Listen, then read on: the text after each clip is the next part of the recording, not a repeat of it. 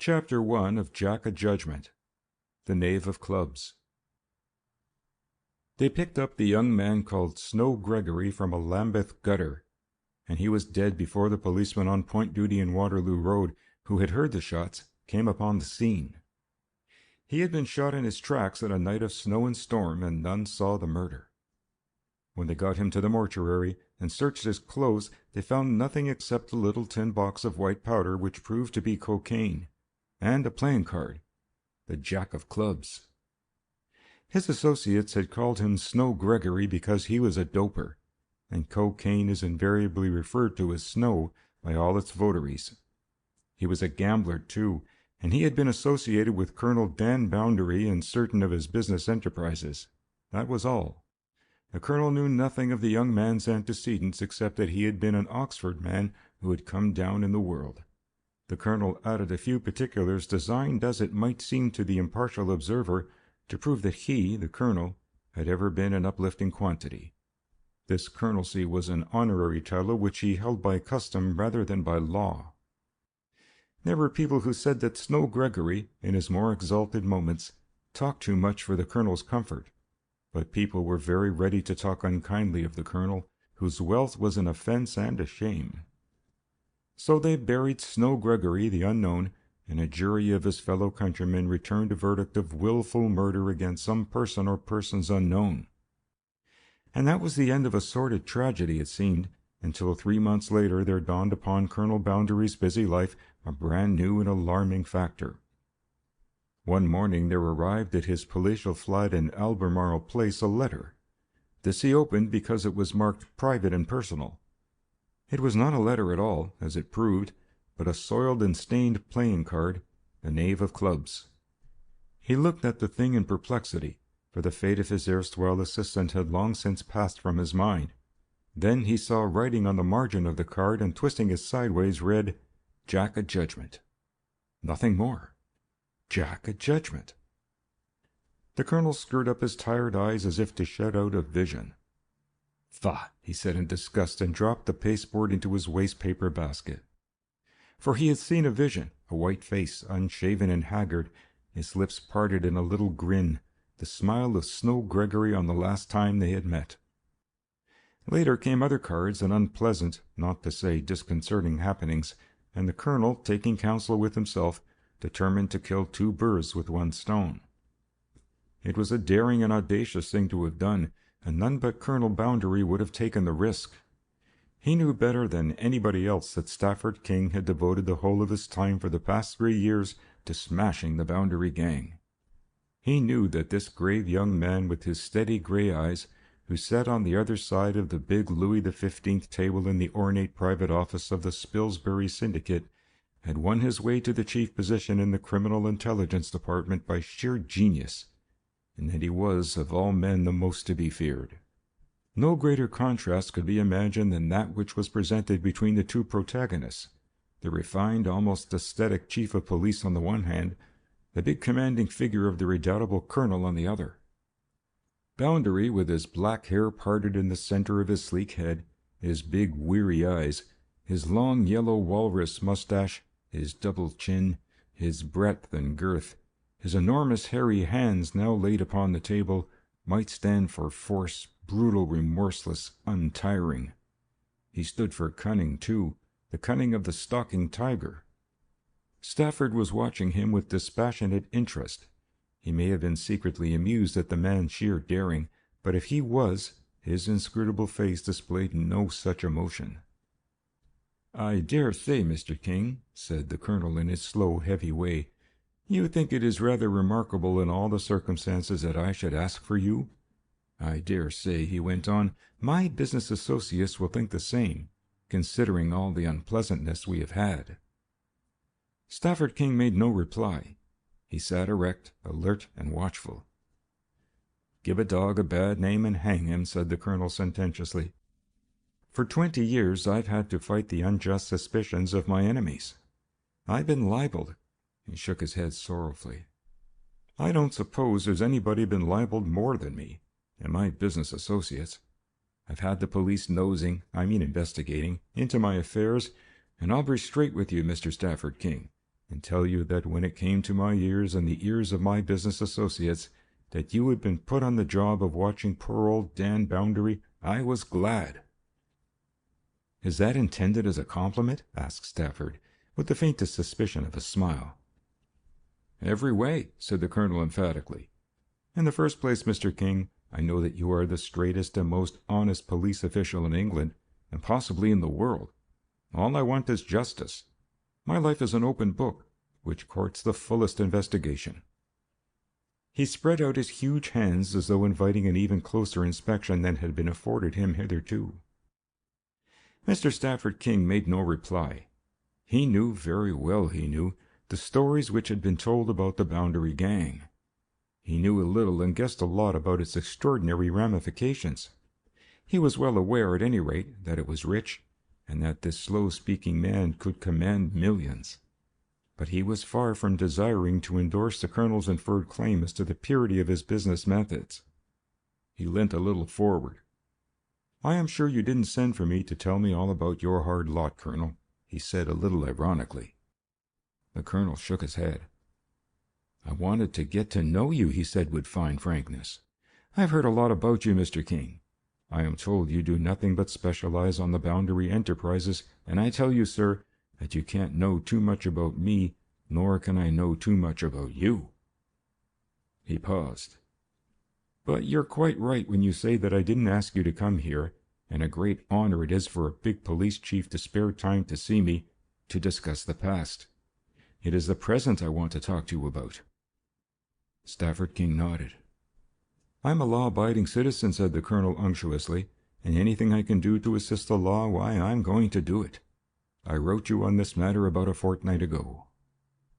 He opened a drawer and took out a large envelope embossed with a monogram of the Spilsbury Syndicate. This he opened and extracted a plain playing card. It was a white-back card of superfine texture, gilt-edged, and bore a familiar figure. "The Knave of Clubs," said Stafford King, lifting his eyes. "The Jack of Clubs," said the colonel gravely. "That is its name, I understand, for I am not a gambling man." He did not bat a lid, nor did Stafford King smile.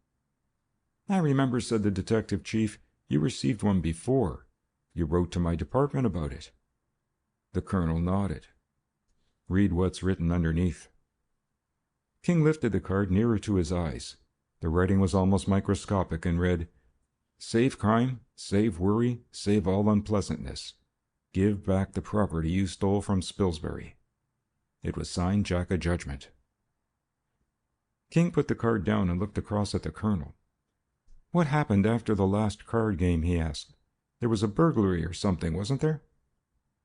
"The last card," said the colonel, clearing his throat, "contained a diabolical and unfounded charge that I and my business associates had robbed Mr. George Fedder, the Manchester merchant, of £60,000 by means of card tricks, a low practice of which I would not be guilty, nor would any of my business associates.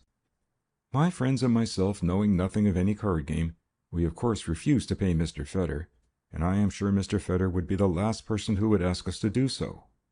As a matter of fact, he did give us bills for £60,000, but that was in relation to a sale of property. I cannot imagine that Mr. Fedder would ever take money from us, or that he knew of this business. I hope not, because he seems a very respectable gentleman." The detective looked at the card again. "What is this story of the Spilsbury deal?" he asked. "What is that story of the Spilsbury deal?" said the colonel. He had a trick of repeating questions. It was a trick which frequently gave him a very necessary breathing space. "Why, there's nothing to it. I bought the motor works in Coventry. I admit it was a good bargain. There's no law against making a profit. You know what business is." The detective knew what business was. But Spilsbury was young and wild, and his wildness assumed an unpleasant character. It was the kind of wildness which people do not talk about, at least not nice people. He had inherited a considerable fortune, and the control of 4 factories, the best of which was the one under discussion. "I know Spilsbury," said the detective, "and I happen to know Spilsbury's works. I also know that he sold you a property worth £300,000 in the open market for a sum which was grossly inadequate. £30,000, was it not?" £35,000, corrected the colonel. There's no law against making a bargain, he repeated. You've been very fortunate with your bargains. Stafford King rose and picked up his hat. You bought Transom's hotel from young Mrs. Ratchermeyer for a sum which was less than 1/20th of its worth. You bought Lord Bethon's slate quarries for £12,000. Their value in the open market was at least £100,000. For the past 15 years you have been acquiring property at an amazing rate, and at an amazing price. The colonel smiled. You're paying me a great compliment, Mr. Stafford King, he said with a touch of sarcasm, and I will never forget it. But don't let us get away from the object of your coming. I am reporting to you, as a police officer, that I have been threatened by a blackguard, a thief, and very likely a murderer. I will not be responsible for any action I may take. Jack O Judgement indeed, he growled. Have you ever seen him? Asked Stafford. The colonel frowned. He's alive, ain't he? He growled. If I'd seen him, do you think he'd be writing me letters? It is your job to pinch him. If you people down at Scotland Yard spent less time poking into the affairs of honest businessmen. Stafford King was smiling now, frankly and undisguisedly. His grey eyes were creased with silent laughter. Colonel, you have some nerve, he said admiringly, and with no other word he left the room. End of Chapter 1.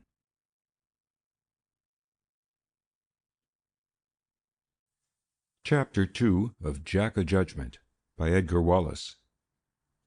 His card. The wrong side of a stage door was the outside on a night such as this was. The rain was bucketing down, and a chill northwester howled up the narrow passage leading from the main street to the tiny entry.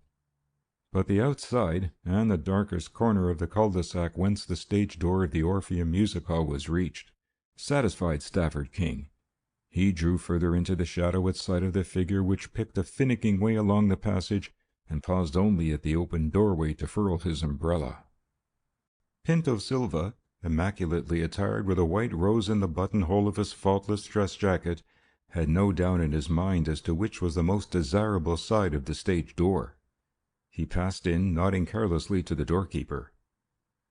"A rotten night, Joe," he said. "Miss White hasn't gone yet, has she?" "No, sir," said the man obsequiously. "She's only just left the stage a few minutes. Shall I tell her you're here, sir?" Pinto shook his head. He was a good-looking man of 35. There were some who would go further and describe him as handsome, though his peculiar style of good looks might not be to everybody's taste. The olive complexion, the black eyes, the well-curled mustache, and the effeminate chin had their attractions, and Pinto Silva admitted modestly in his reminiscent moments that there were women who had raved about him. "Miss White is in number 6, said the doorkeeper. "Shall I send somebody along to tell her you're here?" "You needn't trouble," said the other. "She won't be long now." The girl, hurrying along the corridor, fastening her coat as she came, stopped dead at the sight of him, and a look of annoyance came to her face. She was tall for a girl, perfectly proportioned, and something more than pretty. Pinto lifted his hat with a smile. "I've just been in front, Miss White. An excellent performance." "Thank you," she said simply. "I did not see you." He nodded. There was a complacency in his nod which irritated her. It almost seemed to infer that she was not speaking the truth and that he was humoring her in her deception. "You're quite comfortable?" he asked. "Quite," she replied politely.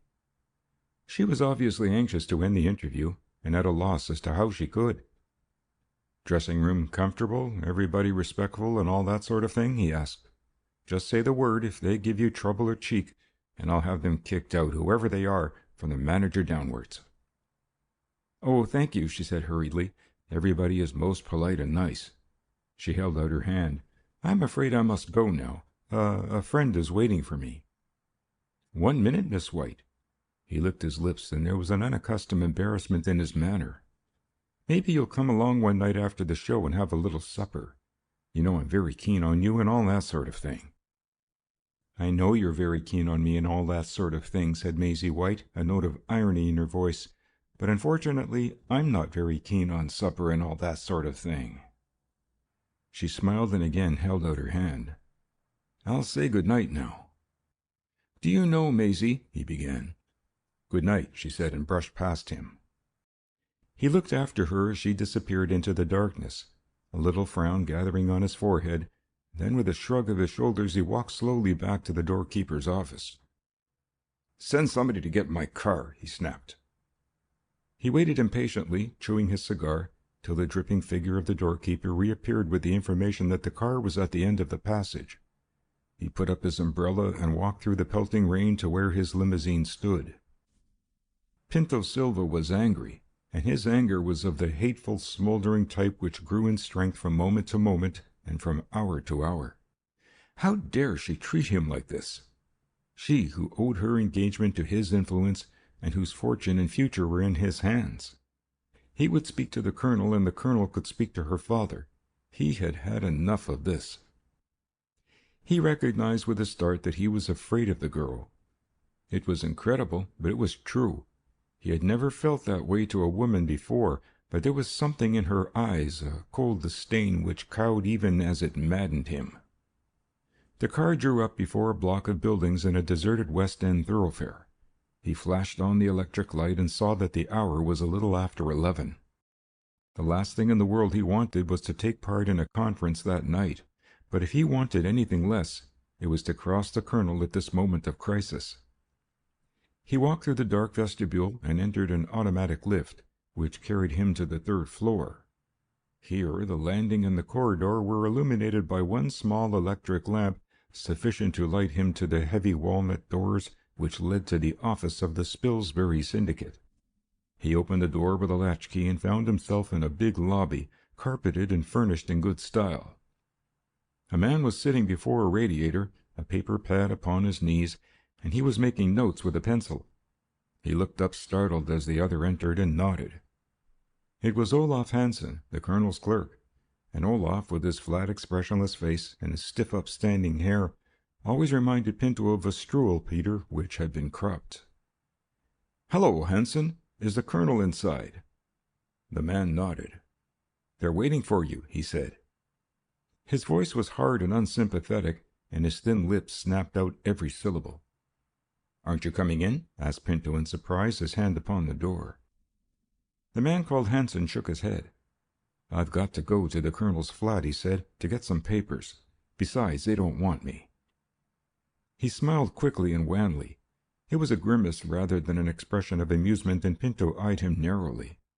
He had, however, the good sense to ask no further questions. Turning the handle of the door, he walked into the large, ornate apartment. In the center of the room was a big table, and the chairs at its sides were, for the most part, filled. He dropped into a seat on the colonel's right and nodded to the others at the table. Most of the principals were there: Swell, Crewe, Jackson, Cresswell, and at the further end of the table, Lollie Marsh with her baby face and her permanent expression of open-mouthed wonder. "Where's White?" he asked. The colonel was reading a letter and did not immediately reply. Presently he took off his pince-nez and put them into his pocket. "Where's White?" he repeated. "White isn't here." "No, White isn't here," he repeated significantly. "What's wrong?" asked Pinto quickly. The colonel scratched his chin and looked up to the ceiling. "I'm settling up this Spilsbury business," he said. "White isn't in it." "Why not?" asked Pinto. "He never was in it," said the colonel evasively.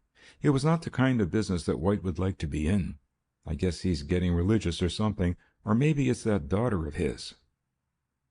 The eyelids of Pinto Silva narrowed at the reference to Maisie White, and he was on the point of remarking that he had just left her, but changed his mind. "Does she know anything about her father?" he asked. The colonel smiled.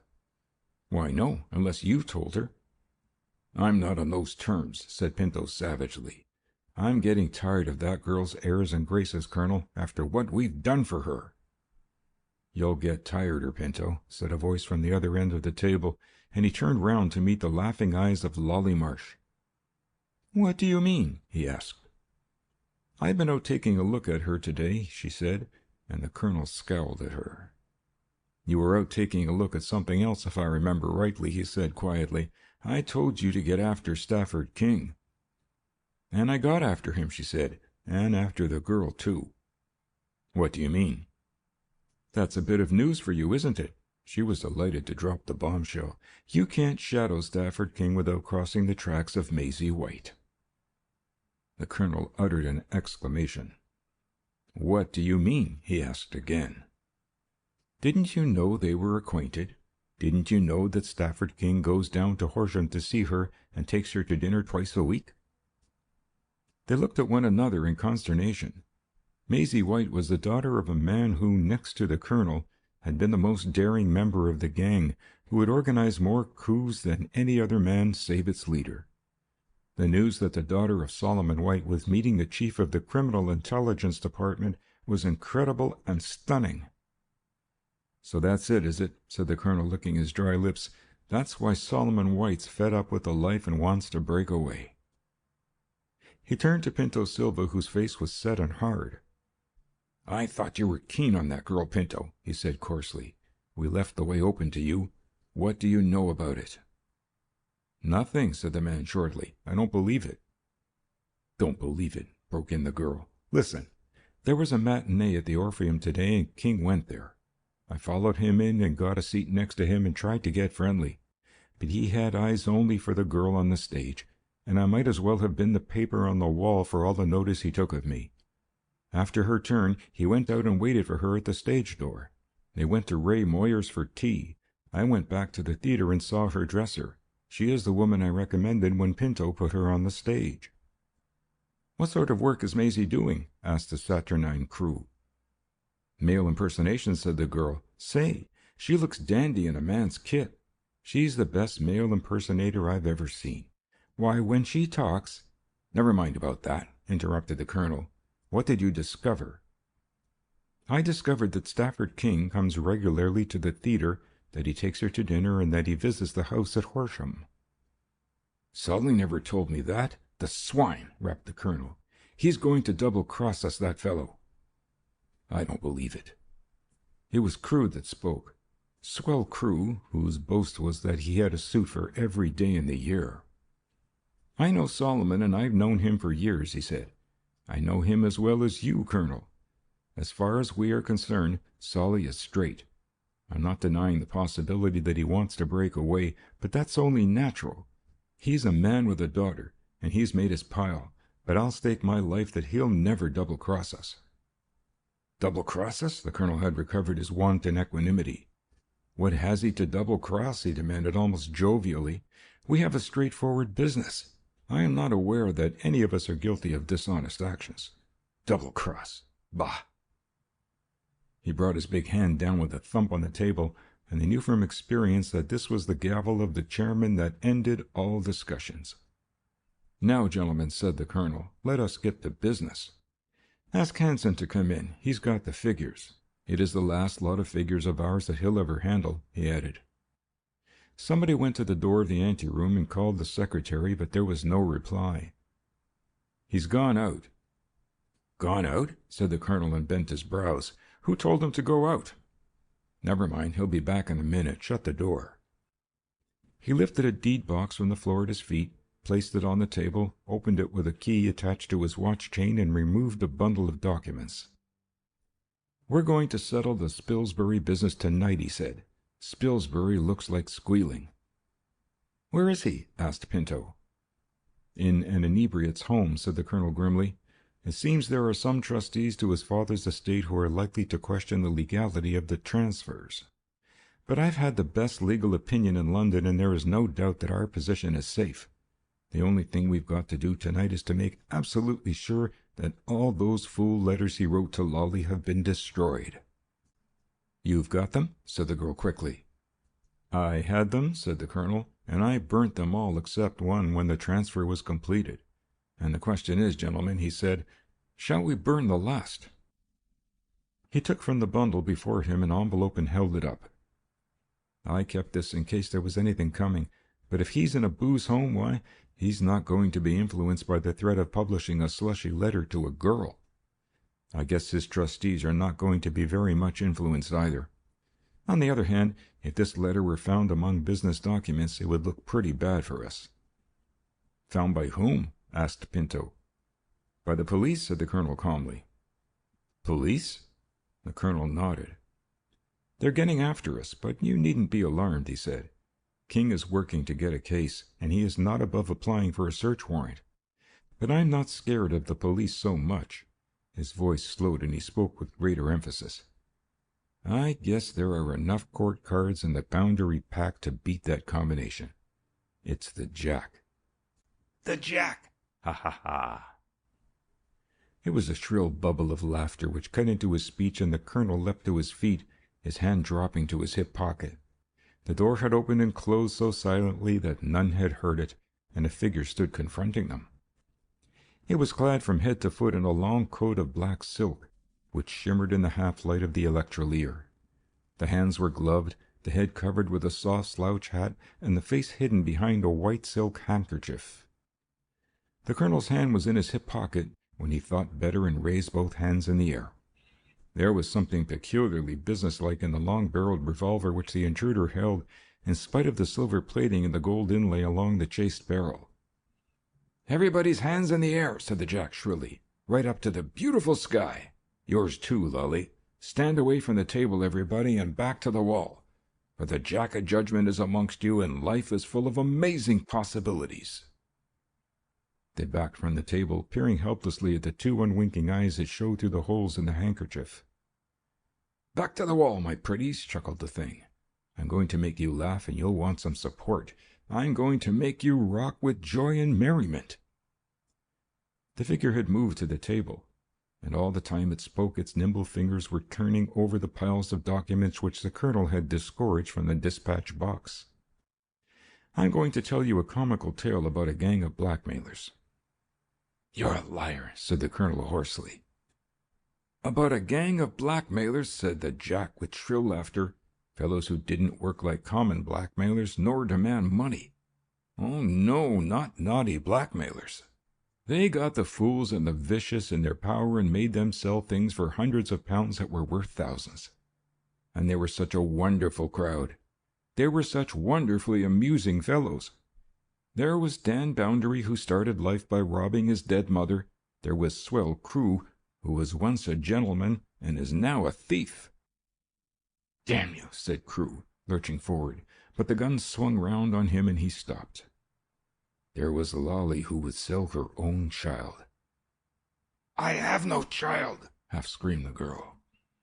"Think again, Lollie, darling, dear little soul." He stopped.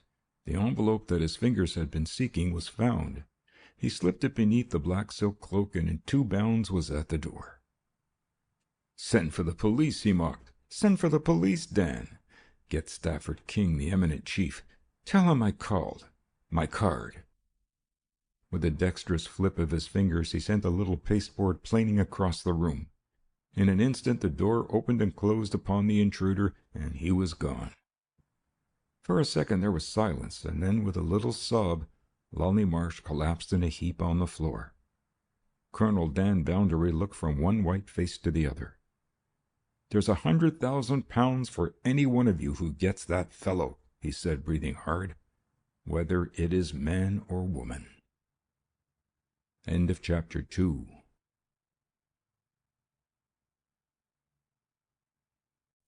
Chapter 3 of Jack O Judgement by Edgar Wallace. The Decoy. Colonel Boundary, sitting at his desk the morning after, pushed a bell. It was answered by the thick-set Olaf. He was dressed as usual in black from head to foot, and the colonel eyed him thoughtfully. "Hanson," he said, "has Miss Marsh come?" "Yes, she has come," said the other resentfully. "Tell her I want her," said the colonel, and then, as the man was leaving the room, "Where did you get to last night when I wanted you?" "I was out," said the man shortly. "I get some time for myself, I suppose." The colonel nodded slowly. "Sure you do, Hanson." His tone was mild, and that spelt danger to Hanson had he known it. This was the 3rd sign of rebellion which the man had shown in the past week. "What's happened to your temper this morning, Hanson?" he asked. Everything, exploded the man, and in his agitation his foreign origin was betrayed by his accent. You tell me I shall have plenty money, thousands of pounds. You say I go to my brother in America. Where is that money? I go in March, I go in May, I go in July, still I am here. My good friend, said the colonel, you're too impatient. This is not a moment I can allow you to go away. You're getting nervous, that's what's the matter with you. Perhaps I'll let you have a holiday next week. Nervous, roared the man. Yes, I am. All the time I feel eyes on me. When I walk in the street, every man I meet is a policeman. When I go to bed, I hear nothing but footsteps creeping in the passage outside my room. Old Jack, eh? Said the colonel, eyeing him narrowly. Hanson shivered. He had seen the Jack O Judgement once, a figure in gossamer silk who had stood beside the bed in which the Scandinavian lay and had talked wisdom, whilst Olaf quaked in a muck sweat of fear. The colonel did not know this. He was under the impression that the appearance of the previous night had constituted the first of this mysterious menace. So he nodded again. Send Miss Marsh to me, he said. Hanson would have got on his nerves if he had nerves. The man, at any rate, was becoming an intolerable nuisance. The colonel marked him down as one of the problems calling for early solution. The secretary had not been gone more than a few seconds before the door opened again and the girl came in. She was tall, pretty in a doll-like way, with an aura of golden hair about her small head. She might have been more than pretty but for her eyes, which were too light a shade of blue to be beautiful. She was expensively gowned and walked with the easy swing of one whose position was assured. "Good morning, Lollie," said the colonel. "Did you see him again?" She nodded. "I got a pretty good view of him," she said. "Did he see you?" She smiled. "I don't think so," she said. "Besides, what does it matter if he did?" "Was the girl with him?" She shook her head. "Well," asked the colonel after a pause, "can you do anything with him?" She pursed her lips. If she had expected the colonel to refer to their terrifying experience of the night before, she was to be disappointed. The hard eyes of the man compelled her to keep to the matter under discussion. "He looks pretty hard," said the girl. "He is not the man to fall for that heart-to-heart stuff." "What do you mean?" asked the colonel. "Just that," said the girl with a shrug. "I can't imagine his picking me up and taking me to dinner and pouring out the secrets of his young heart at the second bottle." "Neither can I," said the colonel thoughtfully. "You're a pretty clever girl, Lollie, and I'm going to make it worth your while to get close to that fellow. He's the one man in Scotland Yard that we want to put out of business. Not that we've anything to be afraid of," he added vaguely, "but he's just interfering with—" He paused for a word. "With business," said the girl. "Oh, come off it, Colonel. Just tell me how far you want me to go." "You've got to go to the limit," said the other decidedly. "You've got to put him as wrong as you can. He must be compromised up to his neck." "What about my young reputation?" asked the girl with a grimace. "If you lose it, we'll buy you another," said the colonel dryly. "And I reckon it's about time you had another one, Lollie." The girl fingered her chin thoughtfully. "It is not going to be easy," she said again. "It isn't going to be like young Spilsbury. Pinto Silva could have done that job without help, or Solomon White even." "You can shut up about Spilsbury," growled the colonel. "I've told you to forget everything that has ever happened in our business. And I've told you 100 times not to mention Pinto or any of the other men in this business. You can do as you're told, and take that look off your face." He rose with extraordinary agility and leant over, glowering at the girl. "You've been getting a bit too fresh lately, Lollie, and giving yourself airs. You don't try any of that grand lady stuff with me, do you hear?" There was nothing suave in the colonel's manner, nothing slow or ponderous or courtly. He spoke rapidly and harshly, and revealed the brute that many suspected but few knew. "I've no more respect for women than I have for men, understand. If you ever get gay with me, I'll take your neck in my hand like that." He clenched his two fists together with a horribly suggestive motion, and the frightened girl watched him fascinated. "I'll break you as if you were a bit of china. I'll tear you as if you were a rag. You needn't think you'll ever get away from me. I'll follow you to the ends of the earth. You're paid like a queen and treated like a queen, and you play straight. There was a man called Snow Gregory once." The trembling girl was on her feet now, her face ashen white.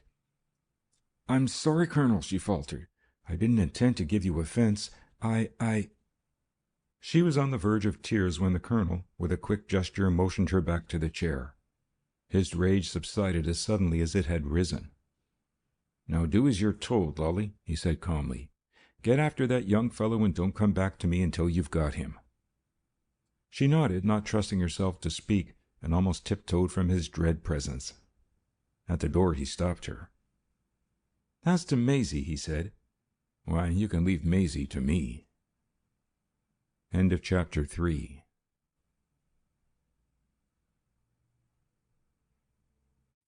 Chapter 4 of Jack O Judgement by Edgar Wallace. The Missing Hanson. Colonel Dan Boundary descended slowly from the Ford taxicab which had brought him up from Horsham Station and surveyed without emotion the domicile of his partner. It was Colonel Boundary's boast that he was in the act of lathering his face on the 10th floor of a California hotel when the earthquake began, and that he finished his shaving operations, took his bath, and dressed himself before the earth had ceased to tremble. "I shall want you again, so you had better wait," he said to the driver, and passed through the wooden gates toward Rose Lodge. He stopped halfway up the path, having now a better view of the house. It was a red brick villa, the home of a well-to-do man. The trim lawn with its border of rose trees, the little fountain playing over the rockery, the quality of the garden furniture within view, and the general air of comfort which pervaded the place, suggested the home of a prosperous city man, one of those happy creatures who have never troubled to get themselves in line for millions, but have lived happily between the 4- and 5-figure mark. Colonel Boundary grunted and continued his walk. A trim maid opened the door to him, and by her blank look it was evident that he was not a frequent visitor. "Boundary, just say Boundary," said the Colonel in a deep voice which carried to the remotest part of the house. He was shown to the drawing-room and again found much that interested him. He felt no twinge of pity at the thought that Solomon White would very soon exchange this almost luxury for the bleak discomfort of a prison cell, and not even the sight of the girl who came to the door to greet him brought him a qualm. "You want to see my father, Colonel?" she asked. Her tone was cold but polite. The Colonel had never been a great favorite of Maisie White's, and now it required a considerable effort on her part to hide her deep aversion. "Do I want to see your father?" said Colonel Boundary. "Why, yes, I think I do, and I want to see you too, and I'd just as soon see you first, before I speak to Solly." She sat down, a model of patient politeness, her hands folded on her lap.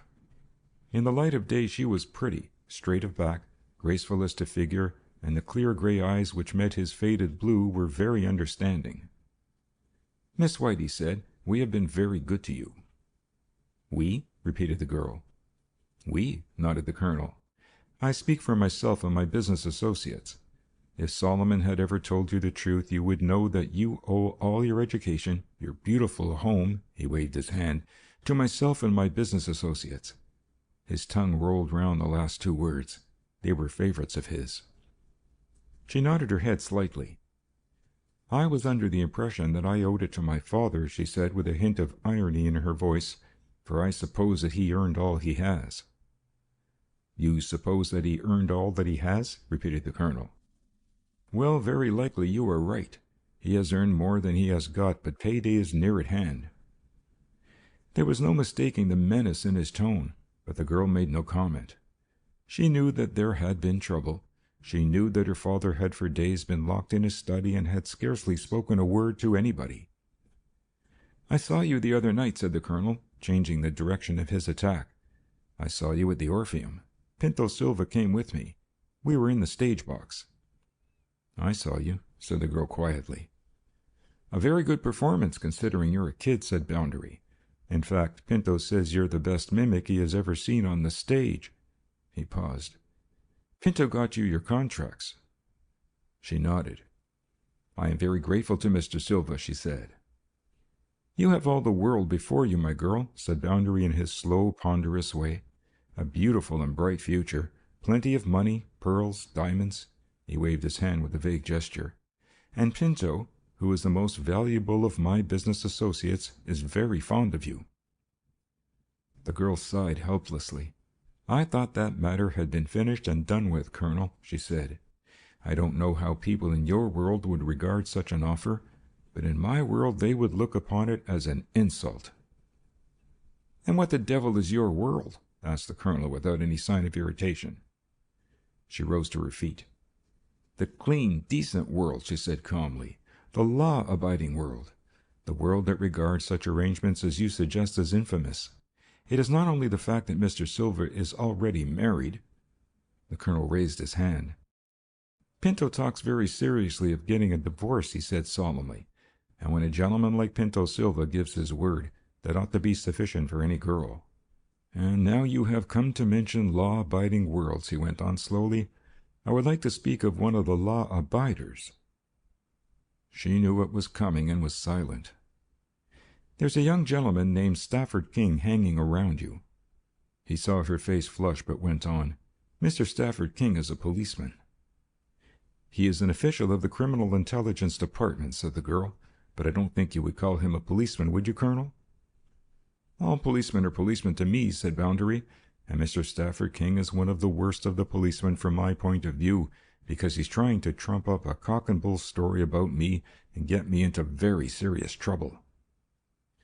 I know Mr. King is connected with a great number of unpleasant cases, said the girl coolly.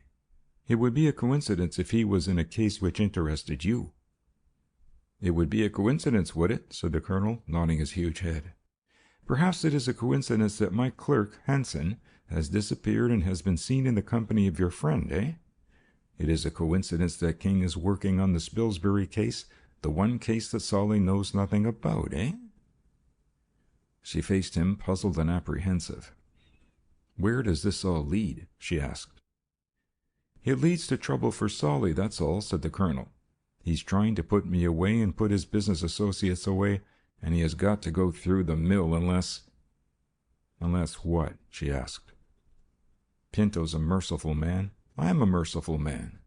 We don't want to make trouble with former business associates, but trouble there is going to be, believe me. What kind of trouble? Asked the girl. If you mean that your so-called business association with my father will cease, I shall be happier. My father can earn his living and I have my stage work. You have your stage work. The Colonel did not smile, but his tone betrayed his amusement. And your father can earn his living, eh? He can earn his living in Portland jail, he said, raising his voice. For the matter of that, so can you, Colonel. The Colonel turned his head slowly and surveyed the spare figure in the doorway. Oh, you heard me, did you, Solly? He said not unpleasantly.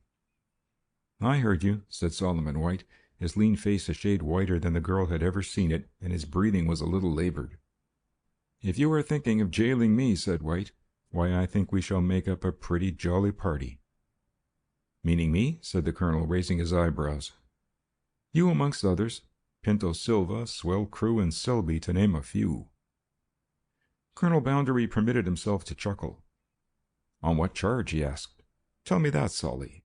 The cleverest men in Scotland Yard have been laying for me for years, and they haven't got away with it. Maybe they have your assistance and that dog Hanson. That's a lie, interrupted White. So far as I'm concerned, I know nothing about Hanson. Hanson, said the Colonel slowly, is a thief. He bolted with 300 pounds of mine, as I've reported to the police. I see, said White with a little smile of contempt. Got your charge in first, eh, Colonel? Discredit the witness. And what have you framed for me? Nothing, said the Colonel, except this. I've just had from the bank a check for 4,000 pounds drawn in your favor on our joint account and purporting to be signed by Silva and myself. As it happens, said White, it was signed by you fellows in my presence. The Colonel shook his head. Obdurate to the last, brazening it out to the end, why not make a frank confession to an old business associate, Solly? I came here to see you about that check. That's the game, is it? Said White. You are going to charge me with forgery, and suppose I spill it? Spill what? Asked the Colonel innocently. If by spill you mean make a statement to the police derogatory to myself and my business associates, What can you tell? I can bring a dozen witnesses to prove that both Pinto and I were in Brighton the morning that check was signed." "You came up by car at night," said White harshly. "We arranged to meet outside Guildford to split the loot." "Loot?" said Colonel Bounderby, puzzled. "I don't understand you." "I'll put it plainer," said White, with his eyes like smouldering fire. "A year ago you got young Balston, the shipowner, to put £50,000 into a fake company." He heard Maisie gasp, but went on. "How you did it I'm not going to tell before the girl, but it was blackmail which you and Pinto engineered. He paid his last installment. The £4,000 was my share." Colonel Bounderby rose and looked at his watch. "I have a taxicab waiting, and with a taxicab time is money. If you are going to bring in the name of an innocent young man who will certainly deny that he had any connection with myself and my business associates, that is a matter for your own conscience. I tell you I know nothing about this check. I have made your daughter an offer." "I can guess what it is," interrupted White, "and I can tell you this, Bounderby, that if you are going to sell me, I'll be even with you if I wait 20 years. If you imagine I'm going to let my daughter into that filthy gang—" His voice broke, and it was some time before he could recover himself. "Do your worst, but I'll have you, Bounderby. I don't doubt that you'll get a conviction, and you know the things that I can't talk about, and I'll have to take my medicine, but you are not going to escape." "Wait, Colonel." It was the girl who spoke in so low a voice that he would not have heard her, but that he was expecting her to speak. "Do you mean that you will prosecute my father?" "With law-abiding people," said the colonel profoundly, "the demands of justice come first. I must do my duty to the state, but if you should change your mind—" "She won't change her mind," roared White. With one stride he had passed between the colonel and the door. Only for a second he stood, and then he fell back. "Do your worst," he said huskily, and Colonel Bounderby passed out, pocketing the revolver which had come from nowhere into his hand, and presently they heard the purr of the departing motor. He came to Horsham Station in a thoughtful frame of mind. He was still thinking profoundly when he reached Victoria. Then, as he stepped on the platform, a hand was laid on his arm, and he turned to meet the smiling face of Stafford King. "Hullo," said the colonel, and something within him went cold. "Sorry to break in on your reverie, Colonel," said Stafford King, "but I have a warrant for your arrest." "What is the charge?" asked the colonel, his face gray. "Blackmail and conspiracy," said King, and saw with amazement the look of relief in the other's eyes. Then, "Bounderby," he said between his teeth, "you thought I wanted you for Snow Gregory." The colonel said nothing. End of chapter 4.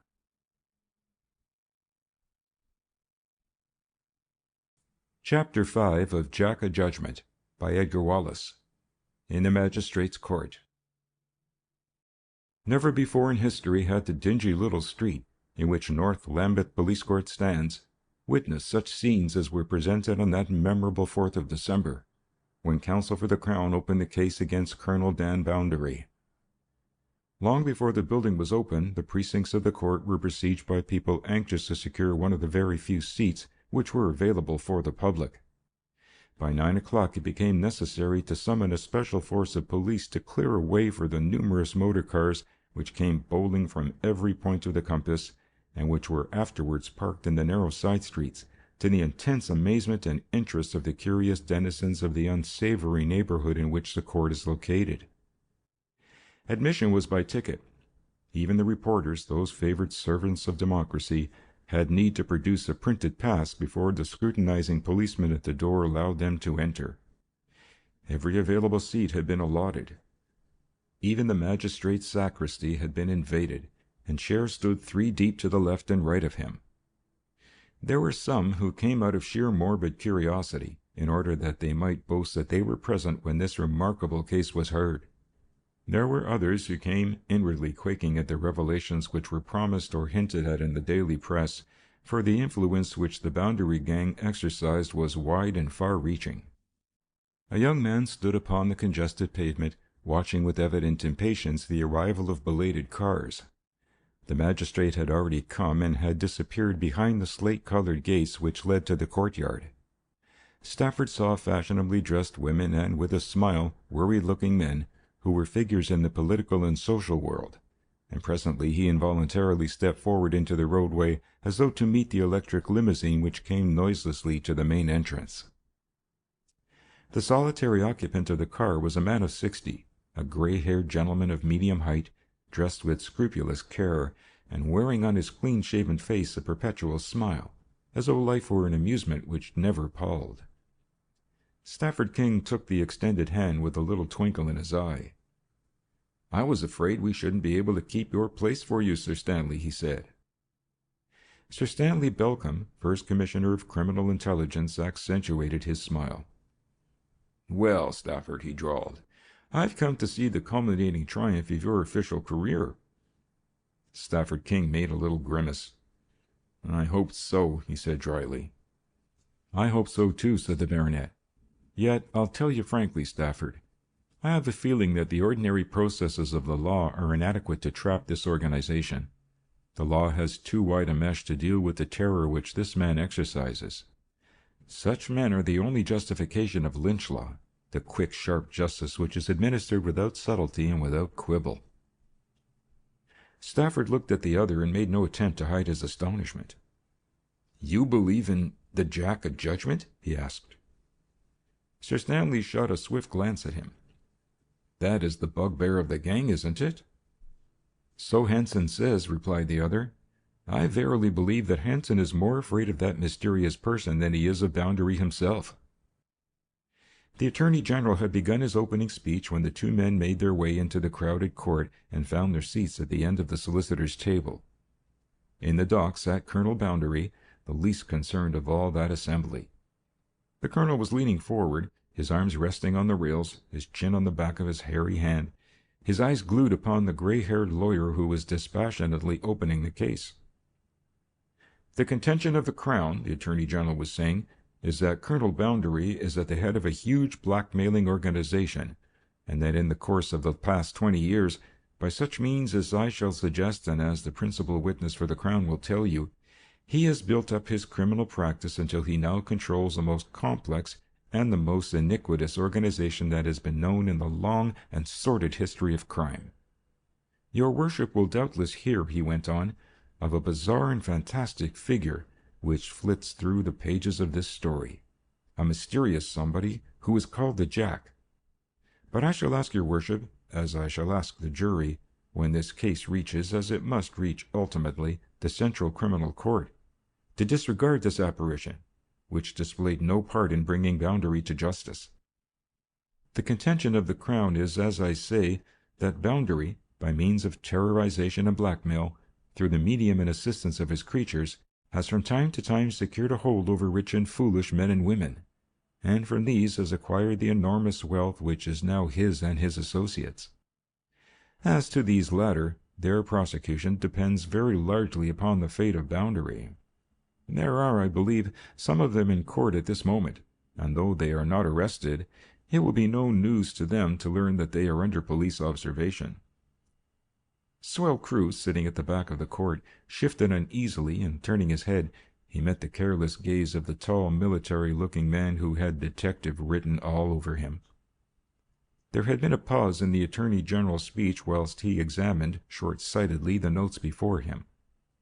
"In the presentation of this case, your worship," he went on, "the Crown is in somewhat of a dilemma. We have secured one important and, I think, convincing witness, a man who has been closely associated with the prisoner, a Scandinavian named Hanson, who, considering himself badly treated by this gang, has been for a long time secretly getting together evidence of an incriminating character. As to his object we need not inquire.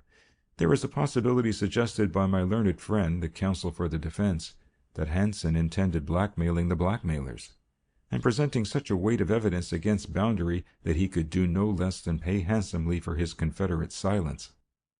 That is as may be. The main fact is that Hanson has accumulated this documentary evidence, and that documentary evidence is in existence in certain secret hiding places in this country, which will be revealed in the course of his examination. We are at this disadvantage, that Hanson has not yet made anything but the most scanty of statements. Fearing for his life, since this gang will stick at nothing, He has been closely guarded by the police from the moment he made his preliminary statement. Every effort which has been made to induce him to commit his revelations to writing has been in vain, and we are compelled to take what is practically his affidavit in open court." "Do I understand," interrupted the magistrate, in that weary tone which is the prerogative of magistrates, "that you are not as yet in possession of the evidence on which I am to be asked to commit the prisoner to the Old Bailey?" "That is so, your worship," said the counsel. "All we could procure from Hanson was the bald affidavit which was necessary to secure the man's arrest." "So that if anything happened to your witness, there would be no case for the Crown?" The Attorney General nodded. "Those are exactly the circumstances, your worship," he said, "and that is why we have been careful to keep our witness in security. The man is in a highly nervous condition, and we have been obliged to humor him. But I do not think your worship need have any apprehension as to the evidence which will be produced today, or that there will not be sufficient to justify a committal." "I see," said the magistrate. Sir Stanley turned to Stafford and whispered, "Rather a queer proceeding." Stafford nodded. "It is the only thing we could do," he said. "Hanson refused to speak until he was in court, until, as he said, he saw Boundary under arrest." "Does Boundary know this?" "I suppose so," replied Stafford with a little smile. "He knows everything. He has a whole army of spies. Sir Stanley, you don't know how big this organization is. He has roped in everybody. He has members of Parliament, he has the best lawyers in London, and 2 of the big detective agencies are engaged exclusively on his work." Sir Stanley pursed his lips thoughtfully and turned his attention to the prosecuting counsel. The address was not a long one, and presently the Attorney General sat down to be followed by a leading member of the bar, retained for the defense. Presently he too had finished, and again the Attorney General rose. "Call Olaf Hansen," he said, and there was a stir of excitement. The door leading to the cells opened, and 2 tall detectives came through, and 2 others followed. In the midst of the 4 walked the short, grey-faced man, in whose hands was the fate and indeed the life of Colonel Dan Boundary.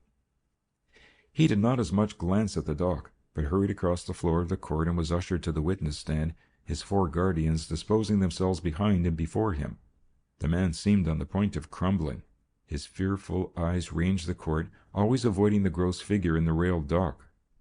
The lips of the witness were white and trembling. The hands which clutched the front of the box for support twitched spasmodically. "Your name is Olaf Hansen?" asked the Attorney General soothingly. The witness tried to speak, but his lips emitted no sound. He nodded. "You are a native of Christiania?" Again Hansen nodded. "You must speak out," said counsel kindly, "and you need have no fear. How long have you known Colonel Boundary?" This time Hansen found his voice. "For 10 years," he said huskily. An usher came forward from the press at the back of the court with a glass of water and handed it to the witness, who drank eagerly. Counsel waited until he had drained the glass before he spoke again.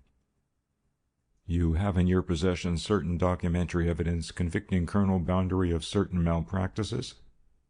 "Yes," said the witness. "You have promised the police that you will reveal in court where those documents have been stored?" "Yes," said Hansen again. "Will you tell the court now, in order that the police may lose as little time as possible, where you have hidden that evidence?" Colonel Boundary was showing the first signs of interest he had evinced in the proceedings. He leaned forward, his head craned round as though endeavoring to catch the eye of the witness.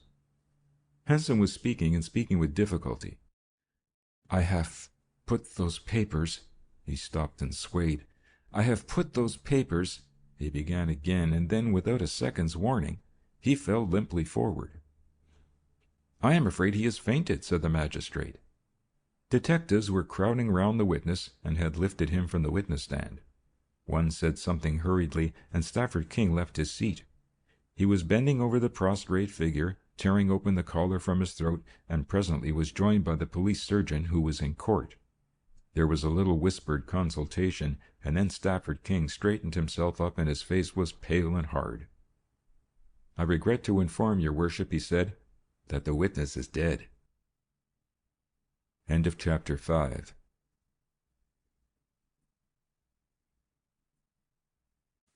Chapter 6 of Jack O Judgement by Edgar Wallace. Stafford King resigns. A week later, Stafford King came into the office of the First Commissioner of the Criminal Intelligence Department, and Sir Stanley looked up with a kindly but pitying look in his eye.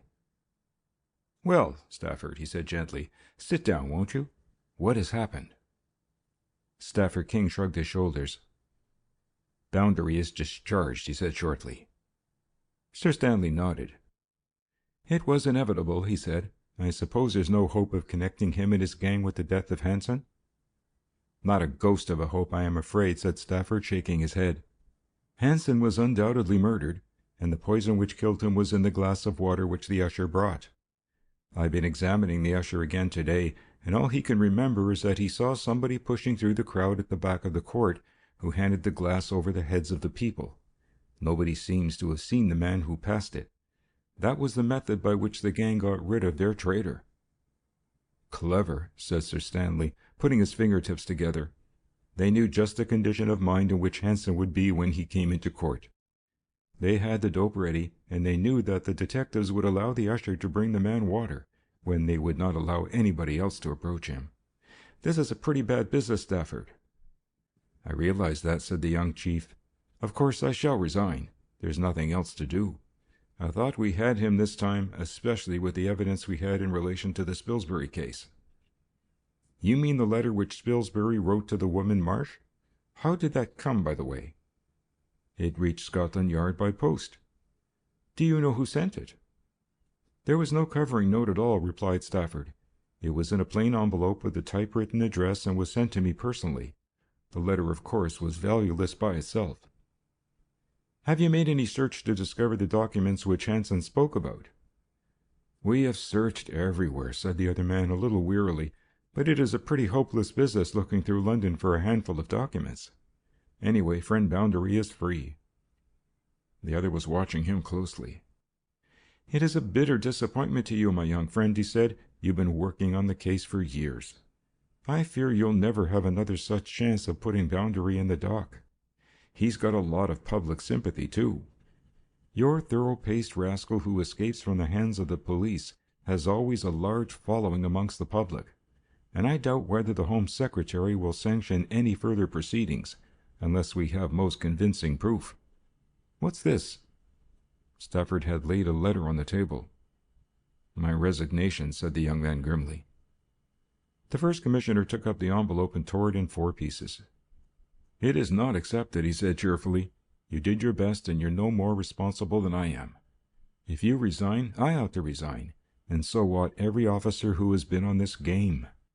A few years ago I took exactly the same step, offered my resignation over a purely private and personal matter, and it was not accepted. I have been glad since, and so will you be. Go on with your work and give Boundary a rest for a while." Stafford was looking down at him abstractedly. "Do you think we shall ever catch the fellow, sir?" Sir Stanley smiled. "Frankly, I don't," he admitted. "As I said before, the only danger I see to Boundary is this mysterious individual who apparently crops up now and again in his daily life, and who, I suspect, was the person who sent you the Spilsbury letter. The Jack O Judgement, doesn't he call himself? Do you know what I think?" he asked quietly. "I think that if you found the Jack, if you ran him to earth, stripped him of his mystic guise, you would discover somebody who has a greater grudge against Boundary than the police." Stafford smiled. "We can't run about after phantoms, sir," he said, with a touch of asperity in his voice. The chief looked at him curiously. "I hear you do quite a lot of running about," he said carelessly, as he began to arrange the papers on his table. "By the way, how is Miss White?" Stafford flushed. "She was very well when I saw her last night," he said stiffly. "She is leaving the stage." "And her father?" Stafford was silent for a second. "He left his home a week before the case came into court and has not been seen since," he said. The chief nodded. "Whilst White is away, and until he turns up, I should keep a watchful eye on his daughter," he said. "What do you mean, sir?" asked Stafford. "I'm just making a suggestion," said the other. "Think it over." Stafford thought it over on his way to meet the girl, who was waiting for him on a sunny seat in Temple Gardens, for the day was fine and even warm, and 2 hours before luncheon the place was comparatively empty of people. She saw the trouble in his face and rose to meet him, and for a moment forgot her own distress of mind, her doubts and fears. Evidently she knew the reason for his attendance at Scotland Yard, and something of the interview which he had had. "I offered my resignation," he replied, in answer to her unspoken question, "and Sir Stanley refused it." "I think he was just," she said. "Why, it would be simply monstrous if your career were spoiled through no fault of your own." He laughed. "Don't let us talk about me," he said. "What have you done?" "I've cancelled all my contracts. I have other work to do." "How are—" He hesitated, but she knew just what he meant, and patted his arm gratefully. "Thank you. I have all the money I want," she said. "Father left me quite a respectable balance. I am closing the house at Horsham and storing the furniture, and shall keep just sufficient to fill a little flat I have taken in Bloomsbury." "But what are you going to do?" he asked curiously. She shook her head. "Oh, there are lots of things that a girl can do," she said vaguely, "besides going on the stage." "But isn't it a sacrifice? Didn't you love your work?" She hesitated. "I thought I did at first," she said. "You see, I was always a very good mimic. When I was quite a little girl I could imitate the Colonel. Listen." Suddenly, to his amazement, he heard the drawling growl of Dan Bounderby. She laughed with glee at his amazement, but the smile vanished and she sighed. "I want you to tell me one thing, Mr. King." "Stafford, you promised me," he began. She reddened. "I hardly like calling you by your Christian name, but it sounds so like a surname that perhaps it won't be so bad." "What do you want to ask?" he demanded. She was silent for a moment, then she said, "How far was my father implicated in this terrible business?" "In the gang?" She nodded. "He was in a dilemma. Solomon White was implicated as deeply as any save the Colonel. In his younger days he had been the genius who was responsible for the organization and had been for years the Colonel's right-hand man until the more subtle villainy of Pinto Silva, the Portuguese adventurer, had ousted him, and, if the truth be told, until the sight of his girl growing to womanhood had brought qualms to the heart of this man, who, whatever his faults, loved the girl dearly. "You don't answer me," she said, "but I think I am answered by your silence. Was my father a bad man?" "I would not judge your father," he said. "I can tell you this, that for the past few years he has played a very small part in the affairs of the gang. But what are you going to do?" "How persistent you are!" she laughed. "Why, there are so many things I am going to do that I haven't time to tell you. For one thing, I am going to work to undo some of the mischief which the gang have wrought. I am going to make such reparation as I can," she said, her lips trembling, "for the evil deeds my father has committed." "You have a mission, eh?" he said with a little smile. "Don't laugh at me," she pleaded. "I feel it here." She put her hand on her heart. "There's something which tells me that even if my father built up this gang, as you told me once he did—" "Ah, you had forgotten that." Stafford King had indeed forgotten the statement. "Yes," he said, "you intend to pull it down?" She nodded. "I feel, too, that I am at bay. I am the daughter of Solomon White, and Solomon White is regarded by the Colonel as a traitor. Do you think they will leave me alone? Don't you think they are going to watch me day and night and get me in their power just as soon as they can? Think of the lever that would be, the lever to force my father back to them." "Oh, you'll be watched all right," he said easily, "and remember the Commissioner's warning. In fact, you're being watched now. Do you mind?" "Now?" she asked in surprise. He nodded towards a lady who sat a dozen yards away and whose face was carefully shaded by a parasol. "Who is she?" asked the girl curiously. "A young person called Lollie Marsh," laughed Stafford. "At present she has a mission, too, which is to entangle me into a compromising position." The girl looked towards the spy with a new interest and a new resentment. "She has been trailing me for weeks," he went on, "and it would be embarrassing to tell you the number of times we have been literally thrown into one another's arms." "Poor girl," he said, with a mock concern. "She must be bored with sitting there so long. Let us take a stroll." If he expected Lollie to follow, he was to be disappointed.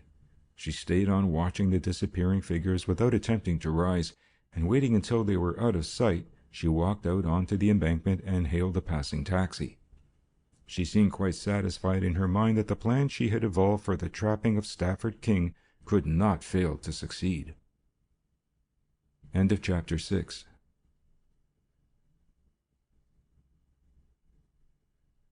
Chapter 7 of Jack O Judgement by Edgar Wallace. The Colonel conducts his business. A merry little dinner party was assembled that night in a luxurious flat in Albemarle House.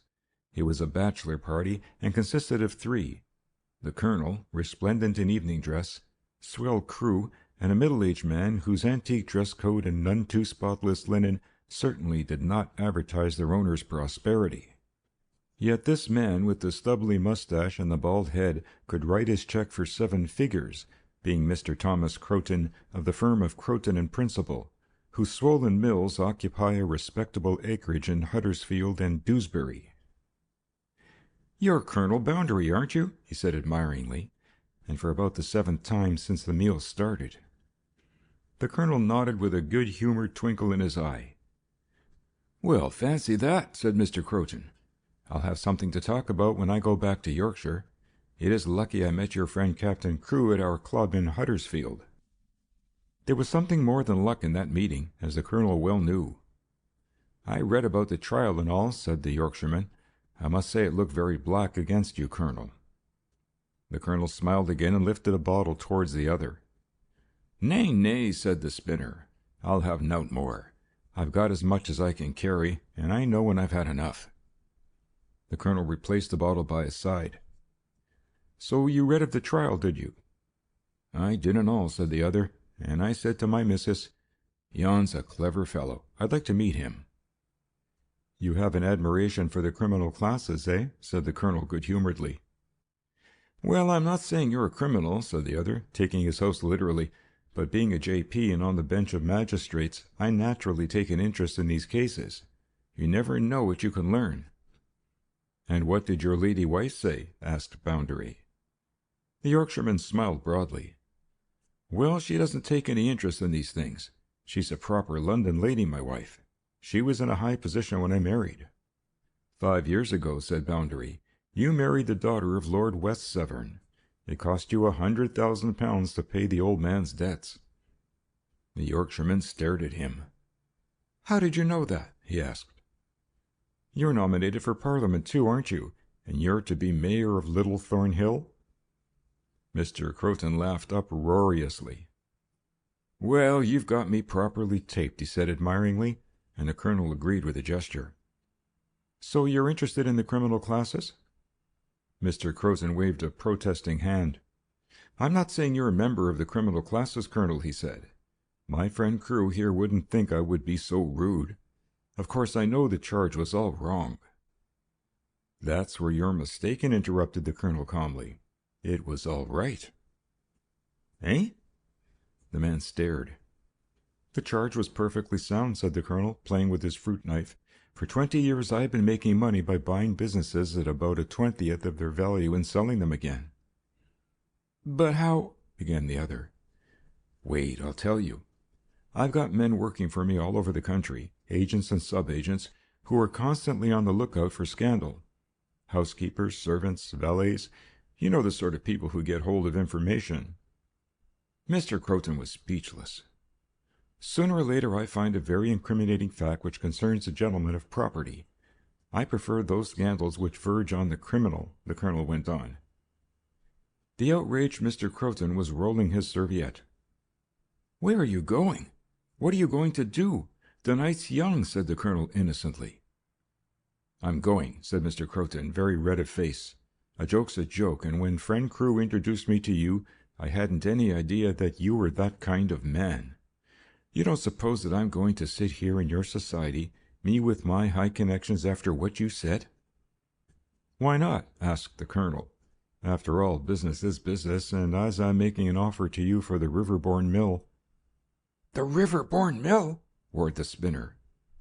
"Ah, that's a joke of yours. You'll buy no Riverbourne Mill of me, sitha." "On the contrary, I shall buy the Riverbourne Mill from you, In fact, I have all the papers and transfers ready for you to sign." "Oh, you have you?" said the man grimly.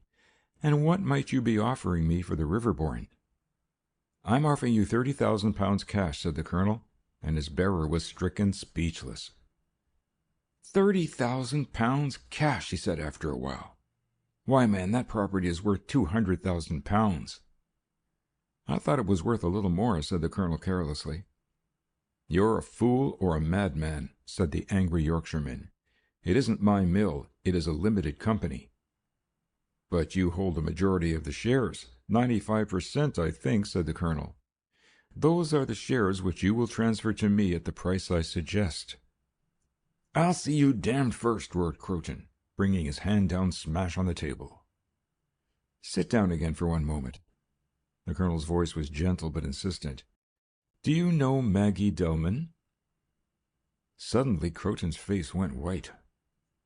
"She was one of your father's mill girls when you were little more than a boy," the colonel proceeded, "and you were rather in love with her, and one Easter you went away together to Blackpool. Do you remember?" Still Croton did not speak. "You married the young lady, and the marriage was kept secret because you were afraid of your father.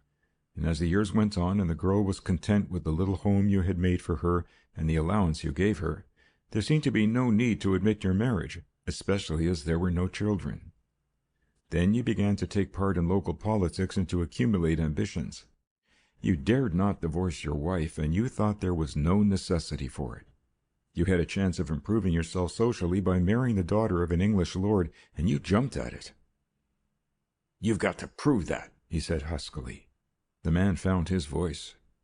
"I can prove it all right.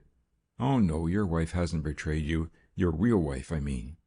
You betrayed yourself by insisting on paying her by telegraphic money orders. We heard of these mysterious payments, but suspected nothing beyond a vulgar love affair. Then one night, whilst your placid and complacent wife was in a cinema, one of my people searched her box and came upon the certificate of marriage. Would you like to see it?" "I've nothing to say," said Croton thickly. "You've got me, mister. So that is how you do it." "That is how I do it," said the colonel. "I believe in being frank with people like you. Here are the transfers. You see the place for your signature marked with a pencil." Suddenly Croton leapt at him in a blind fury, but the colonel gripped him by the throat with a hand like a steel vice and shook him as a dog would shake a rat. And the gentle tone in his voice changed as quickly. "Sit down and sign," snarled Boundary. "If you play that game, I'll break your damn neck. Come any of those tricks with me and I'll smash you. Give him the pen, Crewe." "I'll see you in jail for this," said the white-faced man shakily. "That's about the place you will see me if you don't sign, and it is the inside of that jail you'll be to see me." The man rose up unsteadily, flinging down the pen as he did so. "You'll suffer for this," he said between his teeth. "Not unduly," said the colonel. There was a tap at the door, and the colonel swung round. "Who's that?" he asked. "Can I come in?" said a voice. Crewe was frowning. "Who is it?" asked the colonel. The door opened slowly. A gloved hand and then a white, hooded face slipped through the narrow entry. "Jack O Judgement! Poor old Jack O Judgement come to make a call," chuckled the hateful voice. "Down, dog, down!" He flourished a long-barreled revolver theatrically, then turned with a chuckle of laughter to the gaping Mr. Croton. "Poor Jacob," he crooned. "He has sold his birthright for a mess of pottage. Don't touch that paper, Crewe, or you die the death." His hand leapt out and snatched the transfer, which he thrust into the hand of the wool spinner.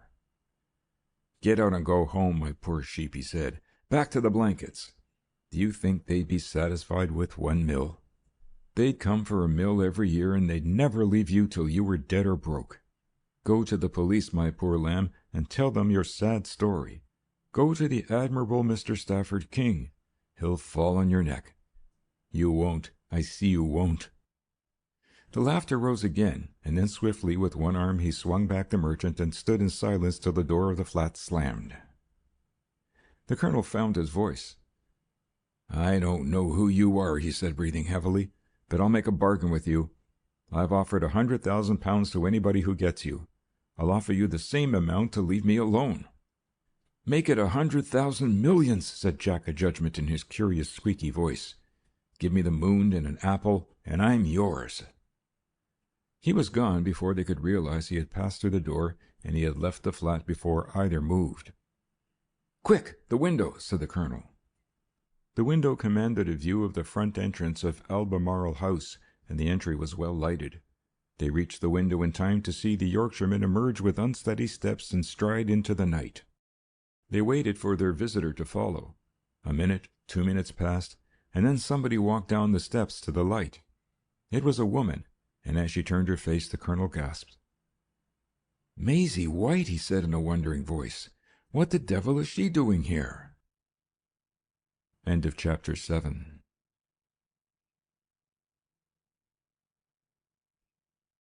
Chapter 8 of Jack O Judgement by Edgar Wallace. The Listener at the Door. Maisie White had taken up her abode in a modest flat in Doughty Street, Bloomsbury. The building had been originally intended for a dwelling house, but its enterprising owner had fitted a kitchenette and a bathroom to every floor, and had made each suite self-contained. She found the one bedroom and a sitting room quite sufficient for her needs. Since the day of her father's departure she had not heard from him, and she had resolutely refused to worry.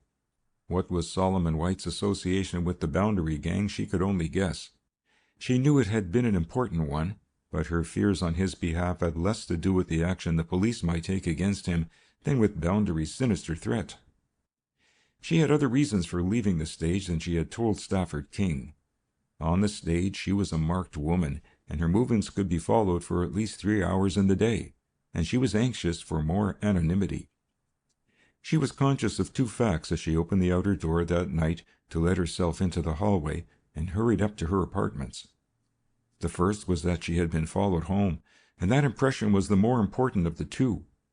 She did not switch on the light when she entered her room, but bolting the door behind her, she moved swiftly to the window and raised it noiselessly. Looking out, she saw 2 men on the opposite side of the street, standing together in consultation. It was too dark to recognize them, but she thought that one figure was Pinto Silva.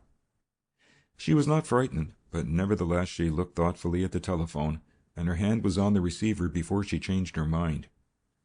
After all, they would know where she lived, and an inquiry at her agent's or even at the theater would tell them to where her letters had been readdressed.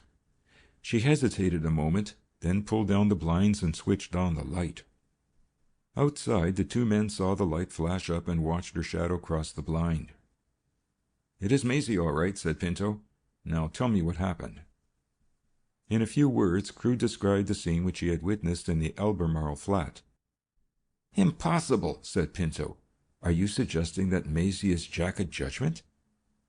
Crewe shrugged. "I know nothing about it," he said. "There are the facts." Pinto looked up at the light again. "I'm going across to see her," he said, and Crewe made a grimace. "Is that wise?" he asked. "She doesn't know we have followed her home. Won't she be suspicious?" Pinto shrugged.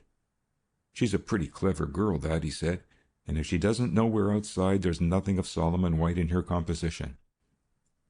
He crossed the road and struck a match to discover which was her bell. He guessed right the first time. Maisie heard the tinkle and knew what it portended. She had not started to disrobe, and after a few moments' hesitation she went down the stairs and opened the door. "It is rather a late hour to call on you," said Pinto pleasantly, "but we saw you going away from Albemarle Place, and could not overtake you." There was a question in his voice, though he did not give it actual words. "It is rather late for small talk," she said coolly. "Is there any reason for your call?" "Well, Miss White, there were several things I wanted to talk to you about," said Pinto, taken aback by her calm. "Have you heard from your father?" "Don't you think," she said, "it would be better if you came at a more conventional hour? I don't feel inclined to gossip on the doorstep, and I'm afraid I can't ask you in." "The colonel is worrying," Pinto hastened to explain. "You see, Solly's one of his best friends." The girl laughed softly. "I know," she said. "I heard the colonel talking to my father at Horsham," she added meaningly. "You've got to make allowances for the colonel," urged Pinto. "He lost his temper, but he's feeling all right now. Couldn't you persuade your father to communicate with us, with him?" She shook her head. "I am not in a position to communicate with my father," she replied quietly. "I am just as ignorant of his whereabouts as you are. If anybody is anxious, it is surely myself, Mr. Silva." "And another point," Silva went on, so that there should be no gap in the conversation. "Why did you give up your theatrical engagements, Maisie? I took a lot of trouble to get them for you, and it is stupid to jeopardize your career. I have plenty of influence, but managers will not stand that kind of treatment. And when you go back—" "I am not going back," she said. "Really, Mr. Silva, you must excuse me tonight. I am very tired after a hard day's work." She checked herself. "What are you doing now, Maisie?" asked Silva curiously. "I have no wish to prolong this conversation," said the girl, "but there is one thing I should like to say, and that is that I would prefer you to call me Miss White." All right," said Silva genially. "And what were you doing at the flat tonight, Miss White?" "Good night," said the girl, and closed the door in his face. He cursed angrily in the dark and raised his hand to rap on the panel of the door, but thought better of it, and turning, walked back to the interested Crewe, who stood in the shadow of a lamppost watching the scene. "Well?" asked Crewe. "Confound the girl, she won't talk," grumbled Silva. "I'd give something to break that pride of hers, Crewe. By Jove, I'll do it one of these days," he added between his teeth. Crewe laughed. "There's no sense in going off the deep end because a girl turns you down," he said. "What did she say about the flat? And what did she say about her visit to Albemarle Place?" "She said nothing," said the other shortly. "Come along, let's go back to the Colonel." On the return journey he declined to be drawn into any kind of conversation, and Crewe, after one or two attempts to procure enlightenment as to the result of the interview, relapsed into silence. They found the Colonel waiting for them, and to all appearances the Colonel was undisturbed by the happenings of the evening. "Well?" he asked. "She admits she was here," said Pinto. "What was she doing?" "You better ask her yourself," said the other with some asperity. "I tell you, Colonel, I can't handle that woman." "Nobody ever thought you could," said the Colonel. "Did she give you any ideas as to what her business was?" Pinto shook his head, and the Colonel paced the big room thoughtfully, his big hands in his pockets. "Here's a situation," he said. "There's some outsider who's following every movement we make, who knew that beau from Huddersfield was coming, and who knew what our business was. That somebody was this infernal Jack O Judgement. But who is Jack O Judgement, eh?" He looked round fiercely. "I'll tell you who he is," he went on, speaking slowly. "He's somebody who knows our gang as well as we know it ourselves, somebody who has been on the inside, somebody who has access, or who has had access to our working methods. In fact," he said, using his pet phrase, "a business associate." "Rubbish," said Pinto. This polished man of Portugal, who had come into the gang very late in the day, was one of the few people who were privileged to offer blunt opposition to the leader of the Boundary Gang. "You might as well say it is I, or that it is Crewe, or Dempsey, or Selby." "Or White," said the Colonel slowly. "Don't forget White." They stared at him. "What do you mean?" asked Crewe with a frown. White had been a favorite of his. "How could it be White?" "Why shouldn't it be White?" said the Colonel. "When did Jack O Judgement make his first appearance? I'll tell you. About the time we started getting busy framing up something against White. Did we ever see him when White was with us? No. Isn't it obvious somebody who has been a business associate and knows our little ways? Why, of course it is. Tell me somebody else." "You don't suggest it is Snow Gregory, anyway," he added sarcastically. Crewe shivered and half closed his eyes.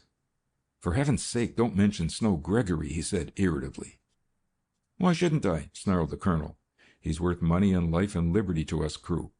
He's an awful example that keeps some of our business associates on the straight path. Not," he added with elaborate care, "not that we were in any way responsible for his untimely end. But he died, providentially. A doper's bad enough, but a doper who talks and boasts and tells me as he told me in this very room, just where he'd put me, is a mighty dangerous man, Crewe." "Did he do that?" asked Crewe with interest. The Colonel nodded. "In this very room where you're standing," he said impressively, "at the end of that table he stood, all lit up with cocoa, and he told me things about our organization that I thought nobody knew but myself. That's the worst of drugs, he said, shaking his head reprovingly. You never know how clever they'll make a man, and they made Snow a bit too clever. I'm not saying that I regretted his death, far from it. I don't know how he got mixed up in the affair. Oh, shut up, growled Pinto. Why go on acting before us? We were all in it. Hush, said the colonel with a glance at the door. There was a silence. All eyes were fixed on the door. Did you hear anything? Asked the colonel under his breath. His face was a shade paler than they had ever remembered seeing it. It is nothing, said Pinto. That fellow's got on your nerves. The colonel walked to the sideboard and poured out a generous portion of whiskey and drank it at a gulp. Lots of things are getting on my nerves, he said, but nothing gets on my nerves so much as losing money. Crewe, we've got to go after that Yorkshireman again. At least somebody has got to go after him. And that somebody is not going to be me, said Crewe quietly. I did my part of the business. Let Pinto have a cut. Pinto Silva shook his head. We'll drop him, he said decisively, and for the first time Crewe realized how dominating a factor Pinto had become in the government of the band. We'll drop him. Suddenly he stopped and craned his head round. It was he who had heard something near the door, and now with noiseless steps he tiptoed across the room to the door, and gripping the handle, opened it suddenly. A gun had appeared in his hand, but he did not use it. Instead, he darted through the open doorway, and they heard the sound of a struggle. Presently he came back, dragging by the collar a man. Got him, he said triumphantly, and hurled his captive into the nearest chair. End of chapter 8.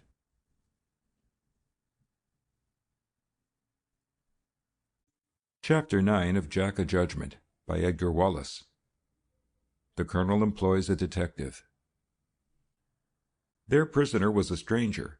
He was a lean, furtive-looking man of 35, below middle height, respectably dressed, and at first glance the Colonel, whose hobby was distinguishing at a look the social standing of humanity, was unable to place him. Crewe locked the door. Now then, said the Colonel, what the devil were you doing listening at my door? Was that his game, Mr. Silva? That was his game, said the other, brushing his hands. What have you got to say before I send for the police? Asked the Colonel virtuously. What have you got to say for yourself? Sneaking about a gentleman's flat, listening at keyholes. The man, who had been roughly handled, had risen and was putting his collar straight. If he had been taken aback by the sudden onslaught, he was completely self-possessed now. If you want to send for the police, you'd better start right away, he said. You've got a telephone, haven't you? Perhaps I'll have a job for the policeman, too. You've no right to assault me, my friend, he said, addressing Pinto resentfully. What were you doing? Asked the Colonel. Find out, said the man sharply. The Colonel stroked his long mustache, and his manner underwent a change. Now look here, old man, he said almost jovially. We're all friends here, and we don't want any trouble. I dare say you've made a mistake, and my friend has made a mistake. Have a whiskey and soda? The man grinned crooked. Not me, thank you, he said emphatically. If I remember rightly, there was a young gentleman who took a glass of water in North Lambeth Police Court the other day, and... The Colonel's eyes narrowed. Well, sit down and be sociable. If you're suggesting that I'm going to poison you, you're also suggesting that you know something which I don't want you to tell, or that you have discovered one of those terrible secrets that the newspapers are all writing about. Now be a sensible man. Have a drink. The man hesitated. You have a drink of whiskey out of the same bottle, and I'll join you. Help yourself, said the Colonel good-naturedly. Give me any glass you like. The man went to the sideboard, poured out 2 pegs, and sent the soda water sizzling into the long glasses. Here's yours and here's mine, he said. Good luck. He drank the whiskey off after he had seen the Colonel drink his, and wiped his mouth with a gaudy handkerchief. I'm taking it for granted, said the Colonel, that we've made no mistake and that you were listening at our door. Now we want no unpleasantness, and we'll talk about this matter as sensible human beings and man to man. That's the way to talk, said the other, smacking his lips. You've been sent here to watch me." "I may have and I may not have," said the other. Pinto shifted impatiently, but the colonel stopped him with a look. "Now let me see what you are," mused the colonel, still wearing that benevolent smile of his. "You're not an ordinary tradesman. You've got a look of the book canvasser about you. I have it. You're a private detective." The man smirked. "Perhaps I am," said he, and he added, "perhaps I'm not." The colonel slapped him on the shoulder. "Of course you are," he said confidently. "We don't see shrewd-looking fellows like you every day. You're a split." "Not official," said the man quickly. He had all the English private detective's fear of posing as the genuine article. "Now look here," said the colonel. "I'm going to be perfectly straight with you, and you've got to be straight with me. That's fair, isn't it?" "Quite fair," said the man. "If I've been misconducting myself in any manner—" "Don't mention it," said the colonel politely. "My friend here will apologize for handling you roughly, I'm sure, won't you, Mr. Silva?" "Sure," said the other, without any great heartiness. He was tired of this conversation and was anxious to know where it was leading. "You're not in the private detective business for your health," said the colonel, and the man shook his head. "I bet you're working for a firm that's paying you about £3 a week and your miserable expenses a perfect dog's life." "You're quite right there," said the man, and he spoke with the earnestness of the ill-used wage-earner. "It's a dog's life, out in all kinds of weather, all hours of the day and night, and never so much as thank you for any work you do. Why, we get no credit at all, sir. If we go into the witness box, the lawyers treat us like dirt." "I absolutely agree with you," said the colonel, shaking his head. "I think the private detective business in this country isn't appreciated as it ought to be. And it is very curious we should have met you," he went on. "Only this evening I was saying to my friends here that we ought to get a good man to look after our interests. You've heard about me, I'm sure, Mr. "Snackett," said the other. "Here's my card." He produced a card from his waistcoat pocket, and the colonel read it. "Mr. Horace Snackett," he said, "of Doobie and Soames. Now, what do you say to coming into our service?" The man blinked. "I've got a good job," he began inconsistently. "I'll give you a better. £6 a week, regular expenses, and an allowance for dressing." "It's a bet," said Mr. Snackett promptly. "Well, you can consider yourself engaged right away. Now, Mr. Snackett, as frankness is the basis of our intercourse, you will tell me straight away whether you were engaged in watching me?" "I'll admit that, sir," said the man readily. "I had a job to watch you and to discover if you knew the whereabouts of a certain person." "Who engaged you?" "Well," the man hesitated, "I don't know whether it isn't betraying the confidence of a client." He waited for some encouragement to pursue the path of rectitude and honor, but received none. "Well, I'll tell you candidly, our firm has been engaged by a young lady. She brought me here tonight." "Miss White, eh?" said the colonel quickly. "Miss White it was, sir," said Snackett. "So that was why she was here. She wanted to show you—" "Just where your rooms were, sir," said the man. "She also wanted to show me the back stairs by which I could get out of the building if I wanted to." "What were your general instructions?" "Just to watch you, sir, and if I had an opportunity when you were out, of sneaking in and nosing around." "I see," said the colonel. "Crewe, just take Mr. Snackett downstairs and tell him where to report. Fix up his pay, you know." He gave a significant sideways jerk of his head, and Crewe escorted the gratified little detective from the apartment. When the door had closed, the colonel turned on Silva. "Pinto," he said, and there was a rumble in his voice which betrayed his anger. "That girl is dangerous. She may or may not know where her father is. This detective business may be a blind. Probably Snackett was sent here knowing that he would be captured and spill the beans." "That struck me too," said Pinto. "She's dangerous," repeated the colonel. He resumed his promenade up and down the room. "She's an active worker, and she's working against us. Now, I'm going to settle with Miss White," he said gratingly. "I'm going to settle with her for good and all. I don't care what she knows, but she probably knows too much. She's hand in glove with the police, and maybe she's working with her father. You'll get Phillopolis here tomorrow morning." The other's eyes opened. "Phillopolis?" he almost gasped. "Good heavens, you're not going to—" The colonel faced him squarely. "You've had your chance with a girl and you've missed it," he said. "You've tried your fancy method of courting and you've fallen down." "But I'm not going to stand for Phillopolis," said the other, with tense face. "I tell you I like the girl. There's going to be none of that—" "Oh, there isn't there?" said the colonel in his silkiest tone. Then suddenly he leaned forward across the table and his face was the face of a devil. "There's only one boundary gang, Pinto, and this is it," he said between his clenched white teeth. "And there's only one Dan boundary, and that's me. Do you get me, Pinto? You can go a long way with me if I happen to be going that way. But you stand in the road and you're going to get what's coming. I've been good to you, Pinto. I stood your interference because it amused me. But you come up against me, really up against me, and by the Lord Harry, you'll know it. Do you get that?" "I've got it," said Pinto sullenly. End of chapter 9.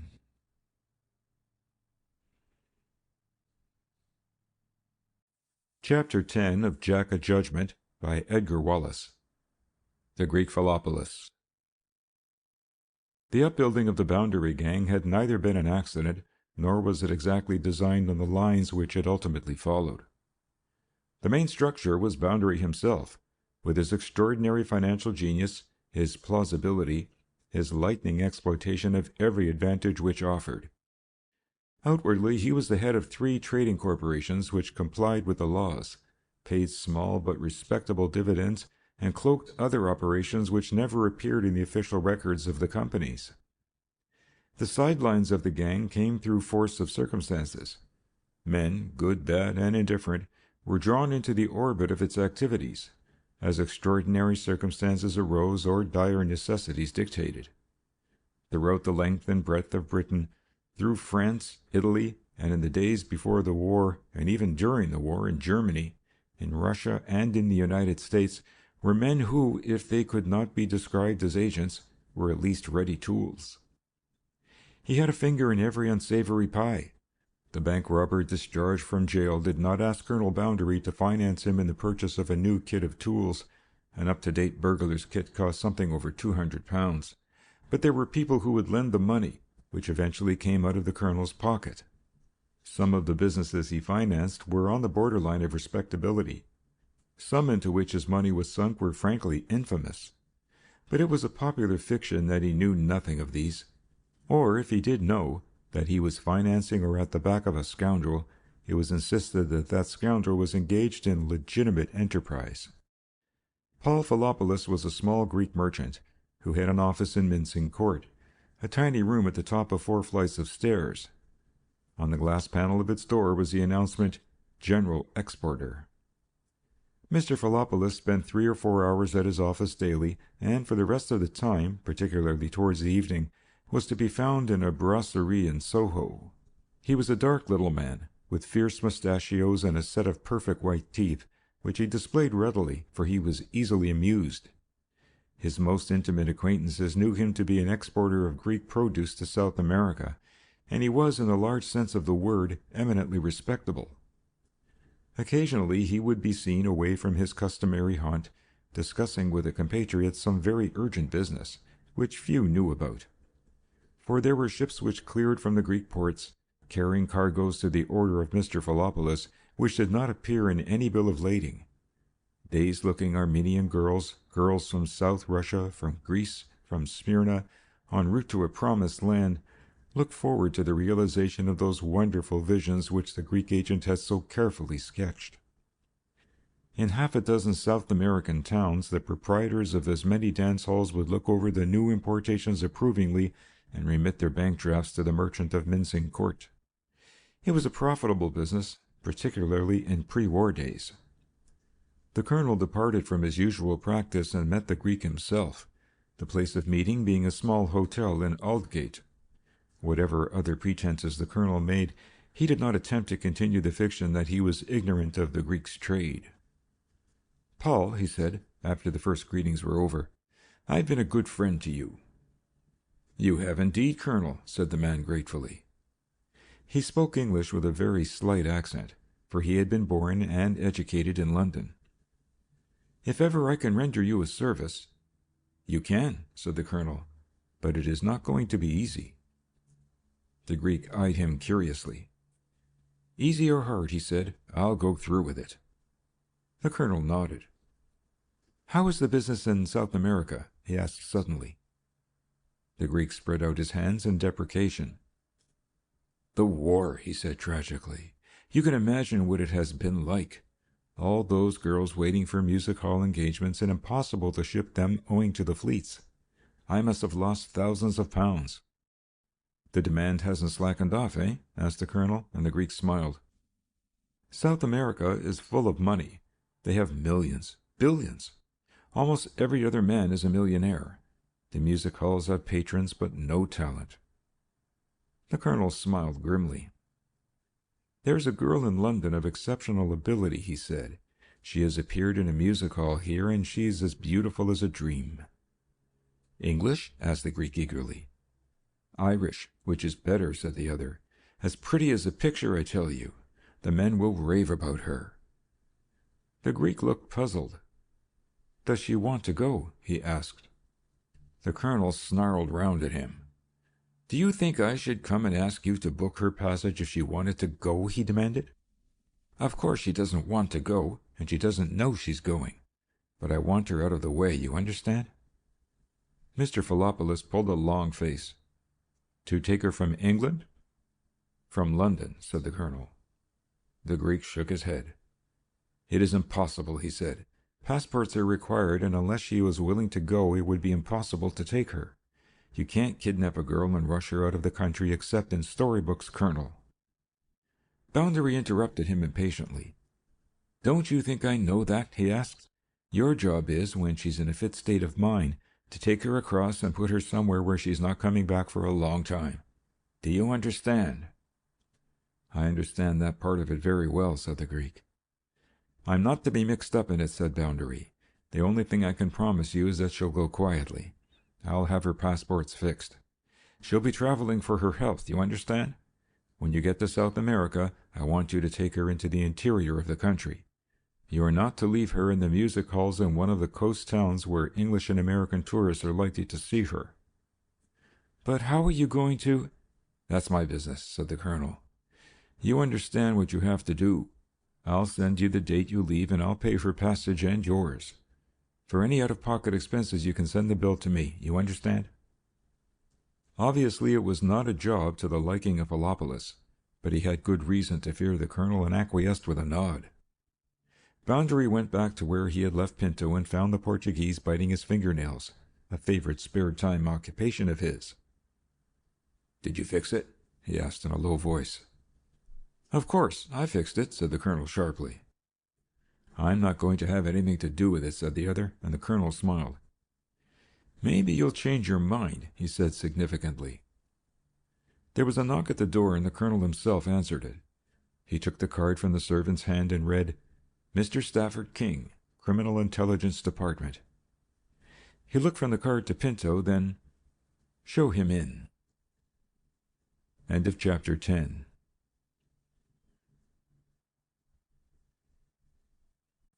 Chapter 11 of Jack O Judgement by Edgar Wallace. The Colonel at Scotland Yard. The two men had not met since they had parted at the door of the North Lambeth Police Court, and there was in Colonel Boundary's smile something of forgiveness and gentle reproach. "Well, Mr. King," he said, come in, won't you?" He offered his hand to the other, but Stafford apparently did not see it. "No malice, I trust, Mr. King," said the colonel genially. "You know my friend Mr. Silva, a business associate of mine, a director of several of my companies." "I know him all right," said Stafford, and added, "I hope to know him better." Pinto recognized the underlying sense of the words, but not a muscle of his face moved. For Stafford King, the hatred with which he regarded the law lost its personal character. This man was something more than a thief-taker and a tracker of criminals. Pinto chose to regard him as the close friend of Maisie White, and as such his rival. "And to what are we indebted for this visit?" asked the bland colonel. "The chief wants to see you." "The chief?" "Sir Stanley Belcombe. Being the chief of our department, I should have thought you had heard of him." Sir Stanley Belcombe, repeated the other. Why, of course, I know Sir Stanley by repute. May I ask what he wants to see me about? And how is my young friend, Miss White? Asked the colonel. When I saw her last, replied Stafford steadily, she was looking pretty well, so far as I could tell. Indeed, said the colonel politely. I have a considerable interest in the welfare of Miss White. May I ask when you saw her? Last night, replied Stafford. She was standing at the door of her apartments in Doughty Street, having a little talk with your friend. He nodded to Pinto, and Pinto started. Also, said the cheerful Stafford, another mutual friend of ours, Mr. Crewe, was within hailing distance, unless I am greatly mistaken. So you were watching, eh? Burst out Pinto. I thought after the lesson you had a couple of weeks ago you'd have— Let me carry on this conversation, if you don't mind, said the colonel, and the fury in his eyes silenced the Portuguese. We have agreed to let bygones be bygones, Mr. King, and I am sure it is only his excessive zeal on my behalf that induced our friend to be so indiscreet as to refer to the unpleasant happenings which we will allow to pass from our memories. So the girl was being watched. That made things rather more difficult than he had imagined. Nevertheless, he anticipated no supreme obstacle to the actual abduction. His plans had been made that morning, when he saw in the columns of the daily newspaper a 4-line advertisement which, to a large extent, had cleared away the greatest of his difficulties. And if Mr. King is looking after our young friend Maisie White, the daughter of one of our dearest business associates, why, I'm glad, he went on heartily. London, Mr. King, is a place full of danger for young girls, particularly those who are deprived of the loving care of a parent, and one of the chief attractions, if I may be allowed to say so, which the police have for me, is the knowledge that they are the protectors of the unprotected, the guardians of the unguarded. He made a little bow, and for all his amusement, Stafford gravely acknowledged the handsome compliment which the most notorious scoundrel in London had paid the Metropolitan Police Force. When am I to see your chief? You can come along with me now if you like, or you can go tomorrow morning at 10 o'clock, said Stafford. The colonel scratched his chin. Of course, I understand that this summons is in the nature of a friendly— He stopped questioningly. Oh, certainly, said Stafford, his eyes twinkling. It isn't the customary come-along-o-me demand. I think the chief wants to meet you, to discover just the kind of person you are. You will like him, I think, Colonel. He is the sort of man who takes a tremendous interest in crime, said the colonel gently. I was trying to think of a nice word to put in its place, admitted Stafford. At any rate, he is interested in you. There is no time like the present, said the colonel. Pinto, will you find my hat? On the way to Scotland Yard, they chatted on general subjects till Stafford asked, Have you had another visitation from your friend? The Jack O Judgement? Asked the colonel. Yes, we met him the other night. He's rather amusing. By the way, have you had complaints from anywhere else? Stafford shook his head. No, he seems to have specialized on you, Colonel. You have certainly the monopoly of his attentions. What is going to happen supposing he makes an appearance when I happen to have a lethal weapon ready? Asked the colonel. I have never killed a person in my life, and I hope the sad experience will not be mine. But from the police point of view, how do I stand suppose there is an accident? Stafford shrugged his shoulders. That is his lookout, he said. If you are threatened, I dare say a jury of your fellow countrymen will decide that you acted in self-defense. He came the other night, the colonel said reminiscently, when we were fixing up a particularly difficult business negotiation. Bad luck, said Stafford. I suppose the mug was scared? The what? Asked the puzzled colonel. The mug, said Stafford.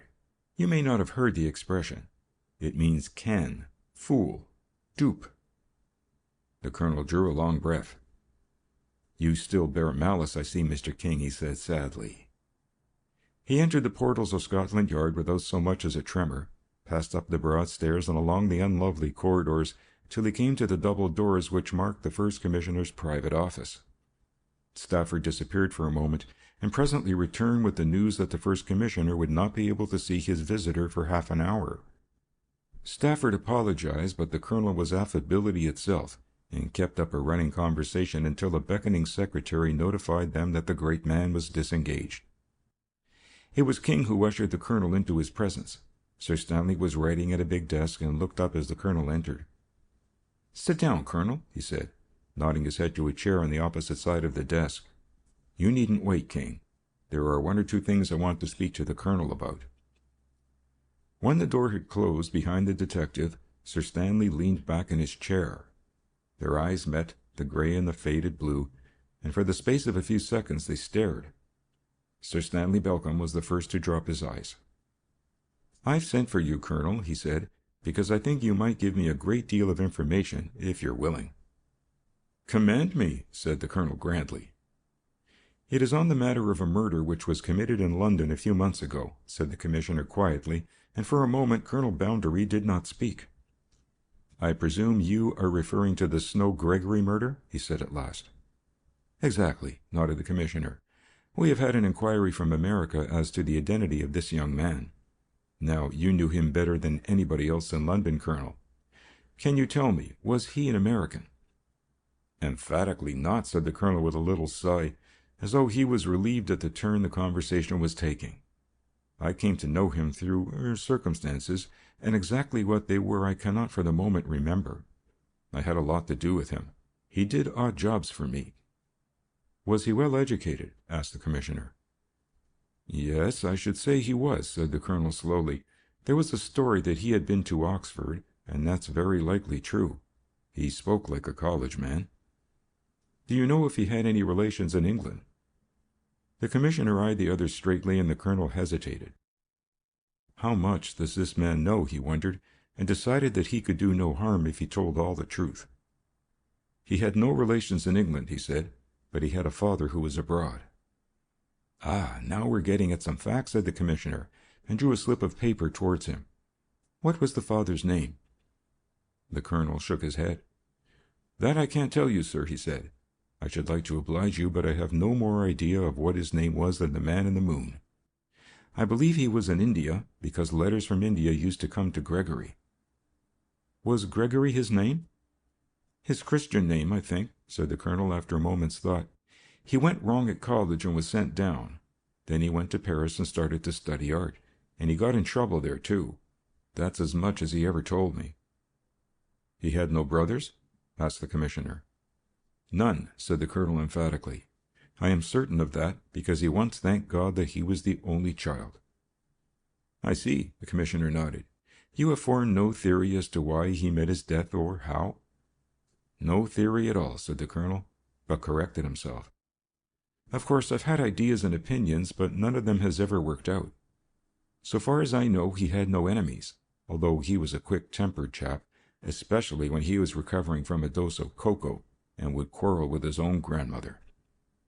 "You've no idea why he was in London? Apparently he did not live here." The colonel shrugged his massive shoulders. "No, I couldn't tell you anything about that, sir," he said. "He was not an American?" asked the commissioner again. "I could swear to that," answered the colonel. There was a pause, and he waited. "There's another matter." The commissioner spoke slowly. "I understand that you are being bothered by a mysterious individual who calls himself the Knave of Judgement." "Jack O Judgement," corrected the colonel with a contemptuous smile. "Those sort of monkey tricks don't bother me, I can assure you." "I have my theories about the Jack O Judgement," said the commissioner. "I have been looking up the circumstances of the murder, and I seem to remember that on the body was found the playing card." "That's right," said the colonel, who had remembered the fact himself many times, "the Jack of Clubs." "Do you know what the Jack of Clubs signified?" asked the commissioner. But the colonel could honestly say that he did not. Its presence on the body had frequently puzzled him, and he had never found a solution. There is a certain type of ruffian to be found, particularly in Paris, who affects this sort of theatrical trademark.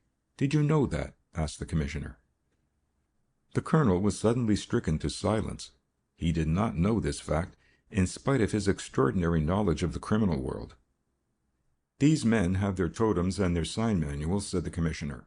"For example, the apache Flequier, who was executed at Nantes the other day, invariably left a domino, the double 6, near his victim."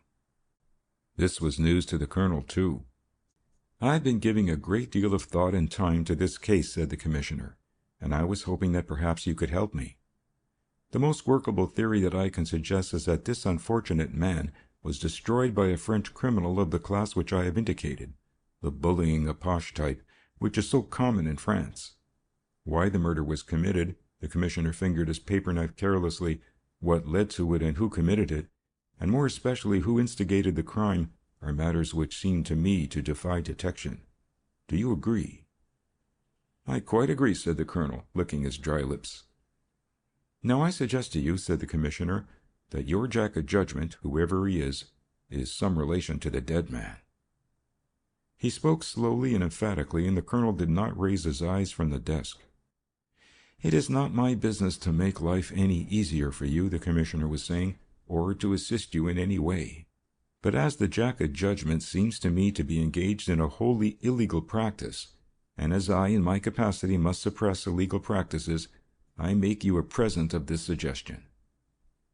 "That the Jack O Judgement is related to Snow Gregory?" asked the colonel huskily. "That is my suggestion," said the commissioner. "And you think—" The commissioner raised his shoulders. "I think he is your greatest danger, colonel," he said. "Far greater than the police, far greater than the clever minds which are planning to bring you to the dock, and possibly," he added, "to the gallows." Ordinarily, the colonel would have protested at the suggestion in the speech, protested laughingly or with dignity, but now he was stricken dumb, both by the seriousness of the commissioner's voice and by the consciousness of a new and more terrible danger than any that had confronted him. He rose, realizing that the interview was ended. "I am greatly obliged to you, Sir Stanley," he said, clearing his throat. "It is good of you to warn me, but I'd not like you to think that I am engaged in any dishonest—" "We'll let that matter stand over for discussion until another time," said the commissioner dryly, as Stafford King came into the room. "You might show the colonel the way to the street. Otherwise he will be getting himself entangled in some of our detention rooms. Good morning, Colonel Boundary. Don't forget." "I'm not likely to," said the colonel. He recovered his poise quickly enough, and by the time he was in the street, he was back in his old mood. But he had had a shock. That sunny afternoon was filled with shadows. The booming bells of Big Ben tolled Jack O Judgement. The very wheels of the taxi droned the words. And Colonel Boundary came back to Albemarle Place for the first time in his life with his confidence in Colonel Boundary shaken. There was nobody in save the one manservant he kept by the day, and he passed into the dining room overlooking the street. He had work to do, and it had to be done quickly. In one of the walls was set a stout safe, and this he opened, taking from it a steel box which he carried to the table. There was a fire laid on the hearth, and to this he put a match, though the day was warm enough. Then he proceeded to unlock the box. Apparently it was empty, but taking out his scarf-pin, he inserted the point in a tiny hole, which would have escaped casual observation, and pressed. Half the steel bottom of the box leapt up, disclosing a shallow cavity beneath. The colonel stared. There had been 2 letters put in there, letters which he had put away against the moment when it might be necessary to bring a recalcitrant agent to heel. They had gone. He slid his fingers beneath the half of the bottom which had not opened and felt a card. He drew this out and looked at it, licking his lips the while. For the space of a minute he stared and stared at the Knave of Clubs he held in his hand. A Knave of Clubs sign with a flourish across his face, Jack O Judgement. Then he flung the card into the fire and, walking to the sideboard, splashed whiskey into a tumbler with a hand that shook. End of chapter 11.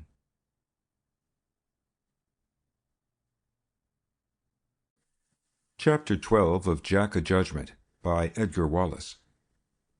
Buying a nursing home. The building in which Colonel Boundary had his beautiful home was of a type not uncommonly met with in the West End of London. The street floor was taken up entirely with shops, the first floor with offices, and the remainder of the building was practically given over to the colonel. One by one he had ousted every tenant from the building, and practically the whole of the 14 sets of apartments which constituted the residential portion of the building was held by him in one name or another. Some he had obtained by the payment of heavy premiums, some he had secured when the lease of the former tenant had lapsed, some he had gathered in by sub-hiring. He had tried to buy the building, since it served his purpose well, but came against the deed of trust and the court of chancery, and had wisely refrained from going any further into a matter which must bring him vis-a-vis with a master in chancery, with all the publicity which such a transaction entailed. Nor had he been successful in acquiring any of the premises on the first floor. They were held by 3 very old established businesses, an estate agent, a firm of land surveyors, and the offices of a valuer. He missed his opportunity, at any rate, of securing the business of Leon Hall, the surveyors, and did not know it was in the market until after it had been transferred to a new owner. But they were quiet, sober tenants, who closed their offices between 5 and 6 every night, and did not open them until between 9 or 10 on the following morning, and their very respectability gave him a certain privacy. The new proprietor of Leon Hall was a short-sighted, elderly man of no great conversational power, and apparently of no fixed purpose in life except to say no to the very handsome offers which the colonel's agents made when they discovered there was a chance of repurchasing the business. Boundary had personally inspected all the offices. He had found an excuse to visit them several times, duly noted the arrangement of the furniture, the sizes of the staffs, and the general character of the business which was being carried on. This was a necessary precaution because these offices were immediately under his own flat. But just now they had a special value, because it was a practice during the daytime for the 3 firms to employ a commissionaire, who occupied a little glass partition office on the landing and attended impartially to the needs of all 3 tenants to the best of his ability. Boundary descended the stairs and found the elderly man in his office, leisurely and laboriously affixing stamps to a pile of letters. He called him from his task. "Judson," he said, "have you seen anybody go up to my rooms this afternoon?" The man thought. "No, sir, I haven't," he replied. "Have you been here all the time?" "Yes, since 1 o'clock I have been in my office," said the commissionaire. "None of our young gentlemen wanted anything." "You didn't go to the post?" "No, sir," said the man. "I've not stirred from this office except for 1 minute when I went into Mr. Lee's office to get these letters." "And you've seen nobody go upstairs?" "Not since Mr. Silver came down, sir. He came down after you, if you remember." "Nobody's been up?" insisted the other. "Not a soul. Your servant came down before you, sir." "That's true," said the colonel, remembering that he had sent the man on a special journey to Huddersfield with a letter to the bigamous Mr. Croton. "You haven't seen a lady go up at all?" he asked suddenly. "Nobody has gone up them stairs," said the commissionaire emphatically. "I hope you haven't lost anything, sir." The colonel shook his head. "No, I haven't lost anything. Rather, I've found something," he said grimly. He slipped half-a-crown into the man's hand. "You needn't mention the fact that I've been making inquiries," he said, and went slowly up the stairs again.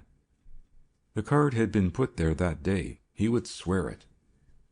The ink on the card had not had time to darken, and when he made a further search of his room, this view was confirmed by the appearance of his blotting-pad. The card had been dried there, and the pen which had been left on the table was still damp. The colonel passed into his bedroom and took off his coat and vest. He searched his drawer and found what looked to be like a pair of braces made of light fabric. These he slipped over his shoulder, adjusting them so that beneath his left arm hung a canvas holster. From another drawer he took an automatic pistol, pulled the magazine from the butt and examined it before he returned it, and forced a cartridge into the breech by drawing back the cover. This he carefully oiled, and then, pressing up the safety catch, he slipped the pistol into the holster and resumed his coat and vest. It was a long time since the colonel had carried a gun under his arm, but his old efficiency was unimpaired.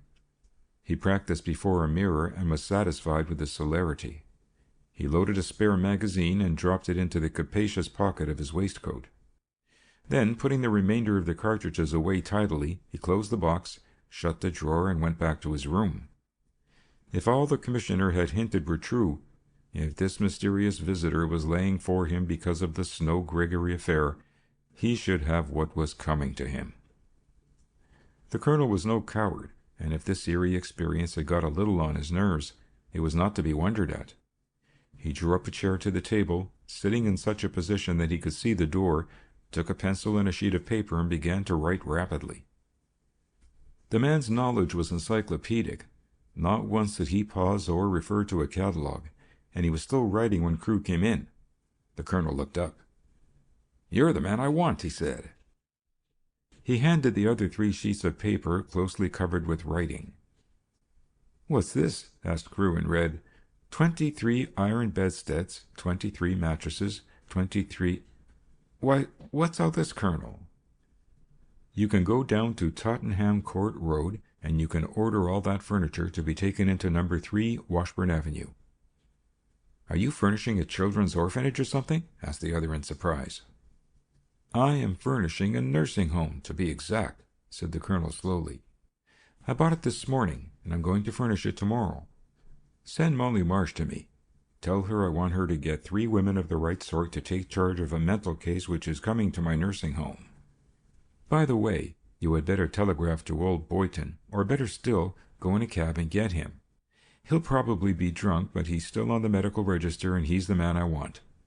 Take him straight away to Washburn Avenue, and don't forget that it's his nursing home and not mine.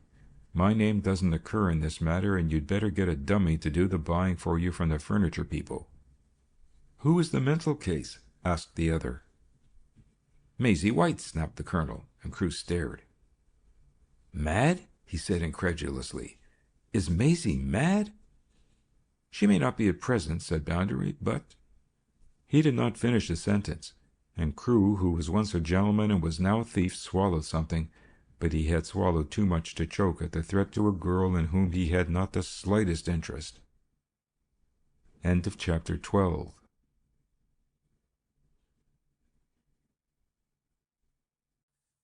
Chapter 13 of Jack O Judgement by Edgar Wallace.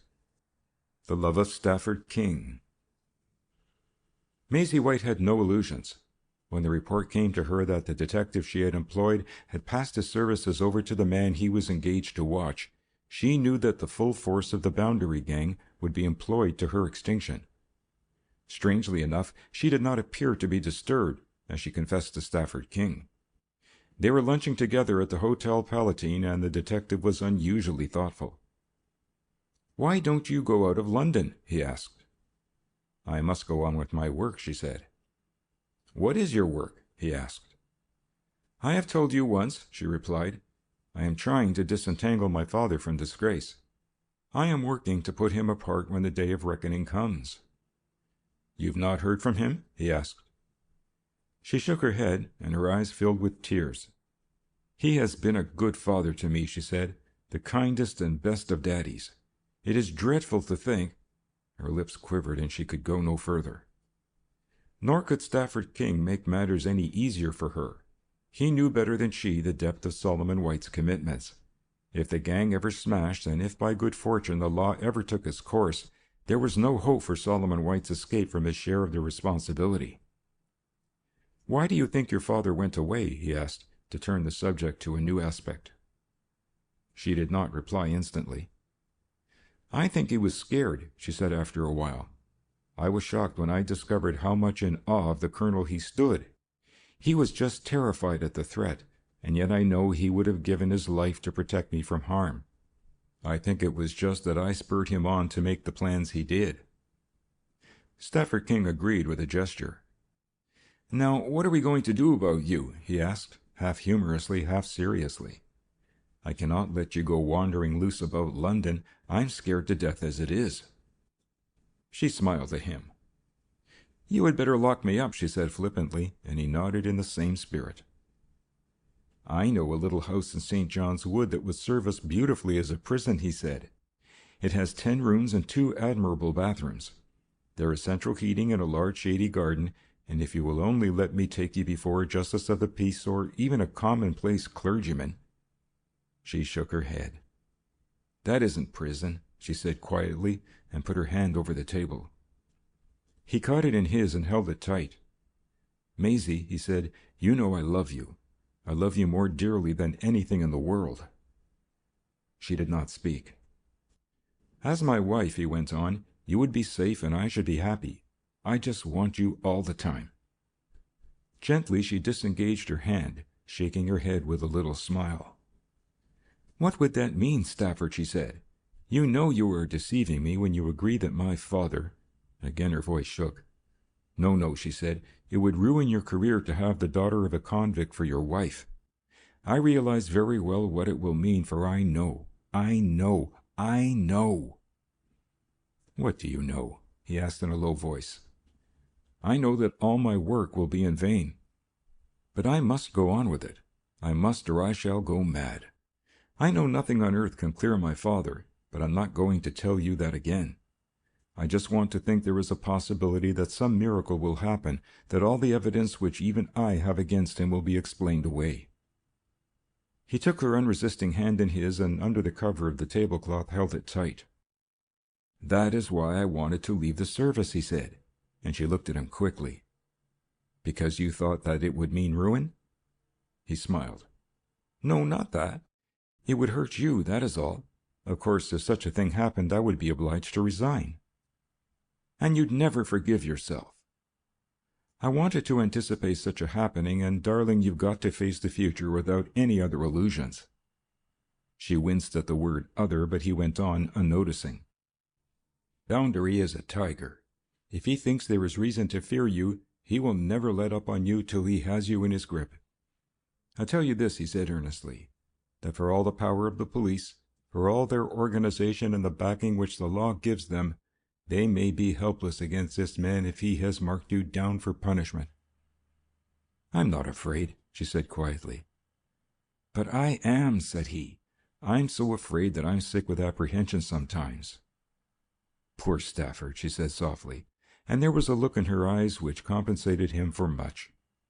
"But you mustn't worry, dear. Truly, truly you mustn't worry. I'm quite capable of looking after myself." "And that's the greatest of all your illusions," he said, half laughingly and half irritably. "You're just the meekest little mouse that ever came under the paw of a cat." She shook her head smilingly. "But I tell you I'm speaking seriously," he went on. "I'll do my best to look after you. I'll have a man watching you day and night." "But you mustn't," she protested. "There's no immediate cause for worry." He saw her to the door of the restaurant and showed her into the taxicab which came at his whistle, and she leant out of the window and waved her hand in farewell as she drove off. Two men stood on the opposite side of the road and watched her depart. "That's the girl," said Crewe. End of chapter 13.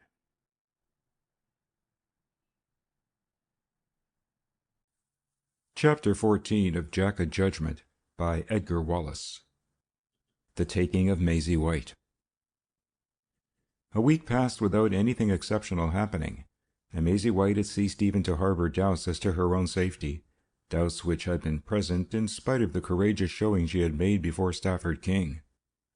Undeterred by her previous experience, she had made arrangements with another and more responsible detective agency and had chosen a new watcher, though she had small hopes of obtaining results. She knew his task was one of almost insuperable difficulty, and she was frank in exposing to him what those difficulties were. Still, there was a faint chance that he might discover something, and moreover she had another purpose to serve. She had seen Pinto Silva once. He had called, and she had noticed with surprise that the debonair, self-confident man she had known, whose air of conscious superiority had been so annoying to her, had undergone a considerable change. He was ill at ease, almost incoherent at moments, and it was a long time before she could discover his business. This time she received him in her tiny sitting room, for Pinto was somehow less alarming to her than he had been. Perhaps she was conscious that at the corner of the street stood a quietly dressed man doing nothing particular, who was relieved at the 8th hour by an even less obtrusive-looking gentleman from Scotland Yard. She waited for Pinto to disclose his business, and the Portuguese was apparently in no hurry to do so. Presently he blurted it out. "Look here, Maisie," he said. "You've got things all wrong. Things are going to be very rotten for you unless... He floundered. "Unless what?" she asked. "Unless you make up with me," he said in a low voice. "I'm not so bad, Maisie, and I'll treat you fair. I've always been in love with you." "Stop," she said quietly. I dare say it is a great honor for a girl that any man should be in love with her, but it takes away a little of the compliment when the man is already married." "That's nothing," he said eagerly. "I can divorce her by the laws of my country. Maisie, she hates me and I hate her." In those circumstances, she smiled, "I wonder you wait until you fall in love again before you get divorced." "No, Mr. Silver, that story doesn't convince me. If you were single or divorced, or if you were ever so eligible, I would not marry you." "Why not?" he demanded truculently. "I've got money." "So have I," she said, "of a sort. My money's as clean as yours if it is Solomon White's money." She nodded. "I'm well aware of that too," she said. "It is gang money, isn't it? Loot money. I don't see what good I shall get out of exchanging mine for yours anyway. It is just as dirty." "The money doesn't come into it at all, Mr. Silva. It is just liking people well enough for marriage. And I don't like you that way." "You don't like me at all," he growled. "You're very nearly right," she smiled. "You're a fool. You're a fool," he stormed. "You don't know what's coming to you. You don't know." "Perhaps I do," she said. "Perhaps I can guess. But whatever is coming to me, as you put it, I prefer that to marrying you." He started back as though she had struck him across the face, and he turned livid. "You won't say that when—" He checked himself and without another word left the room, and she heard his heavy feet blundering down the stairs. And then she met him again.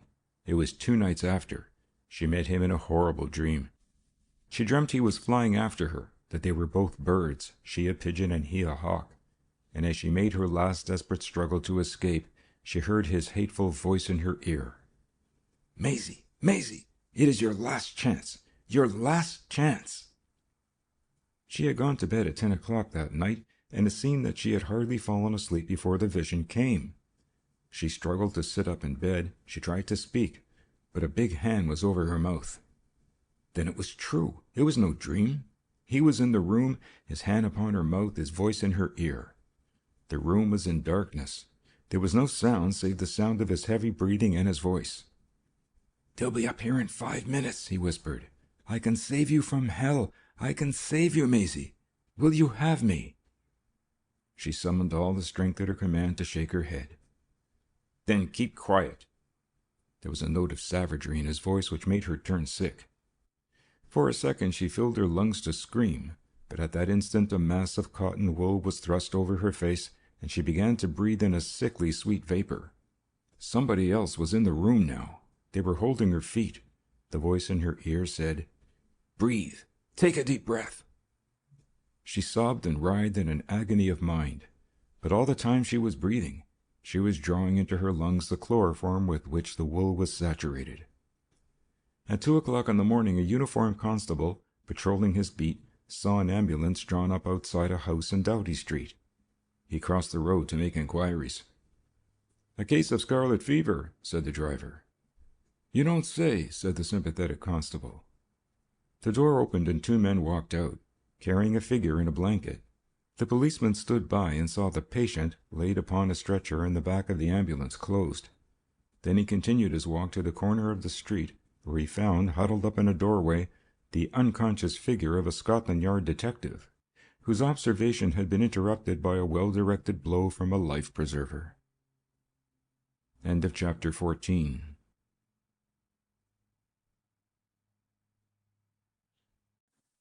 Chapter 15 of Jack O Judgement by Edgar Wallace. The Commissioner has a theory.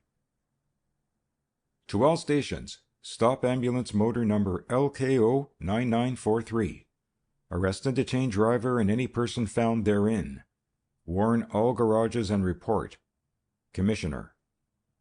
This order flashed from station to station throughout the night, and before the dawn, 9,000 policemen were on the lookout for the motor ambulance. "There's a chance, of course," said Stafford, "but it is a poor chance." He was looking white and heavy-eyed. "I don't know, sir," said Southwick, his subordinate. "There's always a chance that a crook will do the obviously wrong thing. I suppose you've no theory as to where they have gone?" "Not out of town, of that I'm certain," said King. "That is why the quest is so hopeless. Why, they'll have got to their destination hours before the message went out." They were standing in the girl's bedroom, which still reeked with chloroform, and all the clues were piled together on the table. There were not many. There was a pad of cotton wool, a half-empty bottle of chloroform, bearing the label of a well-known wholesaler, and one of a pair of old washed leather gloves, which had evidently been worn by somebody in his desire to avoid leaving fingerprints. "We've not much to go on there," said Stafford disconsolately. "The chloroform may have been sold years ago. Any chemist would have supplied the cotton wool, and as for the glove—" He picked it up and looked at it carefully. Then he carried it to the light. Old as it was of good shape and quality, and when new had probably been supplied to order by a first-class glove-maker. "There's nothing here," said Stafford again, and threw the glove back on the table. A policeman came into the room and saluted. "I've cycled over from the yard, sir. We have had a message asking you to go at once to Sir Stanley Belcome's private house." "How did Sir Stanley know about this affair?" asked Stafford listlessly. "He telephoned through, sir, about 5 o'clock this morning. He often makes an early inquiry." Stafford looked round. There was nothing more that he could do.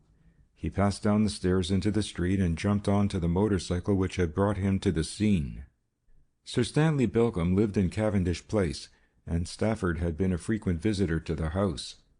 Sir Stanley was a childless widower, who was wont to complain that he kept up his huge establishment in order to justify the employment of his huge staff of servants. Stafford suspected him of being something of a sybarite.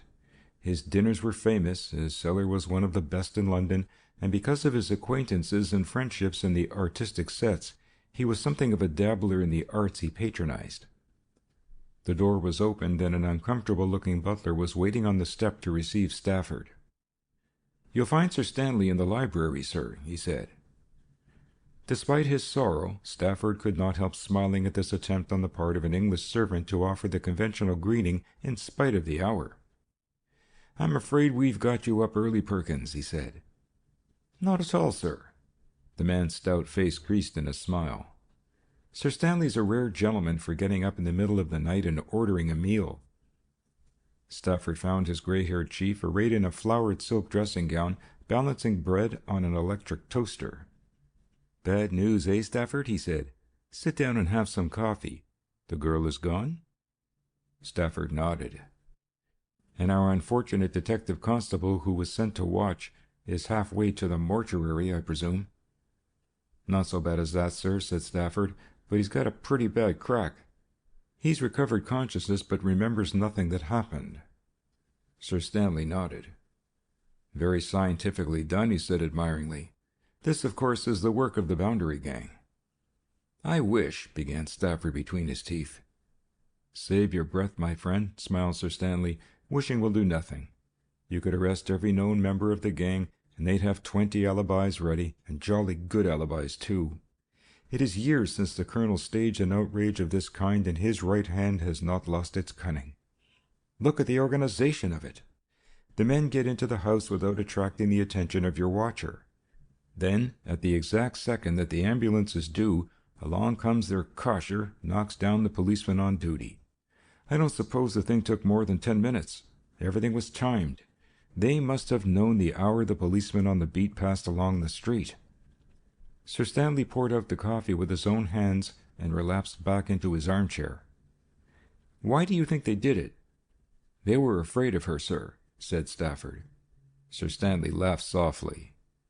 "I can't imagine Boundary being afraid of a girl." "She was Solly White's daughter," said Stafford. "Even then I can't understand it," replied the chief. "Unless— By Jove, of course!" He hit his knee a smack, and Stafford waited.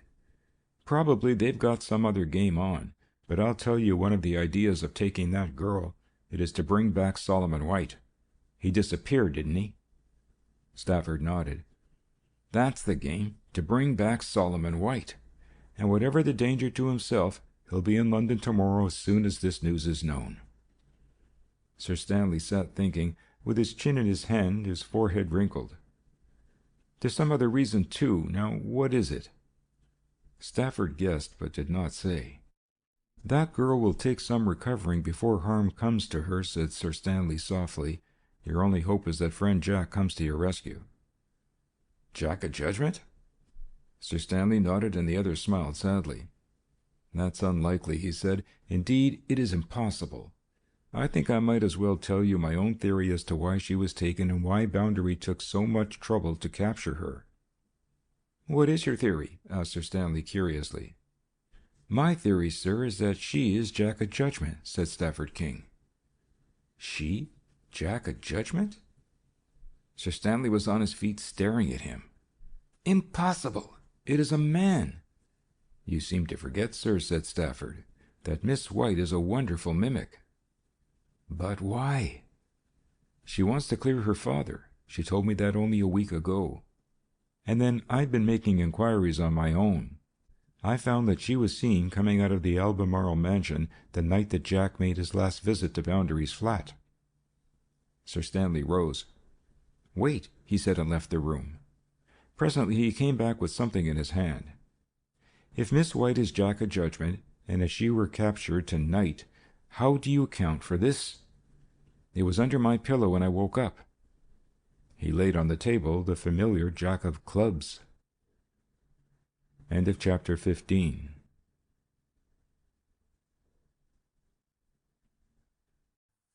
Chapter 16 of Jack O Judgement by Edgar Wallace. In the Turkish Baths. Colonel Boundary had a breakfast party of 3. Though he had been up the whole of the night, he showed no signs of weariness. Not so Pinto or Crewe, who looked fagged out and all the more tired because they were both conspicuously unshaven. "Half the game's won," said the colonel. "We'll get rid of this girl and Lollie White by the same stroke. I'm afraid of Lollie. He knows too much. By the way, Raoul is coming over." "Raoul?" said Crewe, sitting up suddenly. "Why, Colonel, you're mad. Didn't the Scotland Yard man tell you that he suspected a French hand in the case of Snow Gregory?" "All the more reason why Raoul should come," said the colonel calmly. "He ought to report this morning." "You're taking a risk," growled Pinto. "Nothing unusual," replied the colonel, shelling a plover's egg. "It is the last thing in the world they would suspect at Scotland Yard after their warning, that I should bring Raoul over again. Besides, they don't know him anyway. He's just a harmless young French cabinet maker. He doesn't talk, and I will get him out of the silly habit of leaving his visiting card." There was a silence which Crewe broke. "You want him for—" He did not finish the sentence. "For work," replied the colonel. "It is 1,000 pities, but it would be 1,000 times more so if you and I were jugged, and waiting in the condemned cell for the arrival of Mr. Ellis, the eminent hangman. Raoul's a workman. We can trust him. He doesn't try any funny business. He lives out of this country, and I can cover his tracks. Besides," the colonel went on, "I shall give him enough to live in comfort for the next 2 years. Raoul is a grateful little beast, and thank God he can neither read nor write." "I don't like it," said Crewe. "I hate this kind of thing. Why not give Lollie a chance? Why not get up a fight, a duel, anything but cold-blooded murder?" The colonel turned his cold eyes upon the other, and his lips parted in a mirthless smile. "You're speaking up to your character now, aren't you, Crewe?" he said unpleasantly. "You're gentleman Crewe once again, eh? Want to do everything in public school fashion? Well, you can cut out all that stuff and feed it to the pigs. I'm Dan Boundary, looking forward to a pleasant old age. There's nothing of the Knights of the Round Table about me." Crewe flushed. "All right," he said, "have it your own way." "You bet your life I'm going to have it my own way," said the colonel. "Have you seen the girl this morning, Pinto?" Pinto shook his head. "You'll keep away from there for a couple of days. I've got Boyton on the spot, and he'll be feeding her with bromide till she won't care whether she's in hell or Wigan. Besides, we'll all be shadowed for the next day or 2, make no mistake about that. Stafford King won't let the grass grow under his feet. And now, you chaps, go home and try to look as though you've had a night's rest." After their departure, the colonel made his own preparations. There were Turkish Baths in Westminster, and it was to the Turkish Baths he went. Clad in a towel, he passed from hot room to hot room, and finally came to the big vaulted saloon, tiled from floor to roof, where in canvas-backed chairs the bathers doze and read. The colonel lay back in his chair, his eyes closed, apparently oblivious to his surroundings. Nor was it to be observed that he saw the thin little man who came and sat beside him. The newcomer was sallow-skinned and lantern-jawed, and his long arms were tattooed from shoulder to wrist. "Here," said a soft voice in French. The colonel did not open his eyes. He merely dropped the palm fan which he was idly waving to and fro so that it hid his mouth. "Do you remember a Monsieur White?" he said in the same tone. "Perfectly," replied the other. "He was the man who would not have your little Coco friend disposed of." "That is the man," said the other. "You have a good memory, Raoul." "Monsieur, my memory is wonderful, but alas, one cannot live on memory," he added sententiously. "Then remember this. There is a place near London called Putney Heath." "Putney Heath," repeated the other. "There is a house called Bishop's Home." "Bishop's Home," repeated the other. "It is empty, to let, a lure, you understand. It is in a sad state of desolation. The garden, the house, you know the kind of place." "Perfectly, monsieur." "At 9 o'clock tonight and at 9 o'clock tomorrow night you will be near the door. There is a large clump of bushes behind which you will stand. You will stay there until 10. Between those hours, Monsieur White will approach and go into the house. You understand?" "Perfectly, monsieur," said the voice again. "You will shoot him so that he dies immediately." "He is a dead man," said the other. There was a long pause. "I will pay you 60,000 francs, and I will have a motor car to take you direct to Dover. You will catch the night boat for Ostend. Your passport will be in order, and you can make your way to Paris at your leisure. The payment you will receive in Paris. Is that satisfactory?" "Eminently so, monsieur," said the other. "I need a little for expenses for the moment. Also, I wish information as to where the motor car will meet me." "It will be waiting for you at the corner of the first road past the house on the way from London. You will not speak to the chauffeur, and he will not speak to you. In the car you will find sufficient money for your immediate needs. Is there any necessity to explain further?" "None whatever, monsieur," said a soft voice, and Raoul dropped his head on one side as though he were sleeping.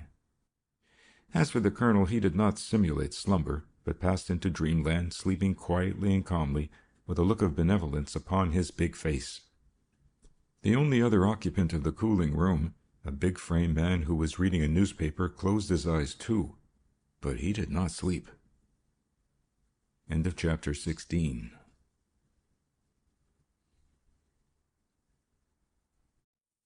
Chapter 17 of Jack O Judgement by Edgar Wallace. Solomon comes back. At 9 o'clock that night, the colonel, in immaculate evening dress, sat playing double-dummy bridge with his two companions. In the light of the big shaded lamp overhead, there was something particularly peaceful and innocent in their occupation. No word was spoken save of the game. It was 9:15, noted the colonel, looking at the little French clock on the mantelpiece. He rose, walked to the window, and looked out. It was a stormy night, and the wind was howling down the street, sending the rain in noisy splashes against the window panes. He grumbled his satisfaction and returned to the table. "Did you see the paper?" asked Pinto presently. "I saw the paper," said the colonel, not looking up from his hand. "I make a point of reading the newspapers." "You see, they've made a feature of—" "Mention no names," said the colonel. "I know they've made a feature about it. So much the better. Everything depends—" It was as he spoke that Solomon White came into the room. Boundary knew it was he before the door-handle turned, before the hum of voices in the hall outside had ceased, but it was with a great pretense of surprise that he looked up. "Why, if it isn't Solomon White!" he said. The man was haggard and sick-looking. He had evidently dressed in a hurry, for his cravat was ill-tied and the collar gaped. He strode slowly up to the table, and Boundary's manservant, with a little grin, closed the door. "Where have you been all this time, Solomon?" asked Boundary genially. "Sit you down and play a hand." "You know why I've come," breathed Solomon White. "Surely I know why you've come. You've come to explain where you've been, old boy. Sit down," said Boundary. "Where is my daughter?" asked White. "Where is your daughter?" repeated the colonel. "Well, that's a queer question to ask us. We've been saying, 'Where is Solomon White?' all this time." "I've been to Brighton," said the man, "but that's nothing to do with it." "Been at Brighton? A very pleasant place, too," said Boundary. "And what were you doing at Brighton?"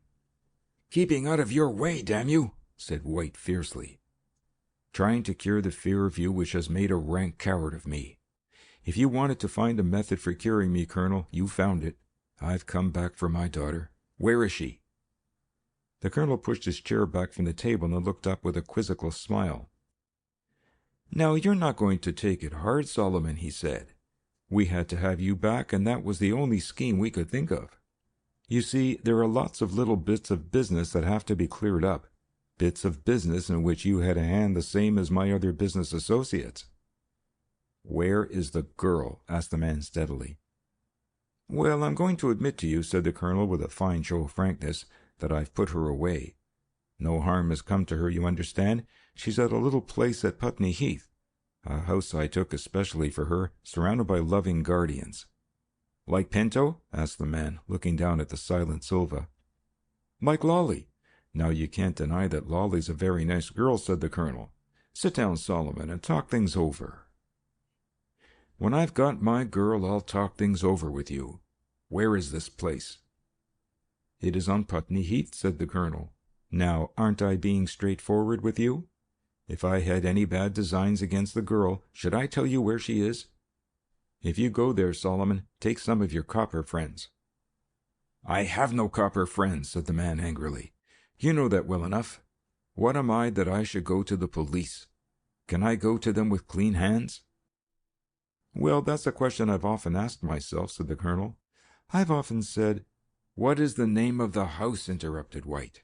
"I want to see whether you're playing square with me, Boundary, and if you're not, by—" "Don't threaten me, Solomon," said the Colonel with a good-humored gesture. "I'm a nervous man, and I suffer from heart disease. You ought to know better than that. Bishop's Home is the place.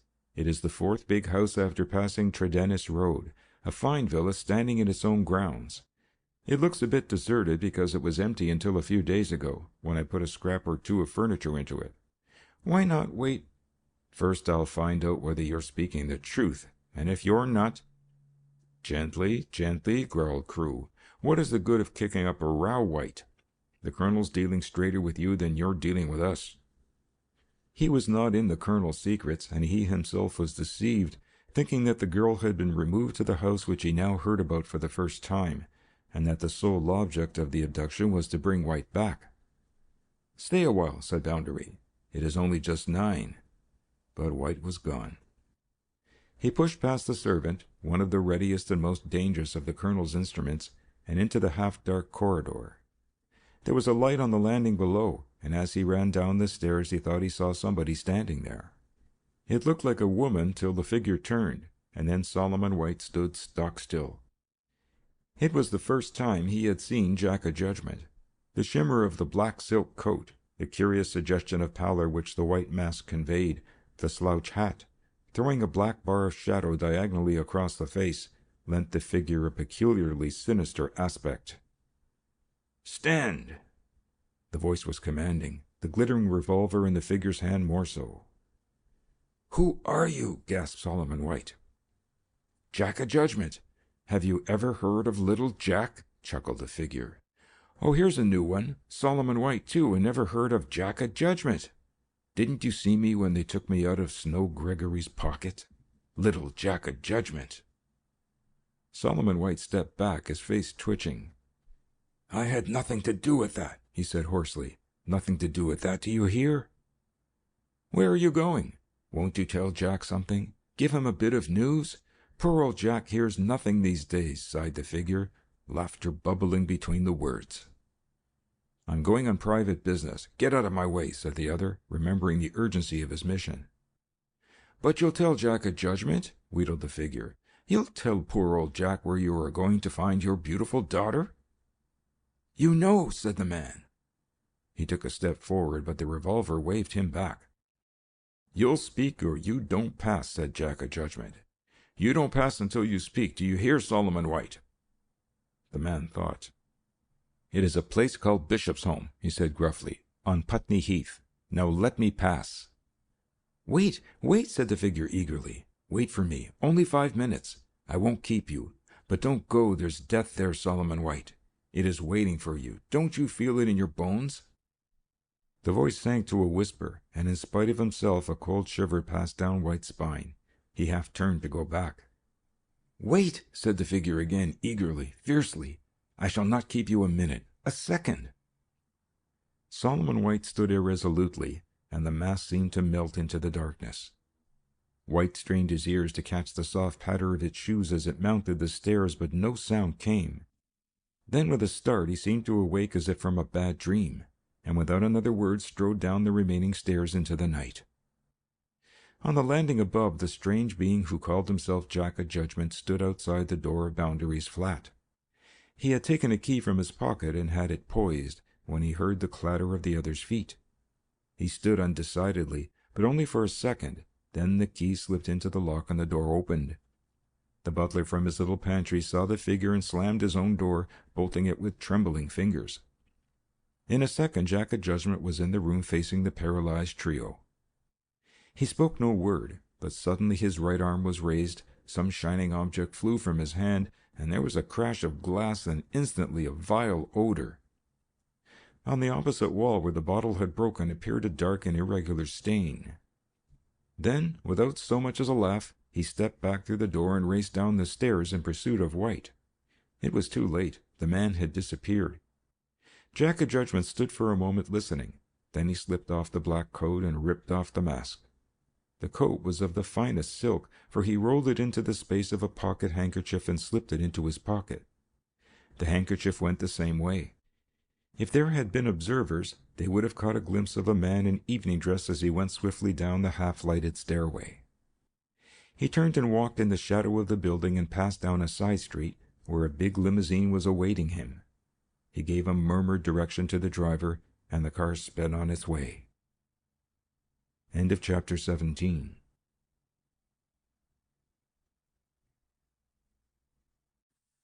Chapter 18 of Jack O Judgement by Edgar Wallace. The Judgment of Death. Solomon White had a taxi waiting and gave his directions. He was sufficiently loyal to the band to avoid calling especial attention to the house where the girl was imprisoned, and he told his cab to wait at the end of Putney Heath. The night was wild and boisterous and very dark, but he carried an electric torch, and presently he came to weather-stained gates bearing in letters which had half faded the name he sought. He pushed open the gate with some trouble. There was a curving carriage drive which led to the front door, which stood at the head of a flight of steps under a square and ugly portico. He looked up at the building, but it was in darkness. Apparently it was empty, but he knew enough of the colonel's methods to know that Boundary would not advertise the presence of the girl to the outside world. He stood hesitating, wondering. The whole thing might be a trap, but Solomon White was not easily scared. He took a revolver from his pocket, drew back the hammer, and walked forward cautiously. There was no sign of life. The rustling of shrubs and trees was the only mournful sound which varied the roar of the storm. He was opposite the door, and one foot was raised to surmount the first step, when there came a sound like the sharp tap of a drum. Rap! Rap! Solomon White stood for fully a second before he crumbled and fell, and he was dead before he reached the ground. Still there was no sign or sound of life. A church clock boomed out the 10:15. A motor car went past, and then the laurel bushes by the side of the steps moved, and a man in a black mackintosh stepped out. He bent over the dead man, picked up the fallen torch and flashed the light on the dead man's face. Then, with a grunt of satisfaction, Raoul Pontarlier unscrewed his Soubet silencer and slipped his automatic into the wet pocket of his mackintosh. Feeling in an inside pocket for a cigarette, he found one and lit it from the smoldering end of a tinder lighter. Then, carefully concealing the lighted cigarette in the palm of his hand, he walked softly and noiselessly down the drive, keeping to the shadow of the bushes and watching to left and right for signs of approaching pedestrians. At 2 points he could see the Heath Road, and nobody was in sight. There was plenty of time, and men had been ruined by haste. He reached the gate and carefully looked over. The road was deserted. His hand was on the gate when something cold and hard was pushed against his ear, and he turned round. "Put up your hands," said a mocking voice. "Put 'em up." The Frenchman's hands rose slowly. "Now turn round and face the house. Quick," said the voice. "Marche! Halt!" Raoul stopped. If he could only get his hands down and duck, one lightning dive. His captor evidently read his thoughts, for he felt a hand slip into his mackintosh pocket, and he was relieved of the weight of his automatic. "Go forward, up the steps. Stop!" The stranger had seen the huddled figure of White and stooped over him. He made no comment. He knew the man was dead before his hands had touched him. "Mount the steps, can I?" said the voice, and Raoul walked slowly up the steps of the house and halted with his face against the door. A hand came up under his uplifted arm and sought the keyhole. A few minutes fumbling until the prongs of the skeleton key had found its corresponding wards, and then the door swung open, emitting a scent of mustiness and decay. "Marche!" said the stranger, and Raoul walked forward and heard the door slam behind him. The house was not empty, in the sense that it was unfurnished. The unknown was using an electric torch of extraordinary brilliancy, and revealed a dilapidated hall stand and a musty chair. He took a brief survey, and then, "Down those stairs," he said, and the murderer obeyed. They were in the kitchen now, and again the bright light gleamed about. The windows were heavily shuttered, the grate was rusty, and a few odd pieces of china on the sideboard were dirty. There was a gas bracket in the center over a large deal table, and this the stranger turned on. He heard the hiss of escaping gas, struck a match and lit it, and then for the first time Raoul gazed in fear and astonishment upon the man who held him. "Monsieur," he stammered, "who are you?" The masked figure slipped his hand into his pocket and flicked a card upon the table, and Raoul, looking down, saw the Jack of Clubs, and knew that his end was near. For 3 hours the Frenchman had lain on the floor, tied hand and foot, a gag in his mouth, and the clocks were striking 2 when Jack O Judgement came back. This time he wore neither mask nor coat, but over his arm he carried a coil of fine rope. Raoul watched him fascinated as he walked about the kitchen, whistling softly to himself, and now and again breaking into scraps of song. "Monsieur, monsieur," blubbered the terrified man, "I would make a confession. I will make a statement before the judge." Jack O Judgement smiled. "You shall make a statement before your judge, for I am he said, "and I think this is the place." He glanced up at the high roof of the kitchen, where there was a stout hook, where in old times heavy sides of bacon hung.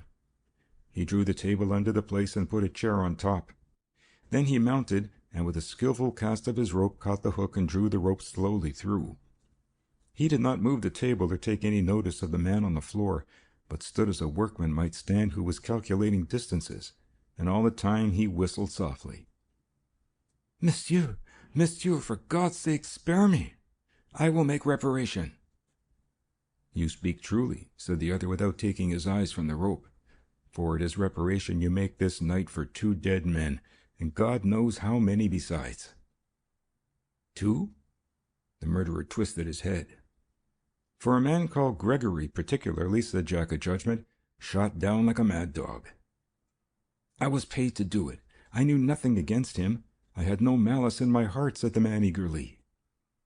"Nor have I," said Jack O Judgement, "for behold, I shall kill you without passion, as a warning to all villains of all nationalities." "This is against the law," whined the man, beads of sweat standing on his forehead. "Give me a knife and let me fight you, you coward." "Give Solomon White a pistol and let him fight you," said the other.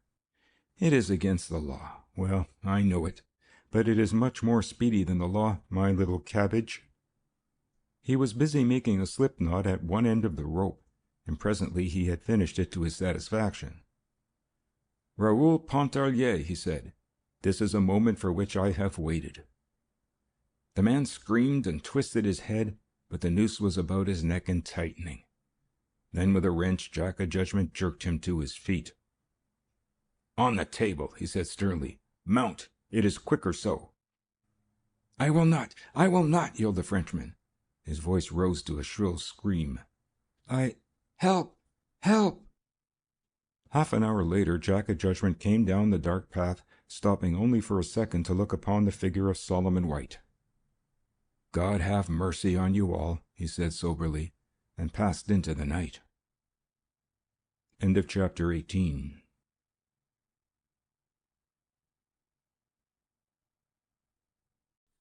Chapter 19 of Jack O Judgement by Edgar Wallace. The Colonel is shocked. "The Putney mystery," said the Daily Megaphone, "surpasses any of recent years in its sensational character. There is a touch of the bizarre in this grim spectacle of the dead man at the door of the empty house, and the swaying figure of his murderer hanging in the kitchen, with no other mark of identification than a playing card pinned to his breast. The tragedy can be reconstructed up to a point. Mr. White was evidently killed in the garden by the Frenchman who was found hanging.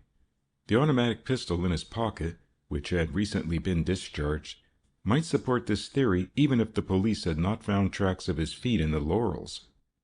But who hanged the man Raoul with a hangman's rope? That is the supreme mystery of all. The Putney police can offer no information on the subject, and Scotland Yard is as reticent. The circumstances of the discovery are as follows. At 3 o'clock on the morning of the 4th, Police Constable Robinson, who was patrolling his beat, entered the garden, as is customary when houses are empty, to see if any doors had been forced. There had been an epidemic of burglaries in the region of Putney Heath during the past 2 or 3 months, and the police are exercising unusual vigilance in relation to these houses. The constable might not have made his inspection that night but for the fact that the garden gate had been left wide open. Here followed an account of how the body was found, and how further investigation led the constable to the kitchen to make his second gruesome discovery. Colonel Bounderby folded up the paper slowly and put it down. He had bought a copy of an early edition of the evening newspaper as he was stepping into his car, and now he was driving slowly through the park. He lit a cigar and gazed stolidly from the window, but his face showed no sign of mental perturbation. The car had made the circuit of the park twice when, turning again by Marble Arch, he saw Crewe standing on the sidewalk. A word to his chauffeur, and the machine drew up. "Come in," he said curtly, and the other obeyed. The hand that he lifted to take his cigarette from his lips trembled, and the colonel eyed him with quiet amusement. "They've got you rattled too, have they?" he said. "My God, it's awful," said Crewe. "Awful." "What's awful about it?" asked the colonel. "White's dead, ain't he? And Raoul's dead, ain't he? 2 men who might talk and give a lot of trouble." "What did he say before he died? That's what I've been thinking. What did he say?" "Who, Raoul?" demanded the colonel. He had asked himself the same question before. What could he say? Anyway, if he had a statement to make, and his statement was worth taking, why, he'd be alive today. Raoul was the one witness that they wanted, if they only knew it. They've bungled pretty badly, whoever they are. "This Jack O Judgement," quavered Crewe, his mouth working. "Who is he? What is he?" "How do I know?" snarled the colonel. "You ask me these fool questions. Do you expect a reply? They're dead, and that's done with. I'd sooner he killed Raoul than made a mess of my room anyway." "Why did he do it?" asked Crewe. The colonel growled something about fools and their questions, but offered no explanation. "It may have been a monkey trick to make us change our quarters. The stuff was sulphuretted hydrogen and astaphetheta. It may have been just bravado, but if he thinks he can scare me—" He sucked viciously at his cigar end. "I've got workmen in to strip the walls and repaper the bit that's soiled," he said. "I'll be back there tonight." The colonel threw the end of his cigar from the window and relapsed into moody reverie. When he spoke, it was in a more cheerful tone. "Crewe," he said, "that guy at Scotland Yard has given me an idea." "Which guy?" asked Crewe, steadying his voice. "The first commissioner," said the colonel, lighting another cigar. "He particularly wanted to know if Snow had any relations." "Curse Snow," he said between his teeth, and dropping his mask of urbanity. "I wish he'd— well, it doesn't matter. He's dead anyway. He's dead." "Relations?" said Crewe. "Did you tell him anything?" "I told him all I knew, and that was very little," said the colonel. "But it struck me that Sir Stanley knows much more about this fellow Snow than we do. At any rate, somebody's been making inquiries, and I guess that somebody is the fellow who settled Raoul." "Jack O Judgement?" "Jack O Judgement," repeated the colonel grimly. "You showed Snow Gregory into the gang. What do you know about him?" Crewe shook his head. "Very little," he said. "I met him in Monte Carlo. He was down and out. He seemed a likely fellow, educated, a gentleman, and all that sort of thing. And when I found that he'd hit the dope, I thought he'd be the kind of man you might want." The colonel nodded. "He never talked about his relations. The only thing I know was that he had a father or an uncle who was in India, and I gathered that he had forged his name to a bill. When I arrived in Monte Carlo, he was spending the money as fast as he could. I guess that was why he called himself Gregory, for I'm sure it wasn't his name." "You're sure he never spoke of a brother?" "Never," said Crewe. "He never talked about himself at all. He was generally under the influence of dope or was recovering from it." The colonel pushed back his hat and rubbed his forehead. "There must be some way of identifying him," he said. "He came from Oxford, you say?" "Yes, I know that," said Crewe. "He spoke of it once." "What house in Oxford? There are several colleges, aren't there?" "From Balliol," said Crewe. "I distinctly remember him talking about Balliol." "What year would that be?" Crewe reflected. "He left college 2 years before I met him at Monte Carlo," he said. "That would be—" He gave the year. "Well, it is pretty simple," said the colonel. "Send a man to Oxford and get the names of all the men that left Balliol in that year. Find out how many you can trace, and I dare say that will narrow the search down to 2 or 3 men. Now get after this at once, Crewe. Spare no expense. If it costs $500,000, I'm going to discover who Mr. Jack O Judgement is when he's at home."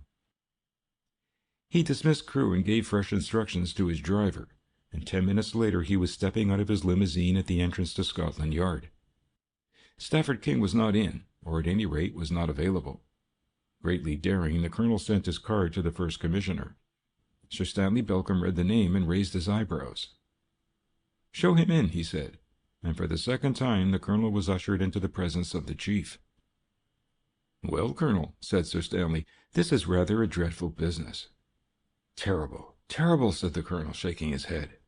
"Solomon White was one of my best friends. I've been searching for him for weeks." "So I've heard," said Stanley dryly. "Have you any theory?" "None whatever." "What about this man called Raoul? Is he unknown to you?" asked Sir Stanley. "That's what I've come to see you about, sir," said the colonel in a confidential tone. "You remember the last time I was here, you suggested that possibly the murderer of poor Gregory might be a Frenchman. You remember how you told me that these French assassins have a trick of leaving some fantastic card or sign of their handiwork?" Sir Stanley nodded. "Well, here you have the same thing repeated," said the colonel triumphantly, "and the identical card.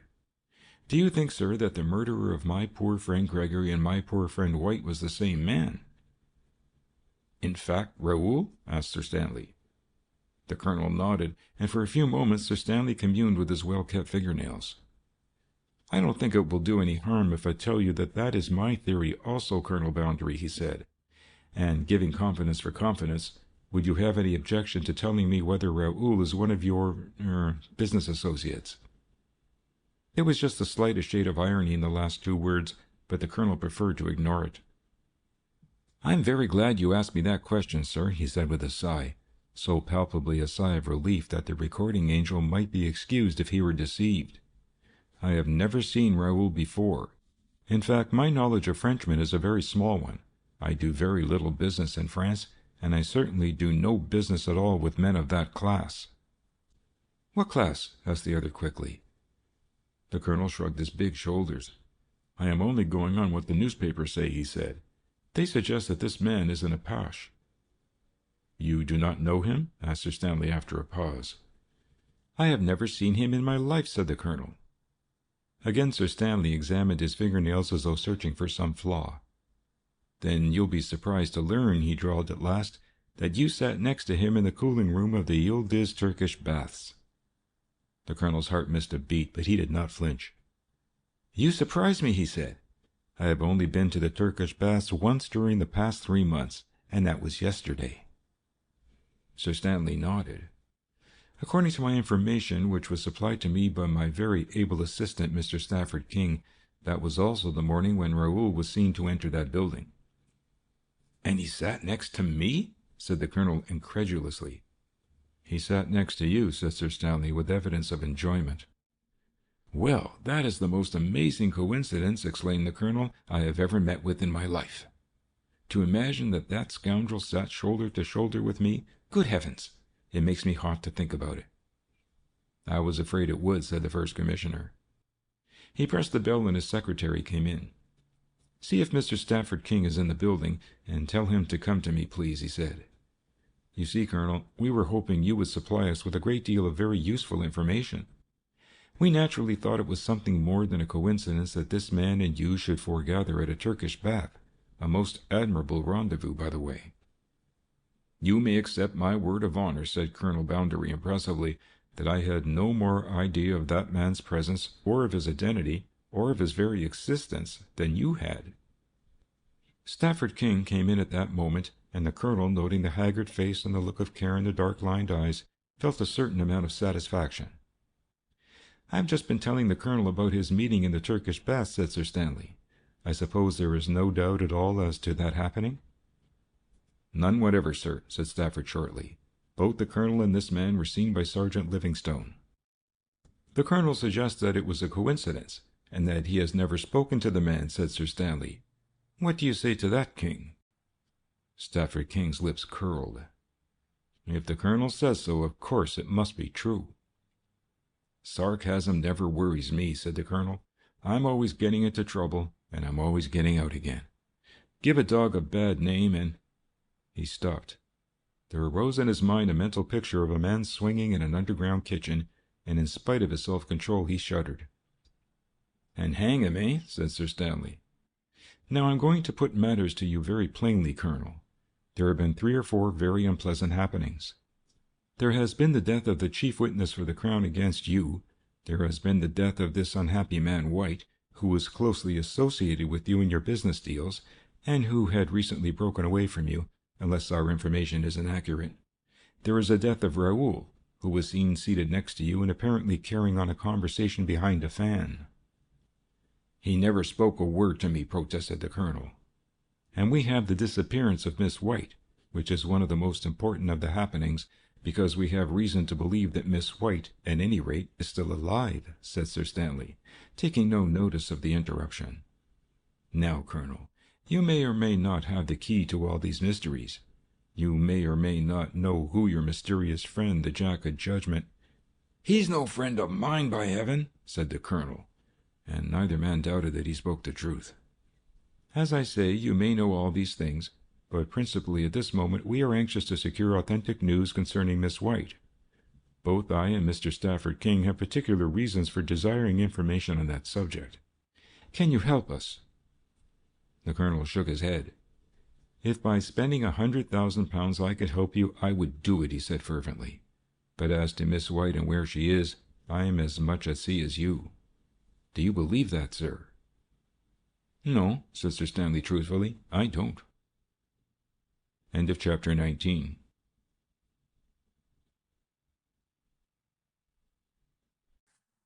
Chapter 20 of Jack O Judgement by Edgar Wallace. Swell Crewe backs out.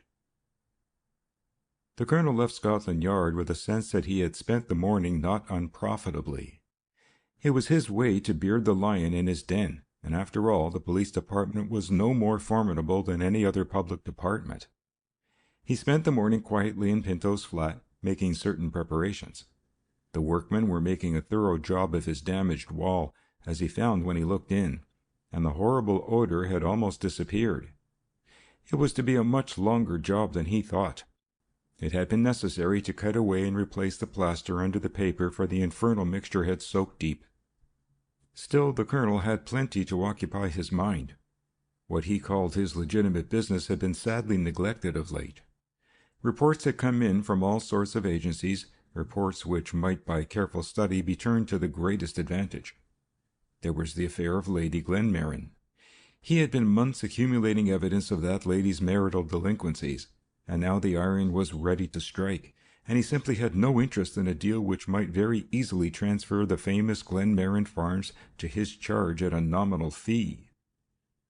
And there were other prospects as alluring, but for the moment the colonel was mainly interested in the stock value of Colonel Dan Boundary and the possibility of violent fluctuations. He was losing grip. The story of Jack O Judgement had circulated with amazing rapidity, by all manner of underground channels, to people vitally concerned. Crewe, who had been a standby in almost every big coup he had pulled off, was as stable as pulp. White, his right-hand man, was dead. Pinto would go on his own way when it suited him. He had no doubt whatever as to Pinto's loyalty. Silva had big estates in Portugal, to which he would retire just when things were getting warm and interesting. Moreover, the British government could not extradite Pinto from his native land.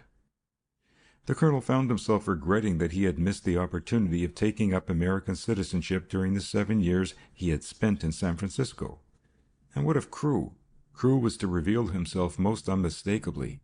He came in the late afternoon and found the colonel working through the litter on his desk. "Have you started your search at Oxford?" asked the colonel. "I sent 2 men down there, the best men in London," replied Crewe. He drew up a chair to the desk and flung his hat on a nearby couch. "I want to have a little talk with you, Colonel." Boundary looked up sharply. "That sounds bad," he said. "What do you want to talk about? The weather?" "Hardly," said Crewe. A little pause, and then, "Colonel, I'm going to quit." The colonel made no reply. He went on writing his letter, and not until he reached the end of the page and carefully blotted the epistle did he meet Crewe's eyes. "So you're going to quit, are you?" said Boundary. "Cold feet?" "Something like that," said Crewe. "Of course I'm not going to leave you in the lurch." "Oh, no," said the colonel with elaborate politeness. "Nobody's going to leave me in the lurch. You're just going to quit, that's all, and I've got to face the music." "Why don't you quit too, Colonel?" "Quit what?" asked Boundary. "And how? You might as well ask a tree to quit the earth, to uproot itself and go on living. What happens when I walk out of this office and take a first-class stateroom to New York? You think the Boundary gang collapses, fades away, just dies off, eh? The moment I leave there's a squeal, and that squeal will be loud enough to reach me in whatever part of the world I may be. There are a dozen handy little combinations which will think that I am double-crossing them, and they'll be falling over one another to get in with the first tale." Crewe licked his dry lips. "Well, that certainly may be in your case, Colonel, but it doesn't happen to be in mine. I've covered all my tracks so that there's no evidence against me." "That's true," said the colonel. "You just managed to keep out of taking an important part. I congratulate you." "There's no sense in getting riled about it," said Crewe. "It has just been my luck, that's all." "Well, I want to take advantage of this luck." "In what way?" "I'm out of any bad trouble. The police, if they search for 1,000,000 years, couldn't get a scrap of evidence to convict me," he said. "Even if they'd had you when Hanson betrayed you, they couldn't have convicted me." "That's true," said the colonel again. He shook his head impatiently. "Well, what does all this lead to, Crewe? Do you want to be demobilized?" he asked humorously. "That's about the size of it," said Crewe. "I don't want to be in anything fresh, and I certainly don't want to be in this—" "What?" "In this Maisie White business," said Crewe doggedly. "Let Pinto do his own dirty work." "My dirty work too," said the colonel. "But I reckon you've overlooked one important fact." "What's that?" demanded Crewe suspiciously. "You've overlooked a young gentleman called Jack O Judgement," said the colonel, and enjoyed the look of consternation which came to the other's face. "There's a fellow that doesn't want any evidence. He hanged Raoul, all right." "Do you think he did it?" said Crewe in a hushed voice. "Do I think he did it?" The colonel smiled. "Why, who else?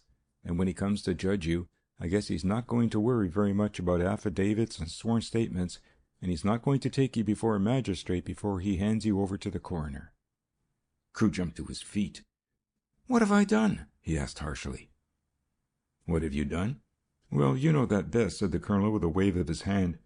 "You say the police haven't got you and haven't a case against you. Maybe you're right. That Greek was saying the same sort of thing to me. He was here this afternoon squealing about taking the girl to the Argentine and wanted us to send the doctor. and he'll be waiting to meet us when we land. There's no evidence against him either. Maybe there's more evidence than you imagine. I wouldn't bank too much upon the police passing you by if I were you, Crewe.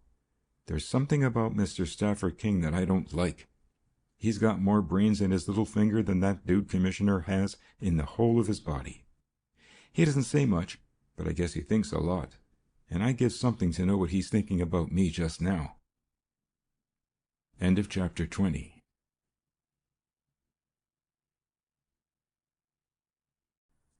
Chapter 21 of Jack O Judgement by Edgar Wallace. The Bride of Death. Time had long ceased to have any significance for Maisie White. There was daylight and nightlight. She seemed to remember that she had made a great fight on the day she arrived at this strange house, when the hard-faced nurses had strapped her to the bed, and an old man with trembling fingers had pushed a needle into her arm.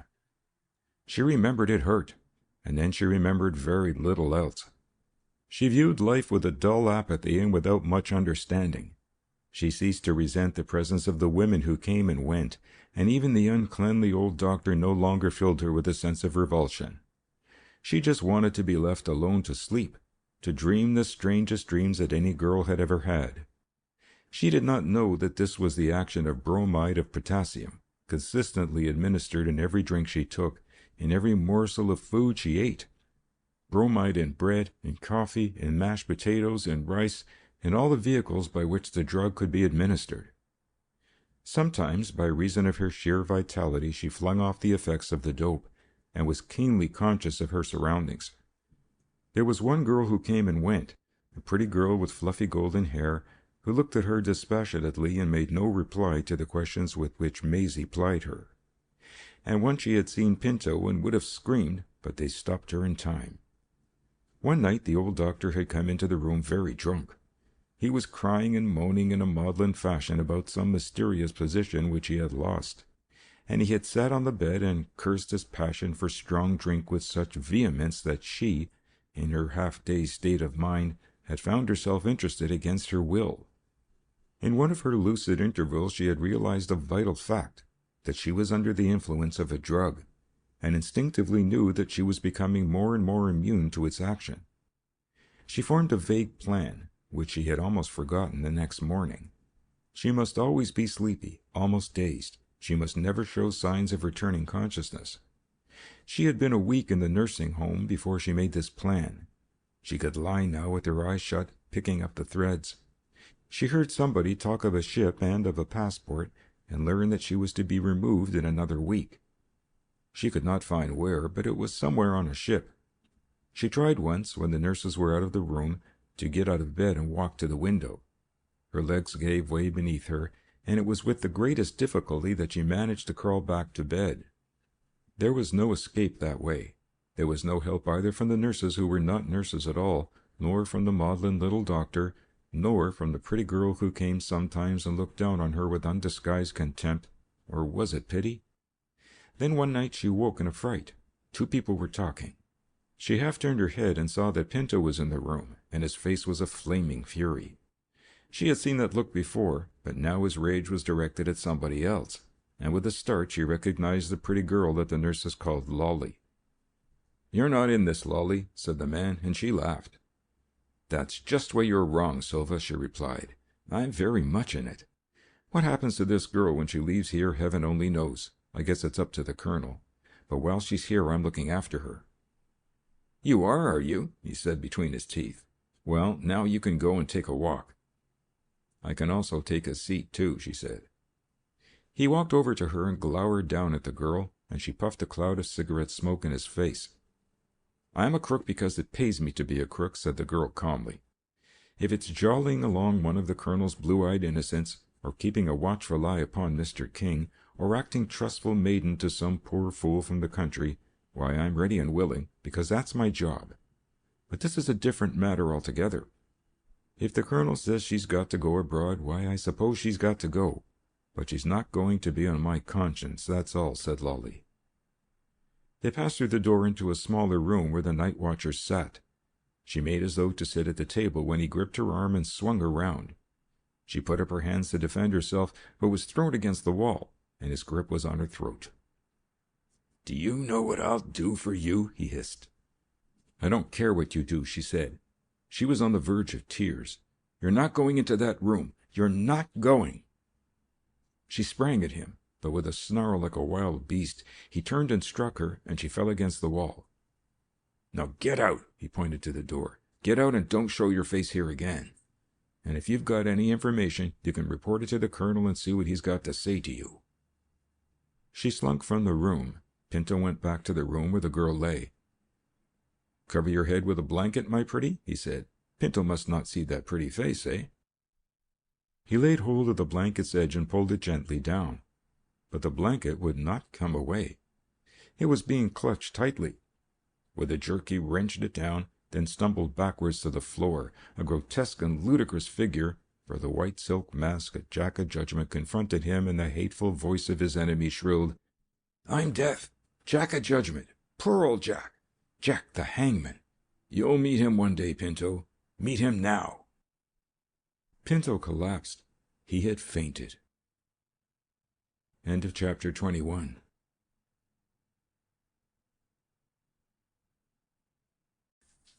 Chapter 22 of Jack O Judgement by Edgar Wallace.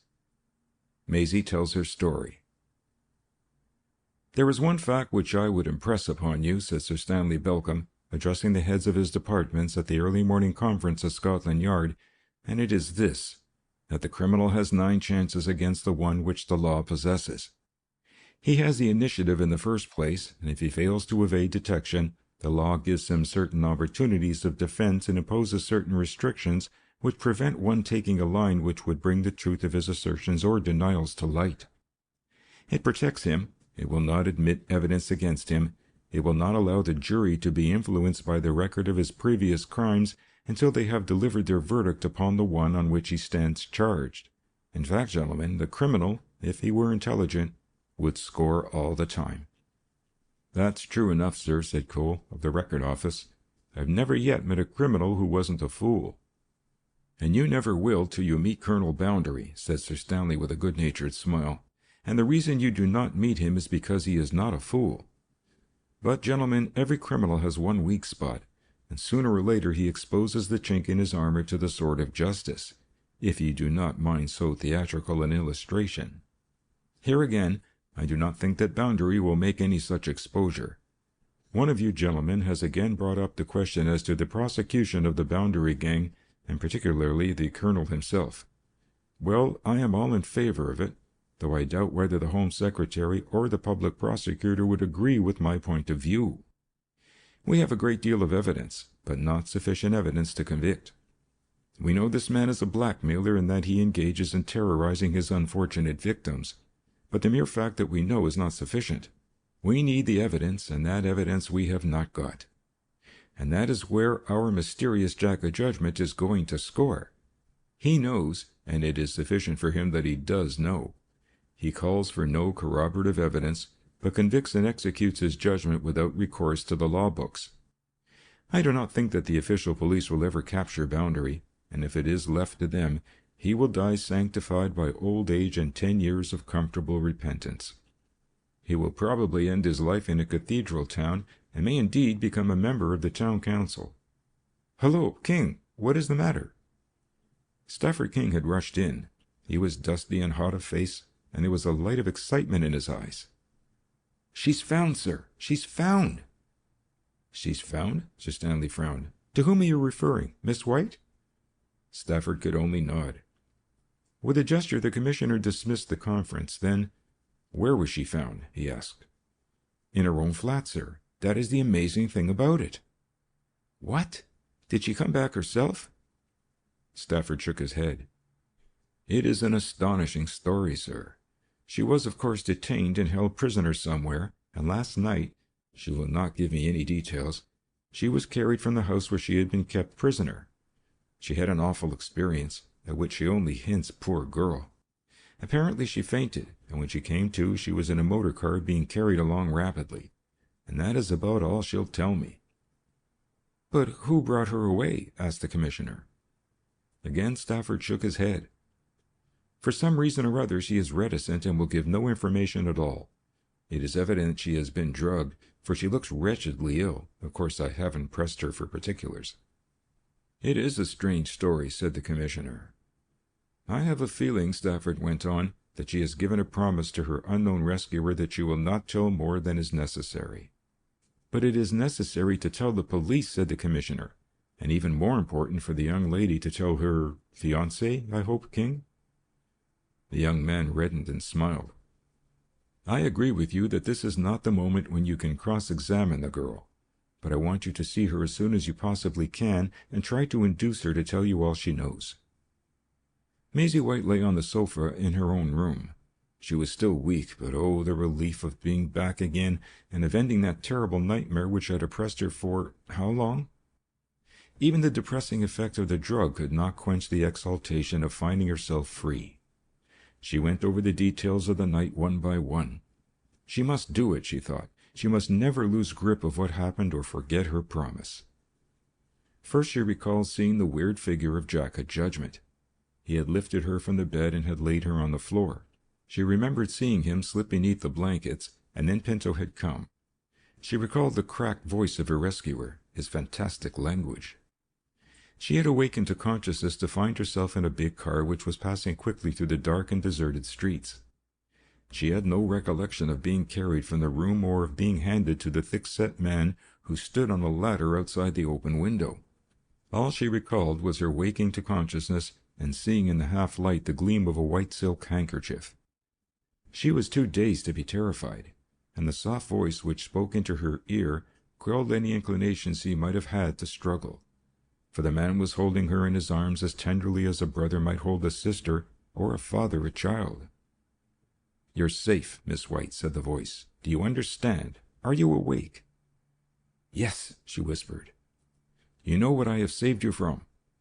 She nodded. "I want you to do something for me now. Will you?" She nodded again. "Are you sure you understand?" said the voice anxiously. "I quite understand," she replied. She could have almost smiled at his consideration. "I am taking you to your home, and tomorrow your friends will know that you have returned. But you're not to tell them about the house where they have kept you. You must not tell them about Silva or anybody that was in that house. Do you understand?"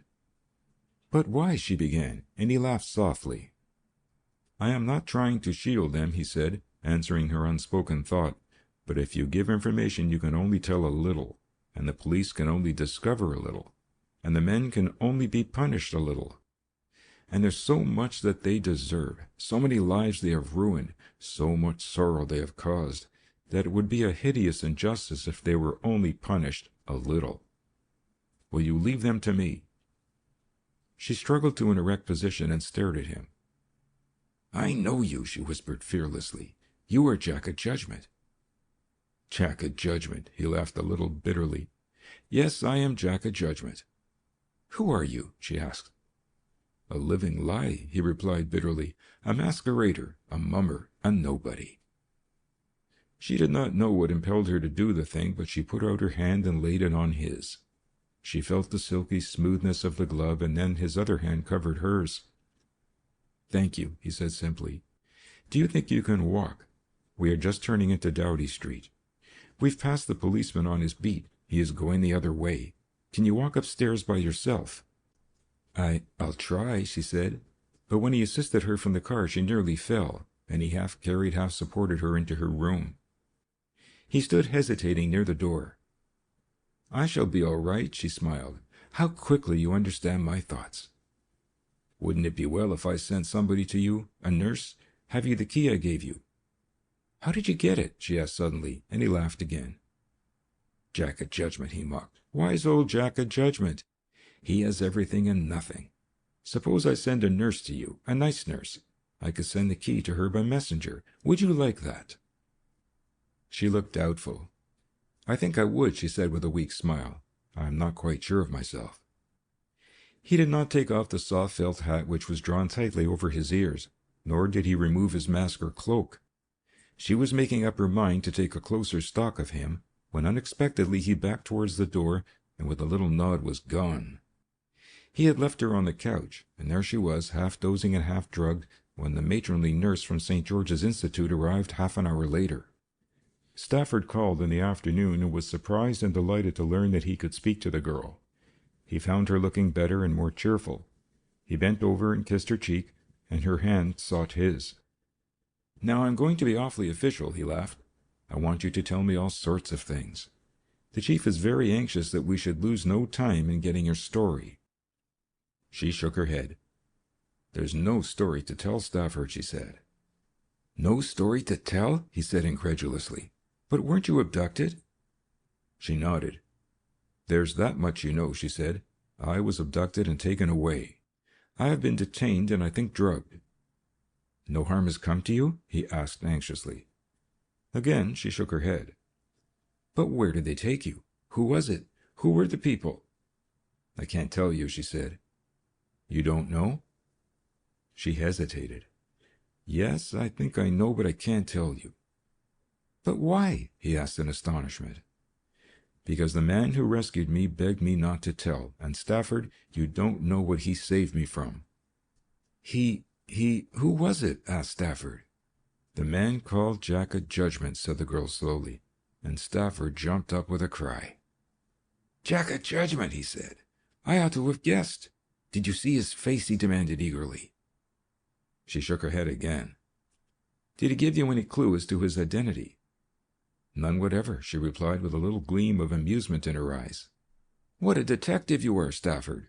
And I thought you were coming down here to tell me—" The color went to her cheeks. "Well, to tell me the news," she added hastily. "Is there any news?" "None, except—" Then he remembered that she knew nothing whatever of her father's death and its tragic sequel, and this was not the moment to tell her. Later, when she was stronger, perhaps. She was watching him with trouble in her eyes. She had noted how quickly he had stopped and guessed that there was something to be told which he was withholding for fear of hurting her. Her father was uppermost in her mind, and it was natural that she should think of him. "Is there any news of my father?" she asked quietly. "None," he lied. "You're not speaking the truth, Stafford." She put her hand on his arm. "Stafford, is there any news of my father?" He looked at her, and she saw the pain in his face. "Why don't you wait a little while, and I'll tell you all the news," he said with an assumption of gaiety. "There have been several fashionable weddings." "Please tell me," she said, "Stafford." "I've been for weeks under the influence of a drug, and somehow it has numbed pain, even mental pain, and perhaps you will never find me in a better condition to hear the worst." "The worst has happened, Maisie," he said gently. "He has been arrested?" she asked. He shook his head. "No, dear, worse than that." Not suicide?" she said between her set teeth. Again he shook his head. "He is dead," he said softly. "Dead?" There was a long silence which he did not break. "Dead," she said again. "How?" "He was shot we think it was by a member of the Boundary Gang, a man named Raoul." She looked up at him. "I have never heard my father speak of him." "He was a man imported from France, according to our theory." "And was he captured?" "He was killed too," said Stafford. "He was caught in the act and instantly executed." "By whom?" she asked. "By Jack O Judgement," replied Stafford. "Jack O Judgement!" She breathed the words. "And I never thanked him. I never knew." He told her the story step by step of the discovery which the police had made and the theories they had formed. "He was lured there," said the girl. She did not cry. She seemed incapable of tears. "He was lured there and murdered, and Jack O Judgement slew his murderer? Poor father. Poor dear daddy." And then the tears came. Half an hour later he left her in charge of the nurse and went back to Scotland Yard to report. End of chapter 22.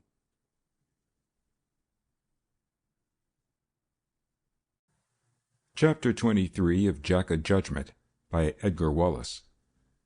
The Gang Fund.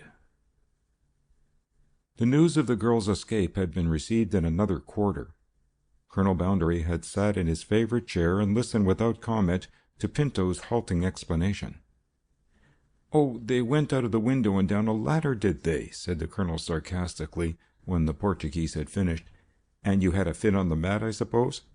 Well, that's a hell of a fine story. "And what did you do? You who were plastered all over with guns, couldn't you shoot?" "Did you shoot when you saw Jack O Judgement?" said the other sullenly. "It is no good your telling me what I ought to do." "Maybe it isn't," said the colonel. "Well, there's nothing to do now, anyway. The girl's gone, and all your fine plans have come unstuck." "They weren't my plans," said Pinto indignantly. "It was your scheme throughout." The colonel bit off the end of his cigar and contemplated the ceiling reflectively. "We can only wait and see what will happen," he said. "The odds are all in favor of our being raided." Pinto went pale. "Yes," said the colonel, talking to himself, "I guess this is our last day of freedom. Well, Pinto, I hope you can pick oakum." "Oh, shut up about oakum," growled the other. "It isn't a joke." "It is not a joke," said the colonel, "and if it is one of those jokes that make people laugh the most." "And do you know the kind of joke that makes people laugh the most, Pinto? It is when somebody gets hurt, and we are the people who are going to get hurt." "Do you think she'll tell the police?" "It is extremely likely," said the colonel. "In fact, it is extremely unlikely that she won't tell the police. I am rather glad I'm out of it." Pinto leapt up. "You're out of it?" he shouted. "You're in it up to your neck." The colonel shook his head. "I'm absolutely out of it, Pinto," he said, flicking the ash of his cigar into the fireplace. "I cannot be identified with this unhappy affair by so much as a fingerprint." The Portuguese scowled down at him. "So that's the game, is it? You're going to double-cross us? You're going to be out of it, and we're going to be in it." "Sit down, you fool. Double-cross you. You are easily scared at a little leg-pulling. I'm merely pointing out that it is not a matter in which I am greatly interested. It is a good thing for you are not. Who are the police after? You and Crewe and the rest of the gang? Not in your life. They're after me. They get the trunk and all the branches come down with it. Do you see? There's no sense in lopping off a few branches even of deadwood. They won't be good enough if they connect you with the case, unless they connect me too. They're after the big horns. They're not shooting the little bucks. If she tells the police, they're going to nose around for 2 or 3 days, seeing how far they can connect me with it. And if there's any connection, the slightest, Pinto, why, they'll pinch you without a doubt, and they'll pinch me too." The colonel blew a blue ring of smoke into the air and watched it float to the ceiling.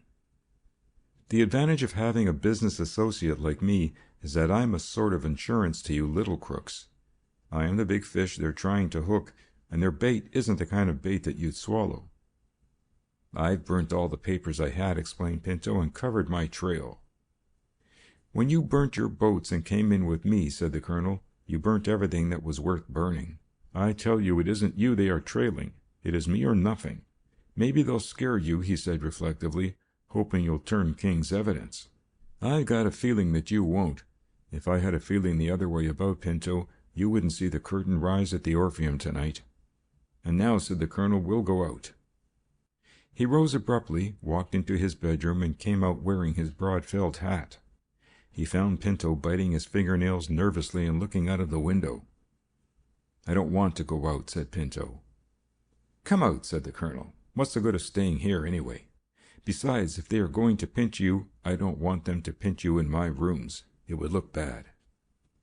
They walked downstairs into the street, and a few minutes later were strolling across the Green Park, the colonel a picture of contented bourgeoisie in his half-smoked cigar, and his hands clasped together under the tails of his alpaca coat. "I don't see how you can say there's no evidence against you. Suppose Croton squeals." "He ain't stopped squealing yet," said the colonel philosophically, "but I don't see what difference it makes. Pinto, you haven't got the hang of my methods, and I doubt you ever will. You're a clever, useful fellow, but if you were allowed to run the gang, you'd have it in jail in a month. Take Croton," he said. "I dare say he's feeling sore, and maybe this damn Jack O Judgement person is standing behind him telling him—" He stopped. "No, he wouldn't either," he said after a moment's thought. "Jack O Judgement knows as much about it as I do." "What are you talking about?" asked the other impatiently. "Croton," said the colonel. "He hasn't any evidence against me. You see, I do not do business by letters. You fellows have often wanted me to write to this person and that, but writing is evidence. Do you get me? And what evidence has Croton? Absolutely none. I have never written a line to him in my life. Crewe brought him down to the flat. We gave him a dinner and put the proposal to him in plain language. There's nothing he could take before a judge and jury. Absolutely nothing.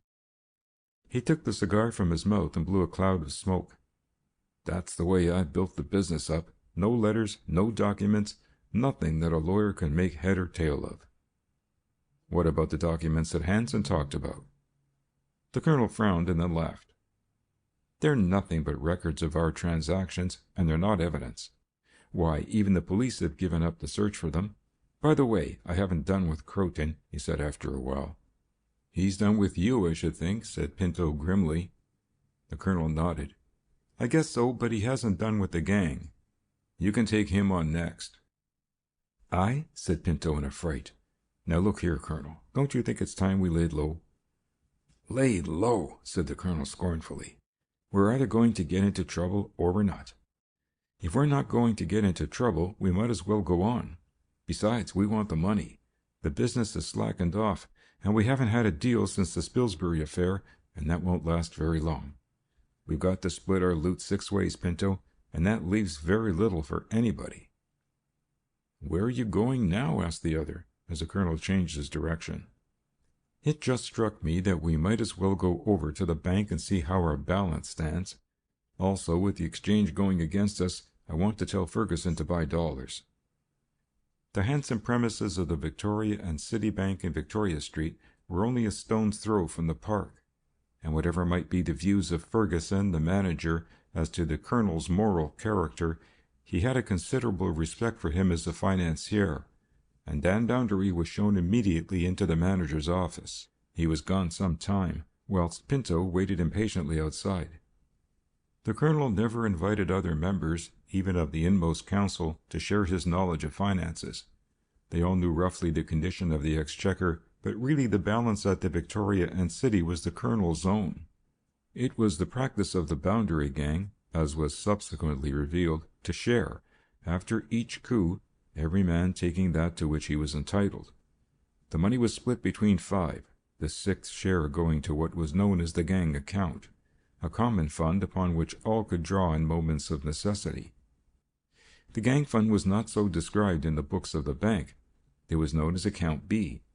The expenses of operations were usually paid out of the colonel's private account and credited to him when the share-out came.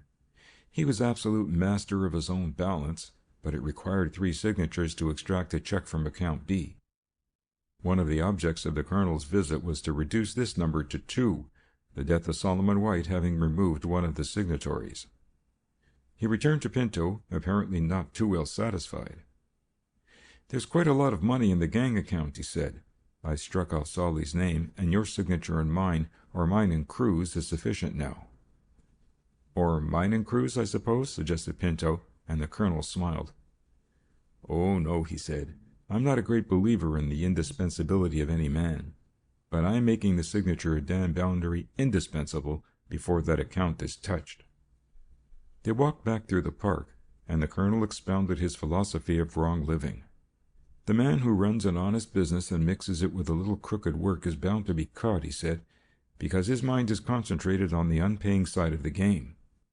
You've got to run a crook business in an honest way if you want to escape the law and pay big dividends. They call our system blackmail, but it ain't. A blackmailer asks for something for nothing, and he's bound to get caught sooner or later. We offer spot cash for all the things we steal, and that baffles the law. And we're not the only people in London, or in England, or in the world who are pulling bargains by scaring the fellow we buy from. It is done every day in the city of London. It is done every day by the trusts that control the little shops in the suburbs. It is done even by the big proprietary companies that tell a miserable little tradesman that if he doesn't stop selling one article, they won't supply him with theirs. Living, Pinto, is praying. The only mistake a crook ever makes is when he goes outside of his legitimate business and lets some other consideration than the piling up of money influence him. How do you mean? Asked Pinto wearily. He hated the colonel when he was in this communicative mood of his. Well, said the colonel slowly, I shouldn't have been so keen to go after Maisie White if it hadn't been that you were fond of her and wanted her. That's what I call letting love interfere with business." "But you said you were afraid of her blabbing. You don't put it on to me," said the indignant Pinto. "I was and I wasn't," said the colonel. "I think I almost persuaded myself that the girl was a danger. Of course she isn't. Even Solomon White wasn't a danger." He stopped dead, and speaking slowly and pointing his words with a huge forefinger on the other's chest, he said, "Bear this fact in mind, Pinto, that I have no malice against Miss White, and I don't think that she can harm me. As far as I'm concerned, I will never hurt a hair of her head or do her the slightest harm. I believe that she has nothing against me, and I give orders to anybody who's connected with me, in fact to all of my business associates, that that girl is not to be interfered with." Slowly, emphatically, every word emphasized, the colonel spoke, but Pinto did not smile. He had seen the colonel in this gentle mood before, and he knew that Maisie White was doomed. End of chapter 23.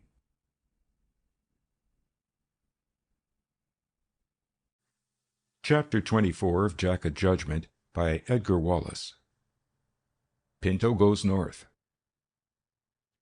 Had Pinto been a psychologist, which he was not, he might have been struck by the unusual reference on the part of the colonel to the funds of the gang. It was a subject to which the colonel very seldom referred, and it was certainly one which he did not emphasize. The truth was that the colonel's investigations into his own private affairs had not been as satisfactory as he had hoped would be the case. He was in the habit of advancing money, and the gang owed him a considerable sum, money which had been advanced for the pursuit of various enterprises. To draw that money would leave the gang fund sadly depleted, and he could not afford to draw upon it at a moment when they were all on edge. Not only were the two principal subordinates in the condition of mind which led them to jump at every knock and start at every shadow, but he had been receiving urgent messages from all parts of the country from the other men, and he had determined upon a step which he had not taken for 3 years, a meeting of the full board of his lawless organization.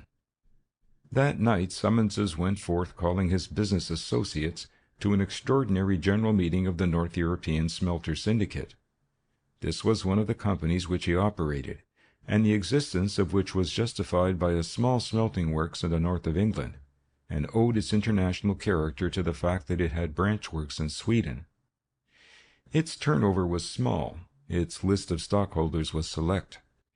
A summons to a general meeting of the North European Smelter Company meant that the affairs of the gang were critical, and in this spirit the call was obeyed. The meeting was held in the banquet hall of a West End restaurant, and the 20 men who assembled differed very little in appearance from 20 other provincial businessmen who might have been gathered to discuss the affairs of any company. Their coming excited no comment, and apparently did not even arouse the attention of vigilant Scotland Yard. Nor had the colonel's speech been taken down by a shorthand writer and submitted to the police, could any suggestion be found of the significance of the meeting. He spoke of the difficulties of trading, of the competition with which the company was faced, and called upon all the shareholders to assist loyally the executive in a very critical and trying time. But those who listened knew very well that the competition was the competition of the police, and they had their own ideas as to what constituted the trying time to which the colonel made reference. It was a very commonplace, ordinary company meeting, which ended in a conventional way by a vote of confidence in the directors. It was when that had been passed, and the meeting had been broken up, and members of the officials were talking together, that the real business started. Then it was that Selby, the stout little man, whose special job was to act as intermediary between the company and its more criminal enterprises, received his instructions to speed up. Selby was the receiver of letters. A burglar or a pickpocket who acquired in the course of his activities documents and letters which had hitherto been worthless found a ready market through Selby. 80 letters out of every 100 were absolutely valueless, but occasionally they would find a rich gem, a love letter discreetly cherished, on which a new operation would be based. Then would begin the torturing of a human soul, the opening of new vistas of despair, the stage be cleared for a new tragedy. The colonel was to find that the chief anxiety of his shareholders was not as to the future of the company or as to the success of its trading. Again and again he was asked a question couched in identical words, and again he replied with a shrug of his big shoulders. "What's the good of worrying about a thing like that? Jack O Judgement is a crook. That's all he is, boys, a crook. He's not the sort of man who'll go to the police and give us away. He wouldn't dare put his nose inside a police station. You leave him to us. We'll fix him sooner or later." But somebody asked uneasily, "What about Raoul, that fellow who was killed at Putney?" The colonel lifted his eyebrows. "Raoul," he said, "he was nothing to do with us. I never heard the fellow's name until I read it in the paper. As to White," he shrugged his shoulders again, "we can't prevent people having private quarrels, and maybe this Frenchman and White had one.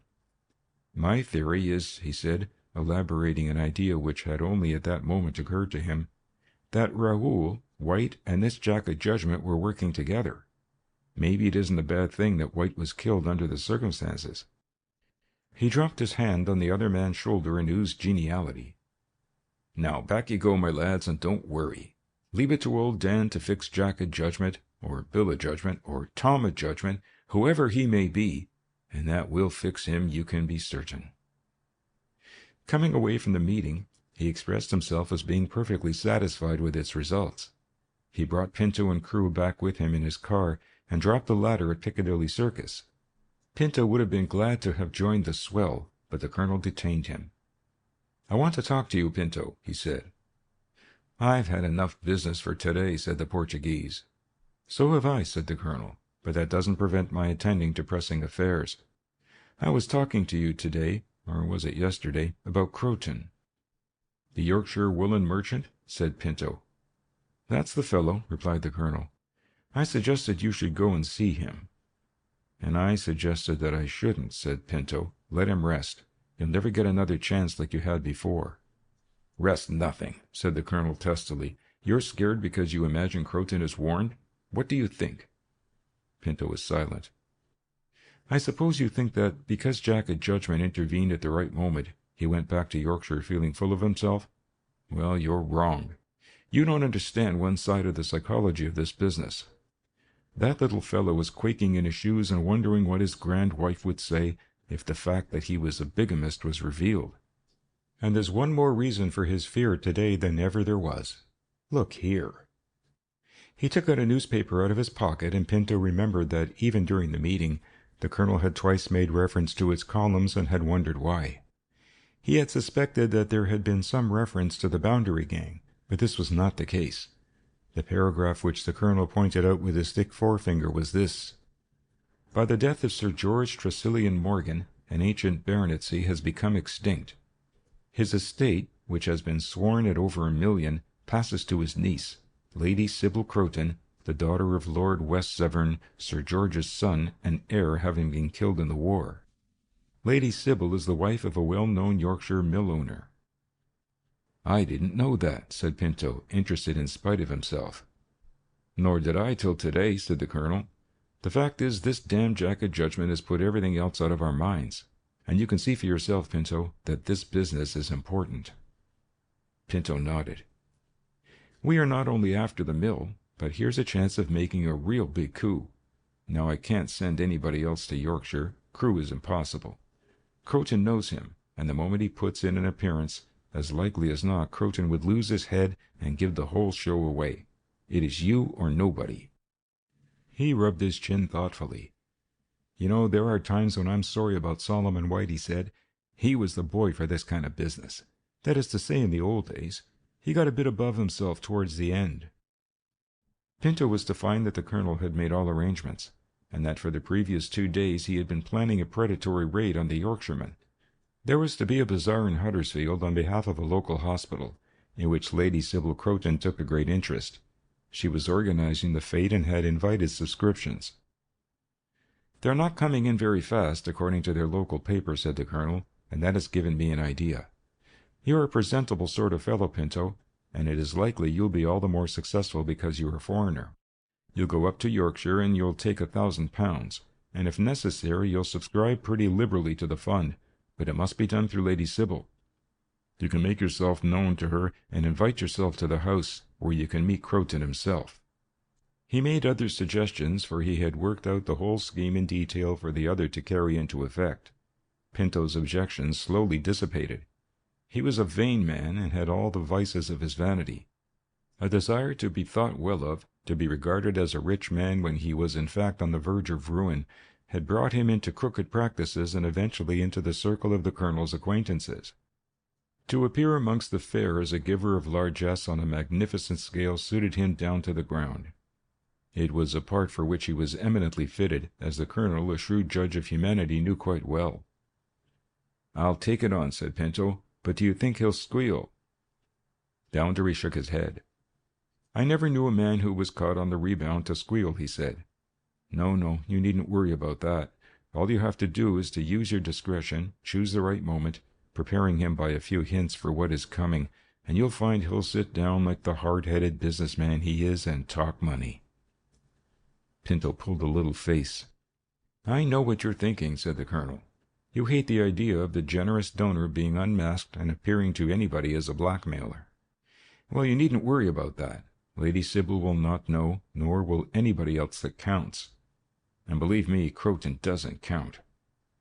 Anyway, you can pretend that you're a perfectly innocent agent in the matter, that you know me slightly, and that I've dropped hints which made you curious and which you are anxious to verify." Pinto went off to make preparations for the journey. He had one of the top flats in the Albemarle building, a suite of rooms which, if they were not as expensively furnished as the Colonel's, were more artistic.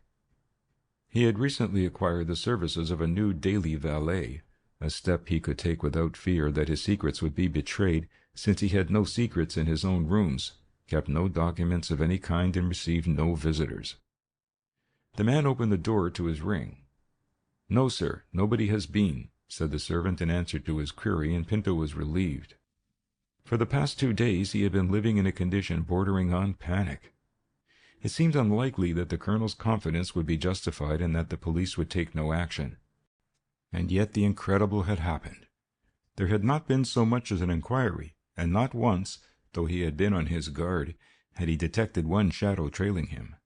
His spirits rose, and he whistled cheerfully as he directed the packing of his trunk, for he was traveling north fully equipped for any social event which might await him. "I am going to Yorkshire," he explained. "I'll give you my address before I leave, and you can let me know if there are any inquiries and who the inquirers were." "Certainly, sir," said the man respectfully, and Pinto eyed him approvingly. "I think you'll suit me, Cobalt," he said. "My last valet was rather a fool and inclined to stick his nose into business which did not concern him." The man smiled. "I shan't trouble you that way, sir," he said. "Of course there's nothing to hide," said Pinto with a shrug, "but you know what people are. They think that because you're associated in business with Colonel Boundary, you're up to all sorts of tricks." "That's what Mr. Snackett said, sir," remarked the man. "Snackett?" said the puzzled Pinto. "Who the devil is Snackett?" Then he remembered the little detective whom Maisie had employed, and who had been brought over by the Colonel. "Oh, you see him, do you?" he asked carelessly. "He comes up, sir, now and again. He's the Colonel's valet, isn't he, sir?" Pinto grinned. "Not exactly," he said. "I shouldn't discuss things with Snackett. That man is quite reliable, and—" "Anyway, sir, I should not discuss your business," said the valet with dignity. He finished packing, and, after assisting his master to dress, was dismissed for the night. "A useful fellow, that," thought Pinto, as the door closed behind the man. The useful fellow reached the street, and after walking a few hundred yards, found a disengaged taxi and gave an address.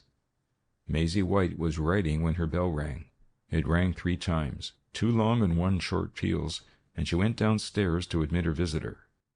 She did not speak until she was back in her room, and then she faced the polite little man whom Pinto had called Cobalt. "Well, Mr. Gray," she said. "I wish you'd call me Cobalt, miss," said the man with a smile. "I like to keep up the name, otherwise I'm inclined to give myself away." "Have you found out anything?" "Very little, miss," said the detective. "There's nothing to find in the apartment itself." "You secured the situation as valet?" He nodded. Thanks to the recommendations you got me, miss, there was no difficulty at all. Silva wanted a servant and accepted the testimonials without question.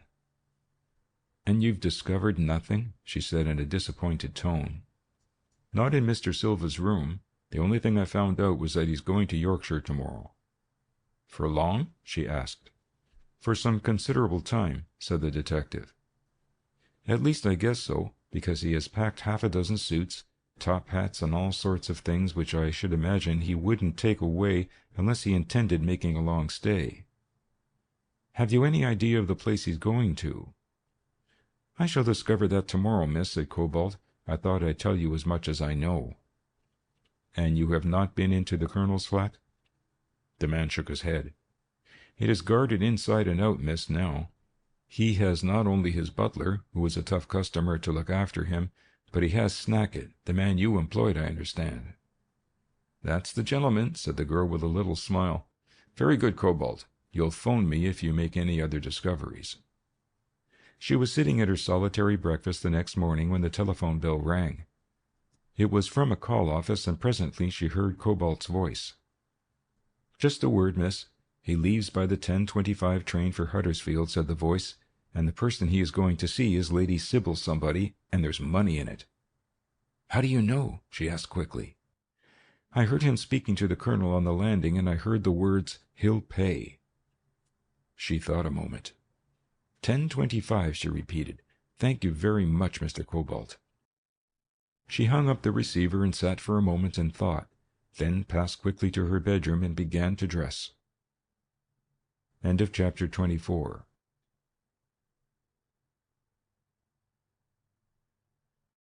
Chapter 25 of Jack O Judgement by Edgar Wallace.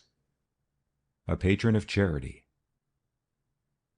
Lady Sybil Croton was not a popular woman. She was conscious that she had married beneath her, more conscious lately that there had been no necessity to make the marriage, and she had grown a little soured. She could never mix with the homely wives of local millionaires. She professed a horror of the vulgarities with which she was surrounded, hated and loathed her lord and master's flamboyant home, which she described as something between a feudal castle and a picture palace, and openly despised her husband's friends and their feminine relatives. She made a point of spending at least 6 months of the year away from Yorkshire, and came back with protests at her lot written visibly upon her face. A thin, angular woman with pale green eyes and straight, tight lips, she had never been beautiful, but 5 or 6 years in an uncongenial environment had hardened and wasted her. That her husband adored her and never spoke of her save in a tone of awe was common property and a favorite subject for local humor. That she regarded him with contempt and irritation was as well known. In view of Lady Sybil Croton's unpopularity, it was perhaps a great mistake that she should make herself responsible for the raising of funds for the local women's hospital. But she was under the impression that there was a magic in her name and station which would overcome what she described as shyness, but which was in point of fact the frank dislike of her neighbors. A subscription list that she had opened had a weak and unpromising appearance. She had with the greatest difficulty secured help for the bazaar, and knew, even though it had been opened by a duchess, that it was a failure, even from the very first day. Had she herself made a generous contribution to the bazaar fund, there might have been a hope, but she was mean, and the big bleak hall she had chosen as the venue because of its cheapness was unsuitable for the entertainment she sponsored. On the afternoon of the second day, Lady Sybil was pulling on her gloves, eyeing her husband with an unfriendly gaze as he sat at lunch. "It was no more than I expected," she said bitterly. "I was a fool ever to start the thing. This is the last time I ever attempt to help local charities." Mr. Croton rubbed his bald head in perplexity. "They'll come," he said hopefully, referring to the patrons whose absence was the cause of Lady Sybil's annoyance. "They'll come when they hear what a fine show it is. And if they don't, Syb, I'll come along and spend a couple of £100 myself." "You'll do no such thing," she snapped. "And please get out of that ridiculous habit of reducing my name to one syllable. If the people of the town can't help to support their own hospital, then they don't deserve to have one, and I'm certainly not going to allow you to waste our money on that sort of nonsense."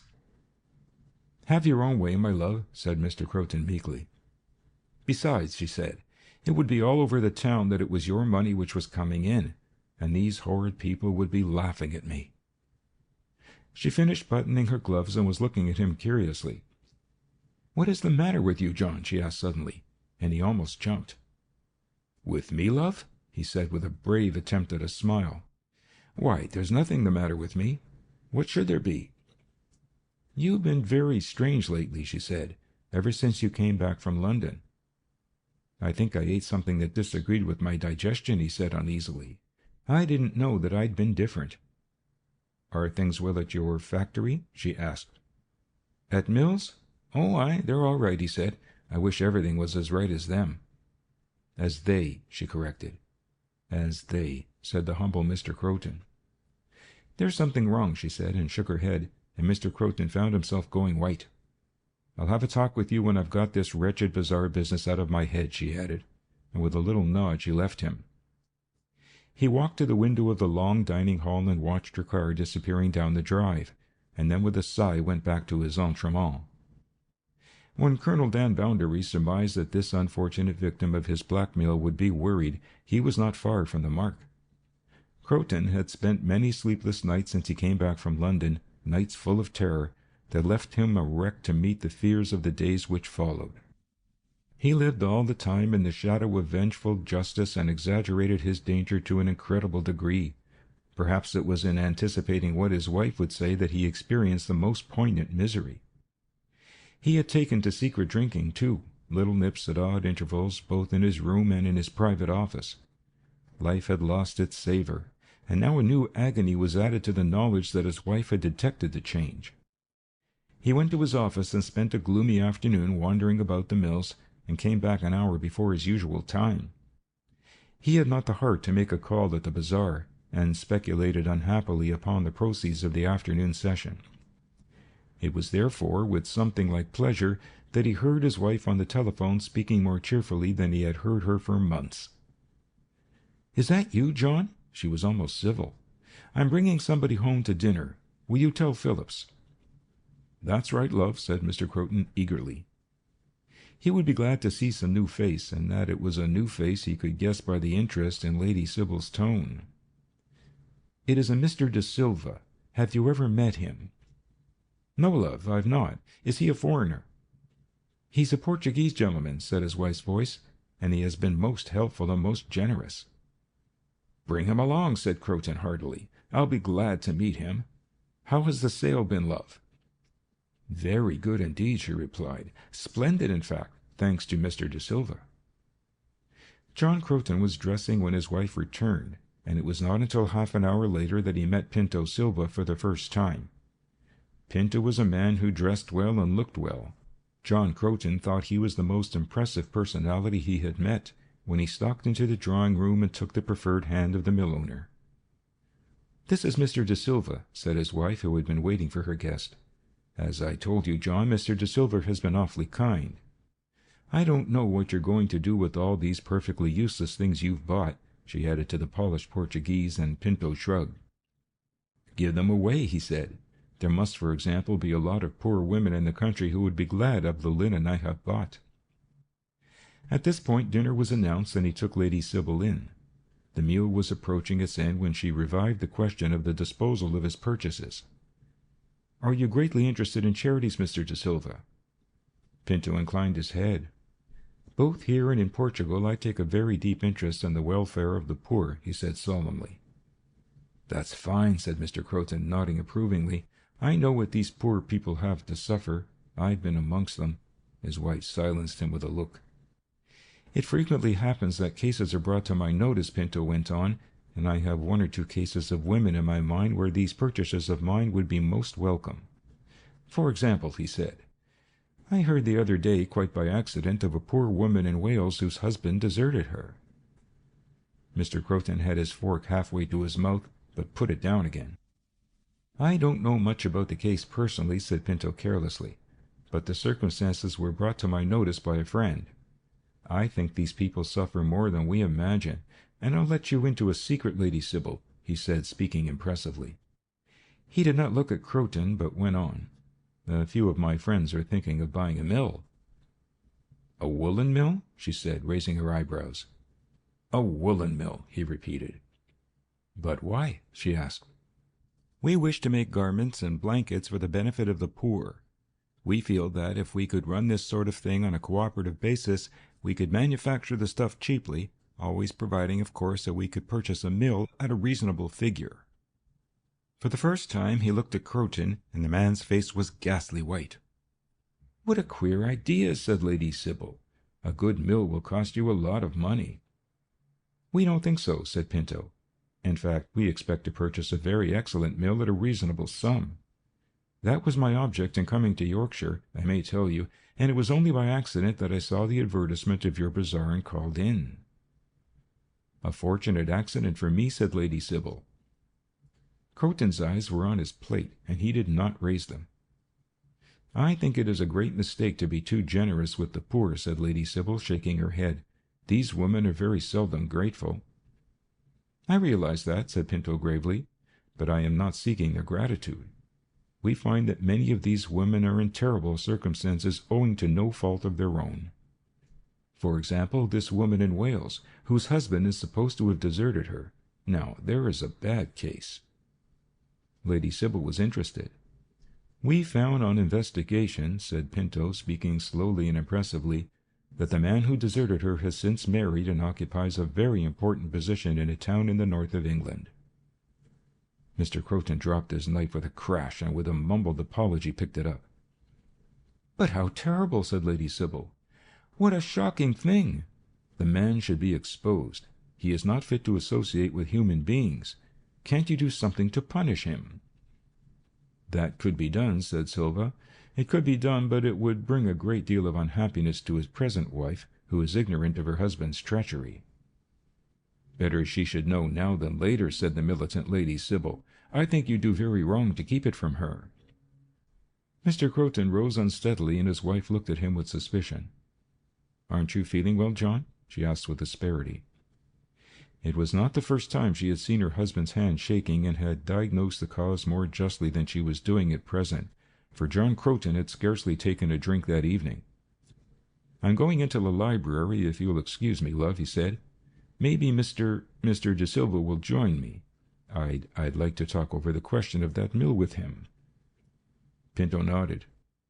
"Then run along now," said Lady Sybil, "and when you finish talking, come back to me, Mr. De Silva. I want to know something about your charitable organizations in Portugal." Pinto followed the other at a distance, saw him enter a big room and switch on the lights, and followed, closing the door behind him. Mr. Croton's library was the most comfortable room in the house. It was lighted by French windows which opened on to a small terrace. Long red velvet curtains were drawn, and a little fire crackled on the hearth. When the door closed, Croton turned upon his guest. "Now, damn you," he said harshly, "what's thy proposition? Make it a reasonable sum, and I'll pay thee." End of chapter 25.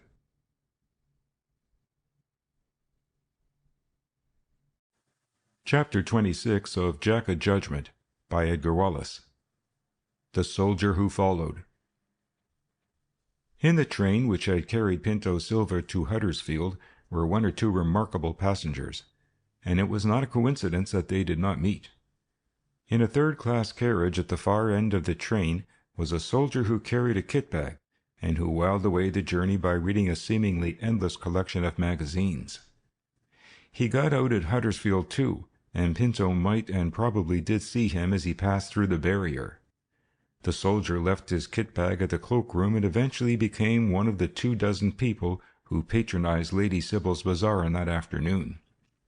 He passed Pinto twice, and once made a small purchase at the same stall where the Portuguese was buying lavishly. If Pinto saw him, then he did not remember the fact. One soldier looks very much like another anyway. Lady Sybil had reason to notice the representative of His Majesty's forces, and herself informed him severely that smoking was not allowed, and the man had put his cigarette under his heel with an apology and had walked out of the building. When Lady Sybil and her guest had entered her car and were driven away to Mill Hall, the soldier had been loitering near the entrance, and a few minutes later he was following the party in a taxicab which had been waiting at his order for the past 2 hours. The taxi did not turn in at the stone-pillared gates of the hall, but continued some distance beyond, when the soldier alighted and, turning back, walked boldly through the main entrance and passed up the drive. It was dusk by now, and nobody challenged him. He made a reconnaissance of the house and found the dining room without any difficulty. The blinds were up and the servants were setting the table. Then he passed round to the wing of the building and discovered the library. He actually went into that room, because it was one of Lady Sybil's standing orders that the library should be aired and that the scent of Mr. Croton's atrocious tobacco should be cleared. He sniffed the stale fragrance and was satisfied that this was a room which was lived in. If there was any real confidential talk between the two men, it would be here, he thought, and looked round for a likely place of concealment. The room was innocent of cupboards. Only a big settee drawn diagonally across a corner of the room promised cover, and that looked too dangerous. If anybody sat there and by chance dropped something, a pipe or an ashtray. He walked back to the terrace to take his bearings in case he had to make a rapid exit. He looked round and then dropped suddenly to the cover of the balustrade, for he had seen a dark figure moving across the lawn, and it was coming straight for the terrace. He slipped back into the room, and as he did so, he heard a step in the passage without. He stepped lightly over to the settee and crouched down. It was evidently a servant, for he heard the French windows close and the clang of the shutters. They were evidently very ordinary folding shutters, fastened with an old-fashioned steel bar. He made a mental note of this. Then he heard the swish of the curtain rings upon the brass pole as the curtains were drawn. A dim light was switched on, and somebody poked the fire, and then the light was put out and the door closed softly. The intruder did some rapid thinking. He crossed to the nearest of the windows, noiselessly opened the shutters and pushed them back to the position in which they stood when not in use. Then he unlatched the window and left it, hoping that it would not blow open and betray him. This done, he again pulled the heavy curtains across and returned to his place of concealment. That was to be the way out for him if the necessity for a rapid retreat should arise. There was no sound save the ticking of the clock and the noise of the falling cinders for 10 minutes, and then he heard something which brought him to the alert. All his senses awakened and concentrated. It was the sound of a light and stealthy footstep on the terrace outside. He wondered whether it was a servant and whether he would see that one of the windows was unshuttered. He had half a mind to investigate when there came another sound, a lumbering foot in the passage. Suddenly the door was opened, the lights were flashed on, and the man behind the settee hugged the floor and held his breath. "How much do I want?" Pinto laughed and lit a cigarette. "My dear Mr. Croton, I really don't know what you mean." "Let's have no more foolery," said the Yorkshireman roughly. "I know that you've come up from Colonel Boundary, and I know what you've come for. You want to buy my mill, eh? Well, I'll make it worth your while not to buy my mill. You can take the money instead." "I really am honest when I tell you that I don't understand what you are talking about. I have certainly come up to buy a mill, that is true. It is also true that I want to buy your mill." "And what might you be thinking of paying for it?" asked Croton between his teeth. £20,000, said Pinto nonchalantly. 20,000, eh? It was 30,000 the last time. You'll want me to give it to you soon. Nay, nay, my friend, I'll pay, but not in mills. Think of the poor, murmured Pinto. I'm thinking of them, said the other. I'm thinking of the poor woman in Wales, too, and the poor woman in there. He jerked his head. Then, in a calmer tone, I guessed at dinner where you came from. Colonel Boundary sent you. Pinto shrugged. Let us mention no names, he said politely. And who is Colonel Boundary, anyway? Croton was at his desk now. He had taken out his checkbook and slapped it down upon the writing pad. You've got me proper, he said, and his voice quavered. I'll make an offer to you. I'll give you £50,000 if you write an agreement that you will not molest or bother me again. There was a silence, and the soldier crouched behind the settee, listening intently. He heard Pinto laugh softly as one who was greatly amused. That, my good friend, said Pinto, would be blackmail. You don't imagine that I would be guilty of such an iniquity? I know nothing about your past. I merely suggest that you should sell me one of your mills at a reasonable price. £20,000 is reasonable for you, I suppose, said Croton sarcastically. It is a lot of money, replied Pinto. The Yorkshireman pulled open the drawer of his desk and slammed in the checkbook, closing it with a bang.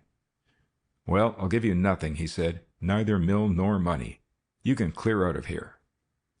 He crossed the room to the telephone. What are you going to do? Asked Pinto, secretly alarmed. I'm going to send for the police, said the other grimly. I'm going to give myself up, and I'm going to pinch thee too. If Croton had turned the handle of the old-fashioned telephone, if he had continued in his resolution, if he had shown no sign of doubt, a different story might have been told. But with his hand raised, he hesitated, and Pinto clinched his argument. Why have all that trouble, he said. Your liberty and reputation are much more to you than a mill. You're a rich man. Your wife is wealthy in her own right. You have enough to live on for the rest of your life. Why make trouble? The little man dropped his head with a groan and walked wearily back to the desk. Suppose I sell this, he said in a low voice. How do I know you won't come again? When a gentleman gives you his word of honor, began Pinto with dignity, but was interrupted by a shrill laugh that made his blood run cold. He swung round with an oath. Framed in an opening of the curtains which covered one of the windows was the figure. The black silk gown, the white masked face, the soft felt hat pulled down over the eyes. His teeth chattered at the sight of it, and he fell back against the wall. Who wouldn't trust Pinto? Squeaked the voice. Who wouldn't take Pinto's word of honor? Jack O Judgement wouldn't. Poor old Jack O Judgement. Jack O Judgement. The soldier behind the settee heard the words and gasped. Without any thought of consequence, he raised his head and looked. The Jack O Judgement was standing where he expected him to be. He had come through the window which the soldier had left unbarred. This time he carried no weapon in his hand, and Pinto was quick to see the possibilities. The electric switch was within reach, and his hand shot out. There was a click and the room went dark. But the figure of Jack O Judgement was silhouetted against the night, and Pinto whipped out the long knife which never left him and sent it hurtling at his enemy. He saw the figure duck, heard the crash of broken glass, and then Jack O Judgement vanished. In a rage which was 3 parts terror, he sprang through the open French windows onto the terrace in time to see a dark figure drop over the balustrade and fly across the park. End of chapter 26.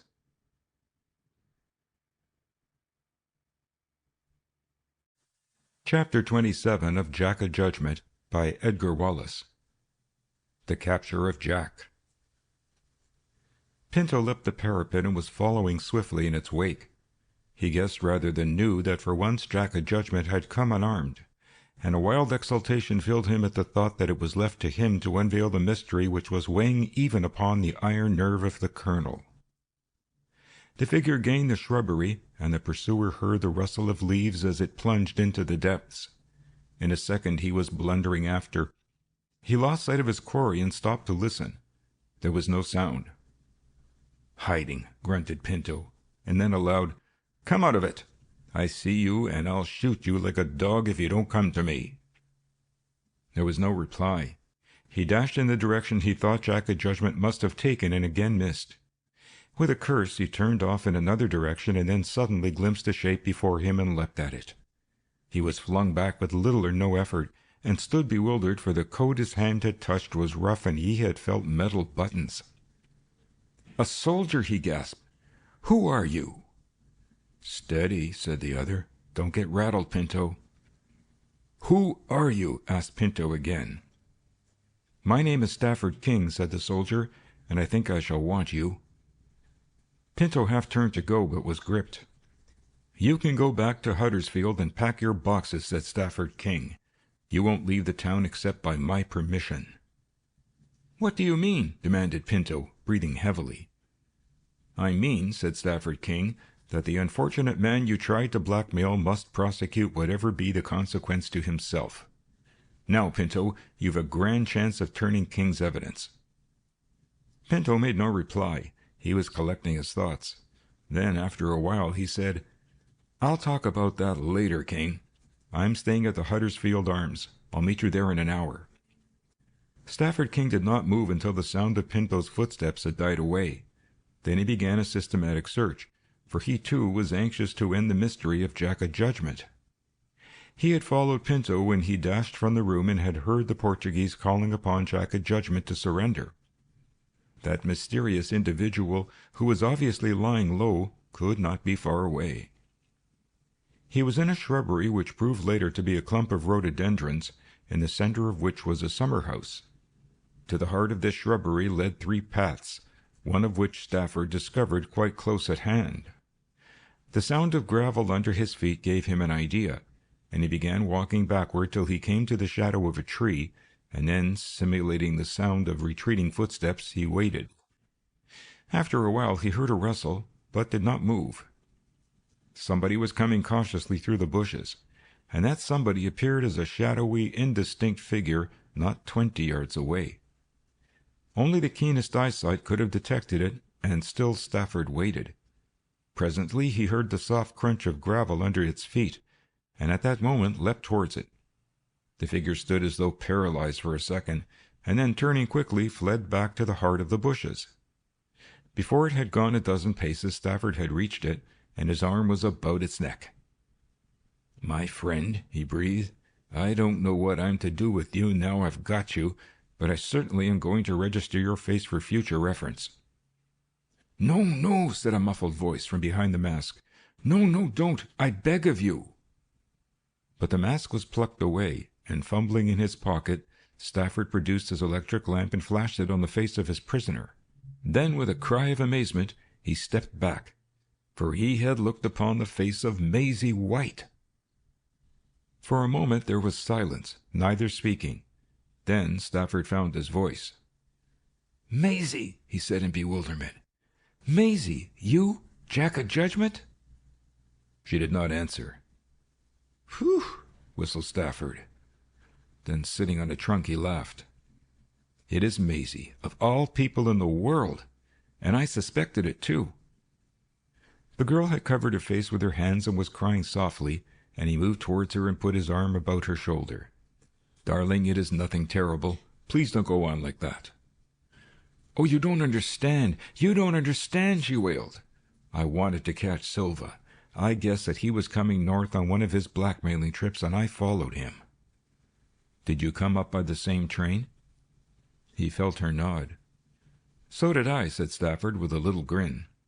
"I followed him to the bazaar," she said, "and then I watched him from a little eating-house on the opposite side of the road.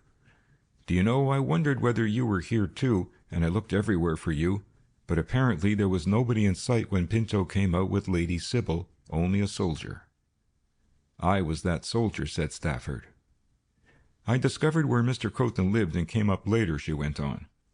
"Of course, I had no very clear idea of what I was going to do, and it was only by the greatest luck that I found the window of the library open. It was the only window that was open," she said with a little laugh. "It wasn't so much your luck as my forethought," smiled Stafford. "Now I want to tell you about Jack O Judgement," she began, but he stopped her. "Let that explanation wait," he said. "The point is, that with your evidence and mine we have Pinto by the throat." "What was that?" There was the sound of a shot. "Probably a poacher," said Stafford after a moment. "I can't imagine Pinto using a gun. Besides, I don't think he carries one. What did he throw at you?" "A knife," she said, and he felt her shiver. "It just missed me. But tell me, how have we got Pinto?" They had left the shrubbery and were walking towards the house. She stopped a little while to take off her long black cloak, and he saw that she was wearing a short-skirted dress beneath. "We must compel Croton to prosecute," said Stafford. "With our evidence nothing can save Pinto, and probably he will drag in the colonel too. Even your evidence isn't necessary," he said after a moment's thought, "and if it's possible I will keep you out of it." A woman's scream interrupted him. "There's trouble there," he said, and raced for the house. Somebody was standing on the terrace as he approached, and hailed him excitedly. "Is that you, Terence?" It was a servant's voice. "No," replied Stafford. "I am a police officer." "Thank God," said the man on the terrace. "Will you come up, sir? I thought it was the gatekeeper I was speaking to." "What is the matter?" asked Stafford as he vaulted over the parapet. "Mr. Croton has shot himself, sir," said the butler in quavering tones. 12 hours later, Stafford King reported to his chief, giving the details of the overnight tragedy. "Poor fellow," said Sir Stanley. "I was afraid of it ending that way." "Did you know he was being blackmailed?" asked Stafford. Sir Stanley nodded. "We had a report, which apparently emanated from Jack O Judgement, who of late has started sending his communications to me direct," said Sir Stanley. "You can, of course, do nothing with Pinto. Your evidence isn't sufficient. What a pity you hadn't a second witness." He thought for a moment. "Even then it wouldn't have been sufficient unless we had Croton to support you." Stafford cleared his throat. "I have a second witness, sir," he said. "The devil you have!" Sir Stanley raised his eyebrows. "Who was your second witness?" "Jack O Judgement," said Stafford, and Sir Stanley jumped to his feet. "Jack O Judgement," he repeated. "What do you mean?" "Jack O Judgement was there," said Stafford, and told the story of the remarkable appearance of that mysterious figure. He told everything, reserving the identification of Jack till the last. "And then you flashed the lamp on his face," said Sir Stanley. "Well, who was it?" "Maisie White," said Stafford. "Good Lord!" Sir Stanley walked to the window and stood looking out, his hands thrust into his pockets. Presently he turned. "There's a bigger mystery here than I suspected," he said. "Have you asked Miss White for an explanation?" Stafford shook his head. "I thought it best to report the matter to you, sir, before I asked her to incriminate herself, eh? Well, perhaps you did wisely, perhaps you did not. I should imagine that her explanation is a very simple one." "What do you mean, sir?" "I mean," said Sir Stanley, "that unless Jack O Judgement has the gift of appearing in two places at once, she is not Jack." "But I don't understand, sir." "I mean," said Sir Stanley, "that Jack O Judgement was in the Colonel's room last night, was in fact sitting by the Colonel's bedside when that gentleman awoke, and according to the statement which Colonel Boundary has made to me about 2 hours ago in this room, warned him of his approaching end." It was Stafford's turn to be astonished. "Are you sure, sir?" he asked incredulously. "Absolutely," said Sir Stanley. "You don't imagine that the Colonel would invent that sort of thing. For some reason or other, possibly to keep close to the trouble that's coming, the Colonel insists upon bringing all this little chit-chat to me. He asked for an interview about 10 o'clock this morning, and reported to me that he had had this visitation. Moreover, the experience has had the effect of upsetting the Colonel, and for the first time he seems to be thoroughly rattled. Where is Miss White?" "She's here, sir." "Here, eh?" said the Commissioner. "So much the better. Can you bring her in?" A few minutes later the girl sat facing the first Commissioner. "Now, Miss White, we're going to ask you for a few facts about your masquerade," said Sir Stanley kindly. "I understand that you appeared wearing the costume, and giving a fairly good imitation of the voice of Jack O Judgement. Now, I'm telling you before we go any further that I do not believe for one moment that you are Jack O Judgement. Am I right?" She nodded. "Perfectly true, Sir Stanley," she said. "I don't know why I did such a mad thing, except that I knew Pinto was scared of him. I got the cloak from my dress basket and made the mask myself. You see, I didn't know whether I might want it, but I thought that in a tight pinch, if I wished to terrify this man, that was the role to assume." Sir Stanley nodded. "And the voice, of course, was easy. But how could you imitate the voice if you have never seen Jack O Judgement?" "I saw him once." She shivered a little. "You seem to forget, Sir Stanley, that he rescued me from that dreadful house." "Of course," said Sir Stanley. "And you imitated him, did you?" He turned to his subordinate. "I'm accepting Miss White's explanation, Stafford, and I advise you to do the same. She went up to watch Silva, as I understand, and took the costume with her as a sort of protection. Well, Miss White, are you satisfied with your detective work?" She smiled ruefully. "I'm afraid I'm a failure as a detective," she said. "I'm afraid you are," laughed Sir Stanley, as he rose and offered his hand. "There is only one real detective in the world, and that is Jack O Judgement." End of chapter 27.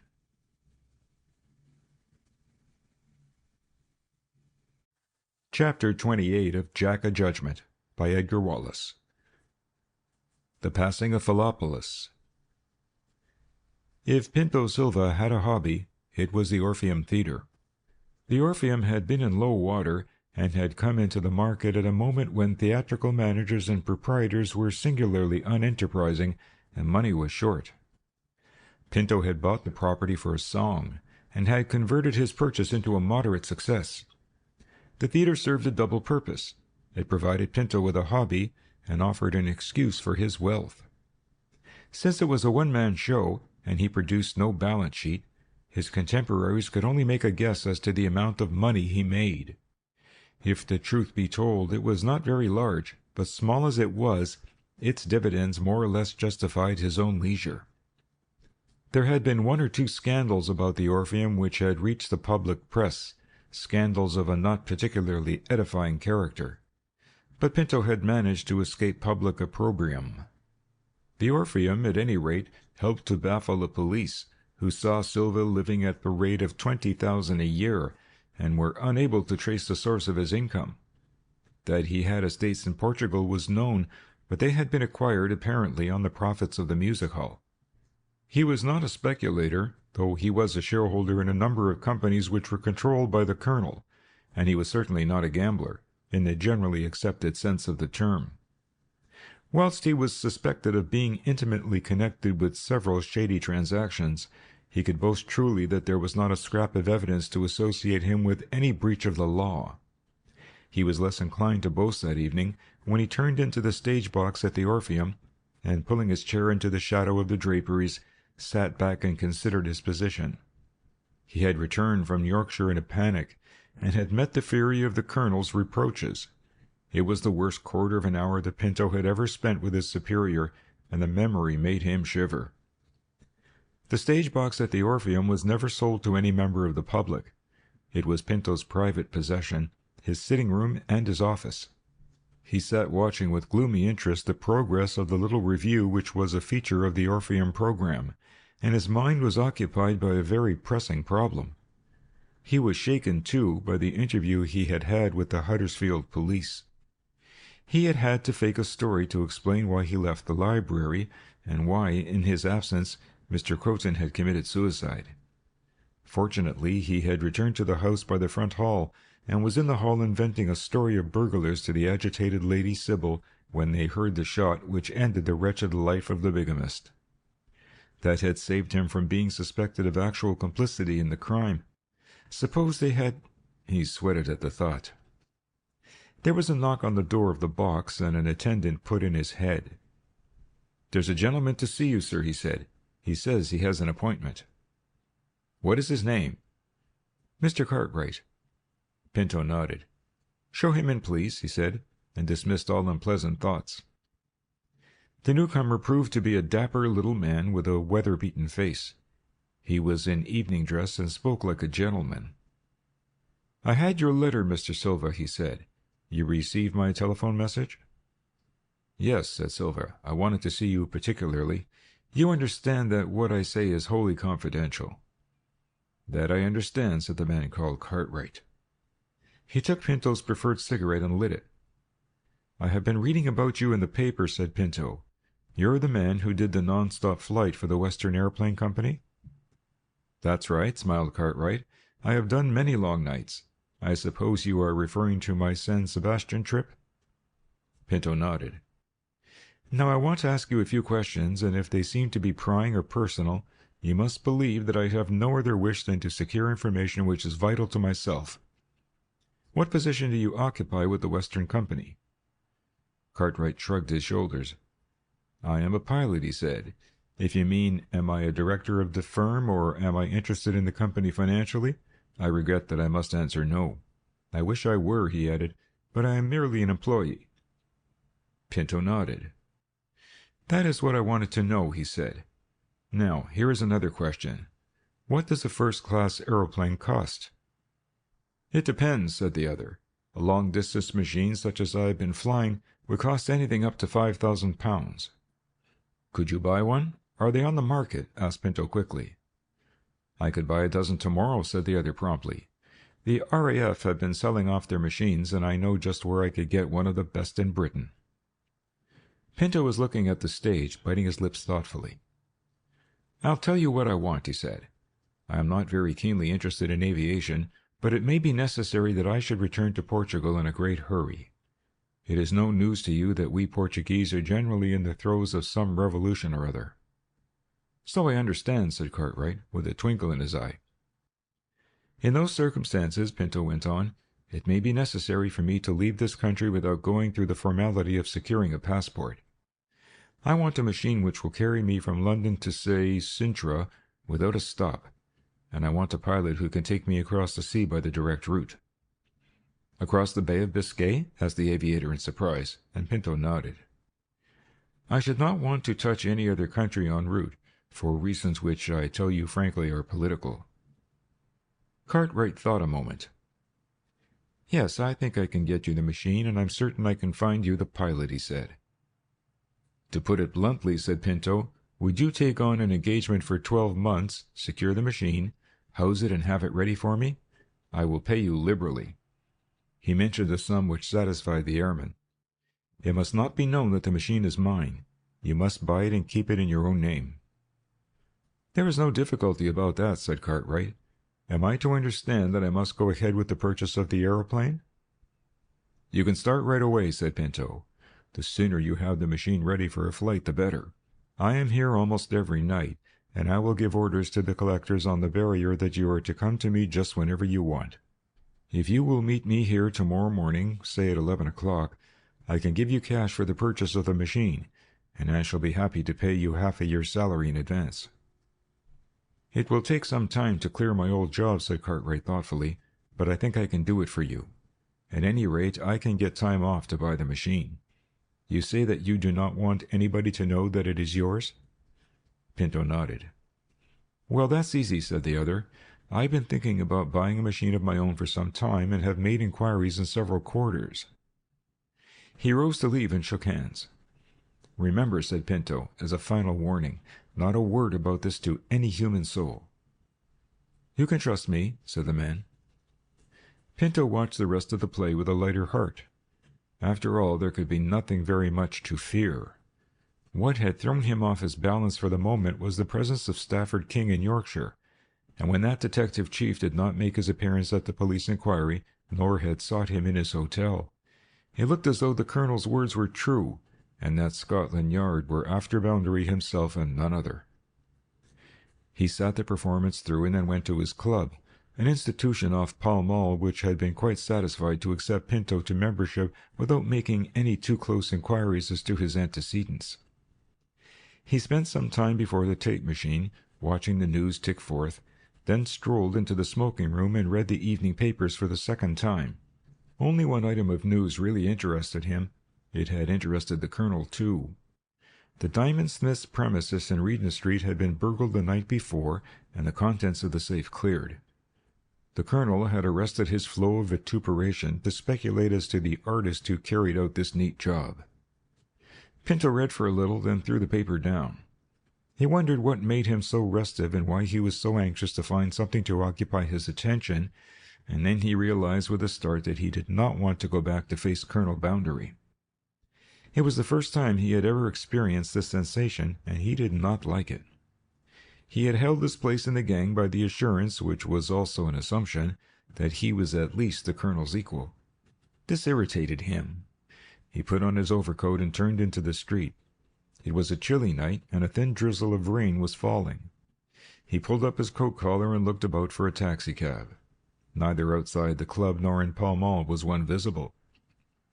He started to walk home, but still felt that disinclination to face the colonel. Then a thought struck him. He would go and see Phillopolis, the little Greek. Phillopolis patronized a nightclub in Soho, where he was usually to be found between midnight and 2 in the morning.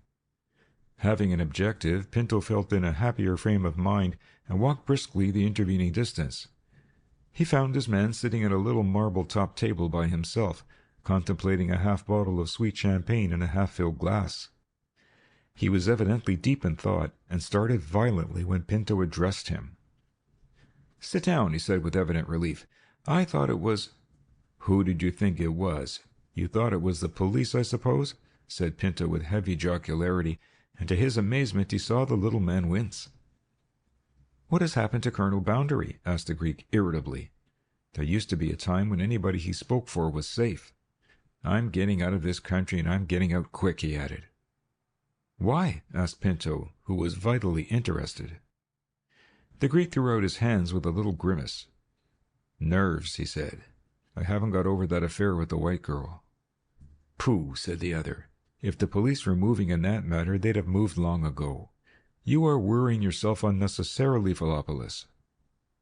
Pinto's words slipped glibly from his tongue, but Phillopolis was unimpressed. "I know when I've had enough," he said. "I've got my passport, and I'm clearing out at the end of this week." "Does the colonel know this?" The Greek raised his shoulders indifferently. "I don't know whether he does or whether he doesn't," he said. "Anyway, Boundary and I are only remotely connected in business, and my movements are no affair of his." He looked curiously at the other. "I wonder that a man like you, who is in the heart of things, stays on when the net is drawing round the old man." "Loyalty is a vice with me," said Pinto virtuously. "Besides, there's no reason to bolt, as yet." "I'm going whilst I'm safe," said Phillopolis, sipping his champagne. "At present the police have nothing against me, and I'm going to take good care they have nothing. That's where I've the advantage of people like you." Pinto smiled. "They've nothing on me," he said easily. "I have an absolutely clean record." It disturbed him, however, to discover that even so minor a member of the gang as Phillopolis was preparing to desert what he evidently regarded as a sinking ship.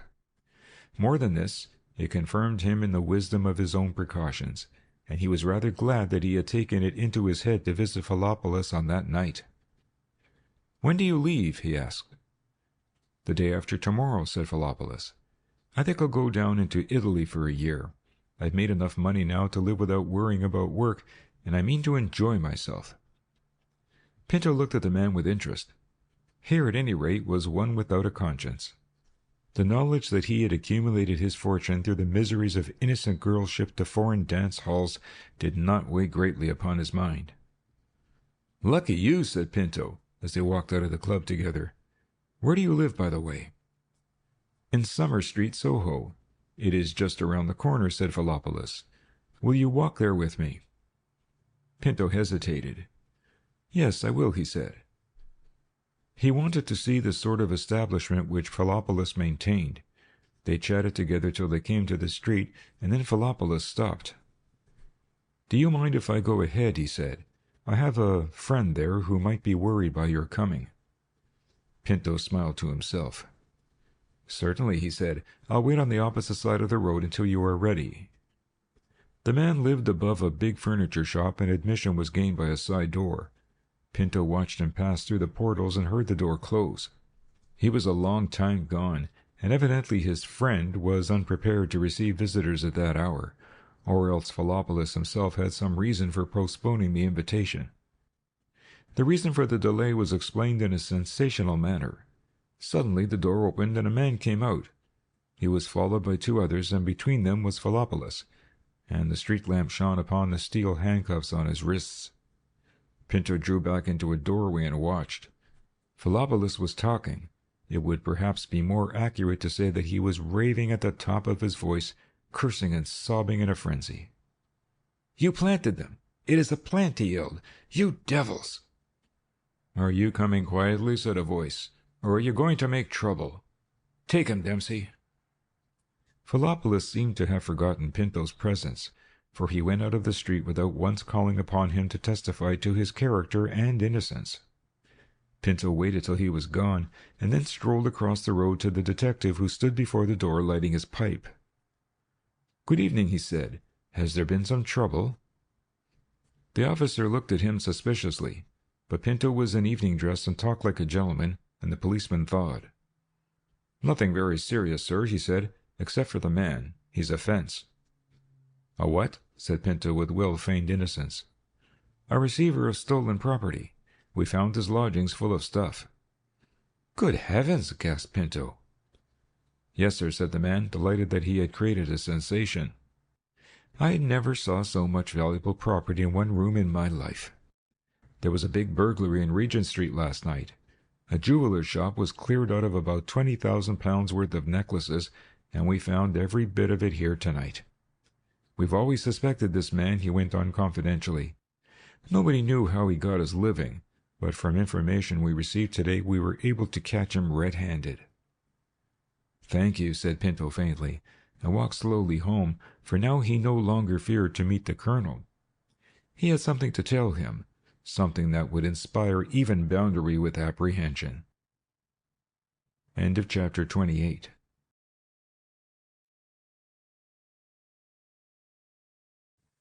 Chapter 29 of Jack O Judgement by Edgar Wallace. The Voice in the Room.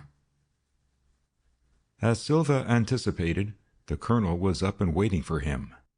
He was playing patience on his desk and looked up with a scowl as the Portuguese entered. "So you've been skulking, have you, Pinto?" he began, but the other interrupted him. "You can keep all that talk for another time," he said. "They've taken Phillopolis." The colonel swept his cards aside with a quick, nervous gesture. "Taken Phillopolis?" he repeated slowly. "On what charge?"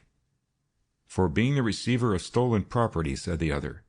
"They found the proceeds of the Regent Street burglary in his apartments." The colonel opened his mouth to speak, then shut it again, and there was silence for 2 or 3 minutes. "I see.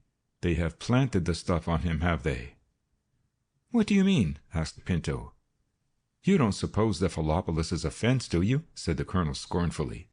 "Why, it is a business that a man must spend the whole of his life at before he can be successful. No, Phillopolis knows no more about that burglary or jewels than you or I. The stuff has been planted in his rooms." "But the police don't do that sort of thing." "Who said the police did it?" snarled the colonel. "Of course they didn't. They haven't the sense. That's Mr. Jack O Judgement once more, and this time, Pinto, he's real dangerous." "Jack O Judgement!" gasped Pinto. "But would he commit a burglary?" The colonel laughed scornfully. "Would he commit murder? Would he hang Raoul? Would he shoot you? Don't ask such damn fool questions, Silva. Of course it was Jack O Judgement. I tell you, the night you were in Yorkshire making a mess of that Croton business, Jack O Judgement came here to this very room and told me that he would ruin us one by one, and that he would leave me to the last. He mentioned us all, you, Crewe, Selby." He stopped suddenly and scratched his chin. "But not Lollie Marsh," he said. "That's queer. He never mentioned Lollie Marsh." He was deep in thought for a few moments, then he went on. "So he's worked off Phillopolis, has he? Well, Phillopolis has got to take his medicine. I can do nothing for him." "But surely he can prove—" began Pinto.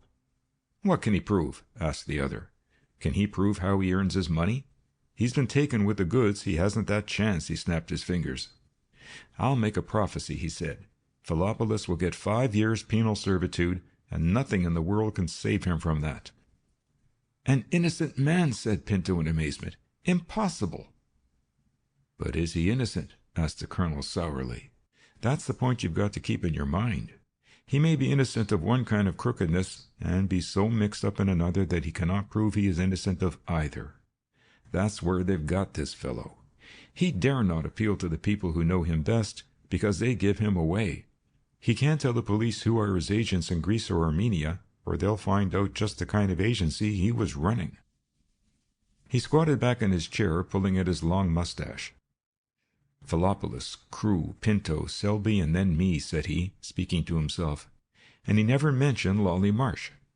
And Lollie has been the decoy duck that has been in every hunt we've had. This wants looking into, Pinto." As he finished speaking, there was a little buzz from the corner of the room, and Pinto looked up startled. The colonel looked up too, and a slow smile dawned on his face. "A visitor," he said softly. "Not our old friend Jack O Judgement, surely?" "What is it?" asked Pinto. "A little alarm I've had fixed under one of the treads of the stairs," said the other. "I don't like to be taken unawares." "Perhaps it is Crewe," suggested the other. "Crewe's gone home an hour ago," said the colonel. "No, this is a genuine visitor." They waited for some time, and then there was a knock at the outer door. "Open it, Pinto," and as the other did not instantly move, "Open it, damn you! What are you afraid of?" I'm not afraid of anything, growled the Portuguese and flung out of the room. Yet he hesitated again before he turned the handle of the outer door. He flung it open and stepped back. He would have gone farther, but the wall was at his back and he could only stand with open mouth staring at the visitor. It was Maisie White. She returned his gaze steadily. "I want to see Colonel Boundary," she said. "Certainly, certainly," said Pinto huskily. He shut the door and ushered her into the colonel's presence. Boundary's eyes narrowed as he saw the girl. He suspected a trap and looked past her as though expecting to see an escort behind her. "This is an unexpected honor, Miss White," he said suavely, and he looked meaningly at the clock on the mantelpiece. "We do not usually receive visitors so late, and especially charming lady visitors." She was carrying a thick package, and this she laid on the table. "I'm so sorry it is so late," she said calmly. "I've been all the evening checking my father's accounts. This is yours." She handed the package to the colonel. "That parcel contains banknotes of the value of £27,300, said the girl quietly. "It represents what remains of the money which my father drew from your gang." "Tainted money, eh?" said the colonel humorously. "I think you're very foolish, Miss White. Your father earned this money by legitimate business enterprises." "I know all about them," she said. "I won't ask you to count the notes because it is only a question of getting the money off my own conscience, and the amount really doesn't matter." "So you came here alone to make this act of reparation?" sneered the colonel. "I came here to make this act of reparation," she replied steadily. "Not alone, eh? Surrounded entirely by police. Mr. Stafford King in the offing, waiting outside in a taxi, or probably waiting on the mat," said the colonel in the same tone. "Well, well, you're quite safe with us, Miss White." He took up the package and tore off the wrapping, revealing 2 wads of banknotes, and ran his finger along the edges. "And how are you going to live?" he asked. "By working," said the girl. "That's a strange way of earning a living, don't you think, Colonel?" "You'll never work harder than I have worked," said Colonel Dan Boundary good-humoredly. And looking down at the money, "So that's Lollie White's share, is it? And I suppose it doesn't include the house he bought, or the car?" "I've sold everything," said the girl quietly. "Every piece of property he owned has been realized, and that is the proceeds." With a little nod she was withdrawing, but Pinto barred her way. "One moment, Miss White," he said, and there was a dangerous glint in his eye. "If you choose to come here alone in the middle of the night—" The colonel stepped between them, and he swept the Portuguese backwards. Without a word he opened the door. "Good night, Miss White," he said. "My kind regards to Mr. Stafford King, who I suppose is somewhere on the premises, and to all the bright lads of the Criminal Intelligence Department who are at this moment watching the house." She smiled, but did not take his preferred hand. "Goodbye," she said. The colonel accompanied her to the outer door and switched on all the stair lights, as he could from the master switch near the entrance to his flat, and waited until the echo of her footsteps had passed away before he came back to the man. "You're a clever fellow, you are, Pinto," he said quietly. "You have one of the brightest minds in the gang." "If she comes here alone—" began Pinto. "Alone," snarled the colonel. "I hinted a dozen times, if I hinted once, that she'd come with a young army of police. The first shout she made would have been the signal for your arrest and mine. Haven't you had your lesson tonight? How long do you think it would take Stafford King to trump up a charge against you and put you where the dogs wouldn't bite, eh?" He walked to the window and watched the girl. There was a taxicab waiting at the entrance, and as he had suspected, a man was standing by the door and followed the girl into the cab before it drove away. She timed her visit. I suppose she gave herself 5 minutes. If she'd been here any longer, they would have been up for her. Make no mistake about that, Pinto. The colonel drew down the blinds with a crash and began pacing the room. He stopped at the farther end and looked at the wall. "Do you know, I've often wondered why Jack O Judgement damaged that wall," he said. "He's got me guessing, and I've been guessing ever since." "You thought it was a freak?" said Pinto, glad to keep his master off the subject of his Huddersfield blunder. The colonel shook his head. "I shouldn't think it was that," he said. "It was not like Jack O Judgement to do freakish things. He has an object in everything he does." "Perhaps it was to get you out of the room for the morning and make a search for your papers," suggested Pinto. Again the colonel shook his head. "He knows me better than that. He knew very well that I would shift every document from the room and that there was nothing for his bloodhounds to discover. He thought a moment, pulling at his long yellow mustache. Maybe, he said to himself, maybe. Maybe what? Asked Pinto. The workmen may have been up to some kind of dodge. They might have been policemen for all I know. He shrugged his shoulders. Anyway, that's long ago, and if he'd made a discovery, why, I think we should have heard about it. Now, Pinto, his tone changed, I'm not going to talk to you about Croton. You've made a proper mess of it, and I ought never to have sent you. We have two matters to settle. Crewe wants to get out, and I think you're getting ready to bolt. Me? Said Pinto with virtuous indignation. Do you imagine I should leave you, Colonel, if you were in for a bad time? Do I imagine it? The Colonel laughed. Don't be a fool. Sit down. When did you see Lollie Marsh last? Pinto considered. I haven't seen her for weeks. Neither have I, said the Colonel. Of course she has an excuse for staying away. She never comes unless she's sent for. If we've got a mug we want to lead down the easy path, why, there's nobody in London who can do it like Lollie. And I understand you had some disagreement with the young lady over Maisie White? She interfered, began Pinto. And probably saved your life, remarked the Colonel meaningly. No, you have no kick against Lollie for that. He pulled open the drawer of his desk, took out a card, and wrote rapidly. I'll put Snackin' on her trail, he said. Snack it, said the other contemptuously. He's all right for this kind of work, said the Colonel, alluding to the little detective whom he had bought over from Maisie White's service. Snackett can trail her. He does nothing for his keep, and Lollie doesn't know him, does she? I don't think so, said Pinto absently. If you believe that Lollie is double-crossing you, why don't you— I'll write to you when I want any suggestions as to how to run my business, said the Colonel unpleasantly. Where does Lollie live? Tavistock Avenue, said Pinto. I wish you'd be a little more decent to me, Colonel. I'm trying to play the game by you. And you'll soon get tired of trying, said the Colonel. Don't worry, Pinto. I know just how much I can depend upon you and just what your loyalty is worth.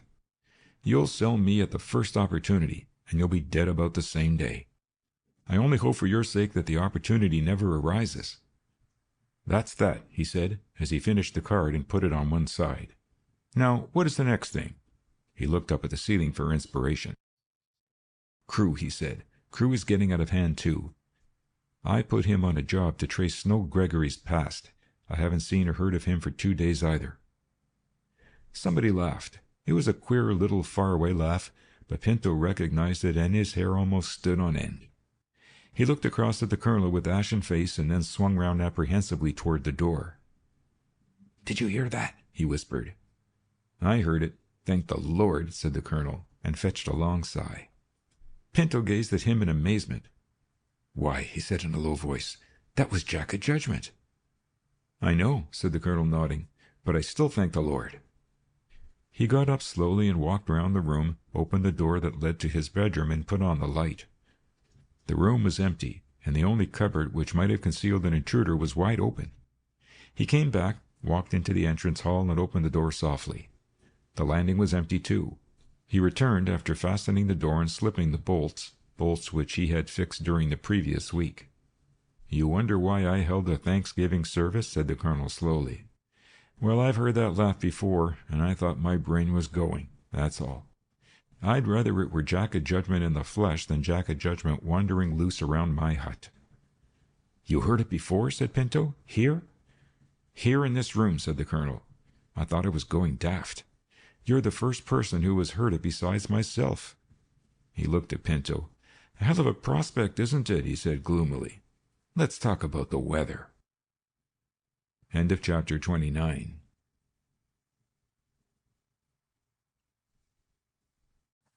Chapter 30 of Jack O Judgement by Edgar Wallace. Diamonds for the bank. There was no hope for Phillopolis from the first. The case against him was so clear and so damning that the magistrate, before whom the preliminary inquiry was heard, had no hesitation in committing him to take his trial at the Old Bailey on a charge of receiving, and that at the first hearing. Every article which had been stolen from the Diamond Smiths Company had been recovered in his flat.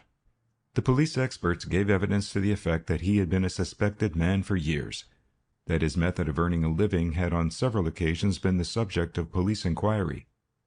He was known to be, so the evidence ran, the associate of criminal characters, and on 2 occasions his flat had been privately raided. The woman who passed as his wife had nothing good to say of him.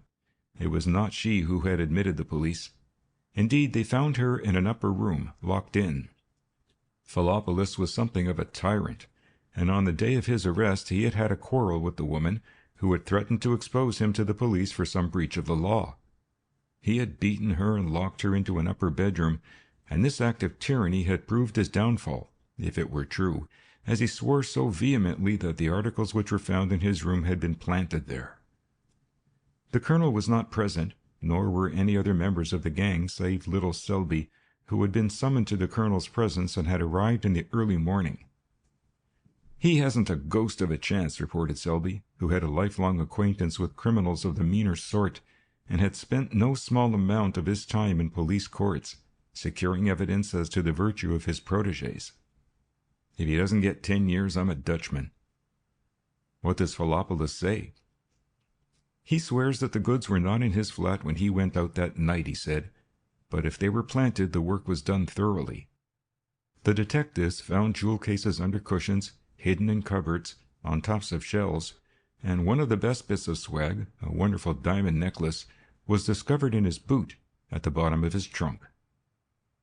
The conversation took place in the Green Park, which was a favorite haunt of the colonel's. He loved to sit on a chair by the side of the lake, watching the children sailing their boats and the ducks mothering their broods. He was silent. His eyes were bent upon the efforts of a small boy to bring a little waterlogged boat to a level keel, and apparently he had no other interest. "Have a cigar, Selby," he said at last. "What is the news in your part of the world?" Selby was carefully biting off the end of his gift. "Nothing much," he said. "We got some letters the other day from Mrs. Crombie Braille. Her son has got into trouble at the Cape. Lou Litchfield got them. He was doing a job in Manchester." Lou Litchfield was a bright young burglar of whom the colonel had heard, and he knew the kind of job on which Lou was engaged. "You bought 'em?" he asked. "I gave a tenner for them," said Selby. "I don't think they're much use." The colonel shook his head. "That's not the kind of letter that brings in money," he said. "You can't bleed a mother because her son got into trouble, at least not for more than 100. "Letters have been scarce lately," said his agent disconsolately. "I think people have either given up keeping or writing them." "Maybe," said the colonel. "Anyway, I didn't bring you down to talk about letters. I've got work for you." Selby looked uneasy, and that in itself was a discouraging sign. Usually the little crook from the north hailed a job of any kind with enthusiasm. He was an unmistakable proof to the colonel that he was losing grip, that the magic of his name and all that it implied in the way of protection from punishment was less than it had been. "You don't seem very pleased," he said. Selby forced a smile. "Well, Colonel," he said, "I've a feeling they're after us, and I don't want to take any risks." "You'll take this one," said the colonel. "There's somebody to be put away." The man licked his lips. "Well, I'm not in it," he said. "I had enough with that Hanson business." "By put away, I don't mean murdered or ill-treated in any sense," said the colonel. "And besides, it is one of our own people." But even this assurance did not satisfy the man. "I don't like it," he said. "They tell me that this Jack O Judgement—" "Just forget Jack O Judgement for a minute and think of yourself," snapped the colonel. "You've made your pile, and you find England's getting a bit too hot for you, don't you?" "I do indeed," said the man fervently. "You know, Colonel, I was thinking that a trip to America wouldn't be a bad idea." "There are plenty of places to go without going to America," said the colonel. "I tell you that I mean Lollie no harm." "Lollie?" Selby was surprised and showed it. "She hasn't—" "I don't know what she's done yet, but I think it is time she went away," said the colonel. "And so far as I can judge, it is time you went too, Selby. I don't know whether Lollie is betraying us, and maybe I'm doing her an injustice," he went on. "But if I put up to her a suggestion that she should leave the country, maybe she'd probably turn me down. You know how suspicious these women are. The only thing I can think of is to scare her and make her bolt quick and sudden, and I want you to provide the means." Selby was waiting. I bought a motorboat, one of those swift motorboats that the government used during the war. I have it ready at Twickenham, and you can get all your goods on board and go to—" "Where?" "Anywhere you like," said the colonel. "Holland, Denmark, one place is as good as another, and it'll be a good sea-going boat. You see, my idea is this. If I think Lollie is negotiating to put us away, I can give her a fright which will make her jump at the means of getting out of England by the quickest and shortest route. You can go with her and keep her under your eye until the trouble blows over." He saw a look in the man's face and correctly interpreted it. "I'm not worried about you double-crossing me," he said, "even if you are abroad. I've enough evidence against you to bring you back under an extradition warrant." He laughed as Selby's face fell. "You see, Selby, there's nothing in it that you can take exception to. I don't even know that Lollie will refuse to go in the ordinary way, but I must make preparations." "It is a reasonable suggestion," said Selby, after considering the matter for a few minutes. "I'll do it, Colonel." "You'd better bring a couple of men to London who can handle Lollie if she gives any trouble." "No, no," said the colonel, raising his hand in dignified protest. "There's going to be nothing rough." "How can there be? You'll be in charge of it all, and it is up to you as to how Lollie is treated." It did not occur to Selby until an hour later to ask the colonel how he knew that his hobby was motorboating, but by that time the colonel had gone. It was true, as Boundary said, that the gang was scared, and badly scared. It was equally true that they needed only one jar before it became a case of every man for himself. Already even the minor members were making their preparations to break away. The red light was burning clear before all eyes. But none knew how readily the colonel had recognized the signs, and how, in spite of his apparent philosophy and his contempt of danger, he, more than any of the others, was preparing for the inevitable crash. Jack O Judgement, he told himself, was playing his game better than he could play it himself. The arrest of Phillopolis had removed one of the men who might have been an inconvenient witness against him. White was gone, Raoul was gone. He had planned the disappearance of Selby, a most dangerous man, and Lollie Marsh, an even more dangerous woman, and there remained only Pinto and Crewe. When he had taken leave of his agent, the colonel walked to Westminster and boarded a car which carried him along the embankment to Blackfriars.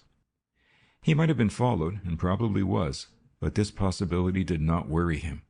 He walked across Ludgate Circus, up St. Bride Street to Hatton Garden, and turned into the office of Meigelberg's. Mr. Meigelberg, a very suave and polite gentleman, received him and ushered him into a private room. This shrewd Dutchman had no illusions as to the colonel's probity, and he had no doubt either that the big man could pay handsomely for everything he bought. "I'm glad you've come, Colonel," he said. "I have been expecting you for a couple of days. We have just had a wonderful parcel of stones from Amsterdam, and I think some of them would suit you." He disappeared and came back with a tray covered with the most beautiful diamonds that had ever left the cutter's hands. The colonel went over them slowly, examining them and putting a selected number aside. "I'll take those," he said, and Mr. Meigelberg laughed. "They're the best," he chuckled. "Trust you to know a good thing when you see it, Colonel." "What have I to pay for these?" Meigelberg made a rapid calculation and put the figures before Colonel Boundary. "It is a big price," said the colonel, "but I don't think you have overcharged. Besides, I could always sell them again for that much." Mr. Meigelberg nodded. "I think you are wise to put your money into stones, Colonel," he said. "They always go up and never go down in value. You can lose other things. They're easy and they're always convertible. I always tell my partner that if I ever become a millionaire, I shall invest every penny in stones." The colonel paid for the gems with a thick wad of notes he took from his hip pocket. They were, in point of fact, the identical notes which Maisie White had handed to him the night previous. He waited whilst the jewels were made up into a little oblong package, heavily sealed and inscribed with the colonel's name and address, and then, shaking hands with Meigelberg and fixing a further appointment, he came out into Hatton Garden, whistling a little song and apparently the picture of contentment. He was getting ready for flight, too. This, the first of many packages which he intended depositing in the private safe of his bank, would go with the ever-increasing pile of American gold bonds of high denomination which filled that steel repository. For months the colonel had been converting his property into paper dollars. They were more easily negotiated and less traceable than English banknotes, and they were more get-at-able.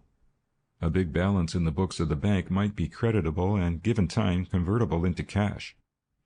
Then nobody knew but himself the amount standing to his credit. He was not at the mercy of prying bank clerks or a manager who might be got at by the police. At a minute's notice, and without anybody being the wiser, he could demand the contents of his safe and walk from the bank premises without a soul being aware that he was carrying the bulk of his fortune away. He took a cab and drove now to the bank premises. Ferguson, the manager, received him. "Good morning, Colonel," he said. "I was just writing you a note. You know your account is getting very low." "Is that so?" said the Colonel in surprise. "I thought you wouldn't realize the fact," said Ferguson, "but you've been drawing very heavily of late." "I'll put it right," said the Colonel. "It is not overdrawn?" he asked jocularly, and Ferguson smiled. "You've £80,000 in account B," he said. "I suppose you don't want to touch that?" Account B was the euphonious name for the fund which was the common property of all the leaders of the Boundary Gang. "Unless you're anxious that I should get penal servitude for fraudulently converting the company's funds," said the Colonel in the same strain. "No, I'll fix my account sometime today. In the meantime," he produced a package from his hip pocket, "I want this to go into my safe." "Certainly," said Ferguson, and struck a bell. A clerk answered the call. "Take Colonel Boundary to the vaults. He wants to deposit something in his safe," he said. "Or would you like me to do it, Colonel?" "I'll do it myself," said the Colonel. He followed the clerk down the spiral staircase to the well-lit vault, and with the key which the man handed him opened safe number 20. It was divided into 2 compartments, that on the left consisting of a deep drawer which he pulled out. It was half filled with American paper currency, as he knew, currency neatly parcelled and carefully packed by his own hands. "I often wonder, Colonel Boundary," said the interested clerk, "why you don't use the bank safe. When a customer has his own, you know, we are not responsible for any of his losses." "I know that," said the Colonel genially. "Still, one must take a risk." He placed the package on the top of the money, pushed back the drawer, locked the safe, and handed the key to the young man. "I think the bank takes enough risks without asking them to accept any more," he said. "And besides, I'd like to take a little risk myself sometimes." "So I've heard," said the clerk innocently, and the Colonel shot a questioning look at the young man. End of chapter 30.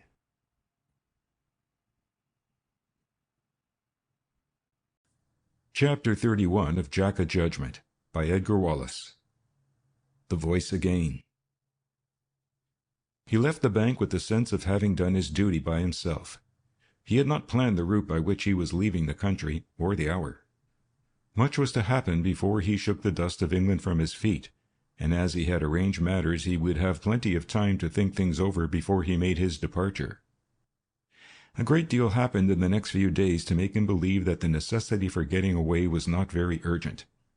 He met Stafford King in the park one morning, and Stafford had been unusually communicative and friendly. Then the whispering voices in the flat had temporarily ceased, and Jack O Judgement had given him no sign of his existence. It was 5 days after he made his deposit in the bank that the first shock came to him. He found Snackett waiting on returning from a matinee, and the little detective was so important and mysterious that the Colonel knew something had been discovered.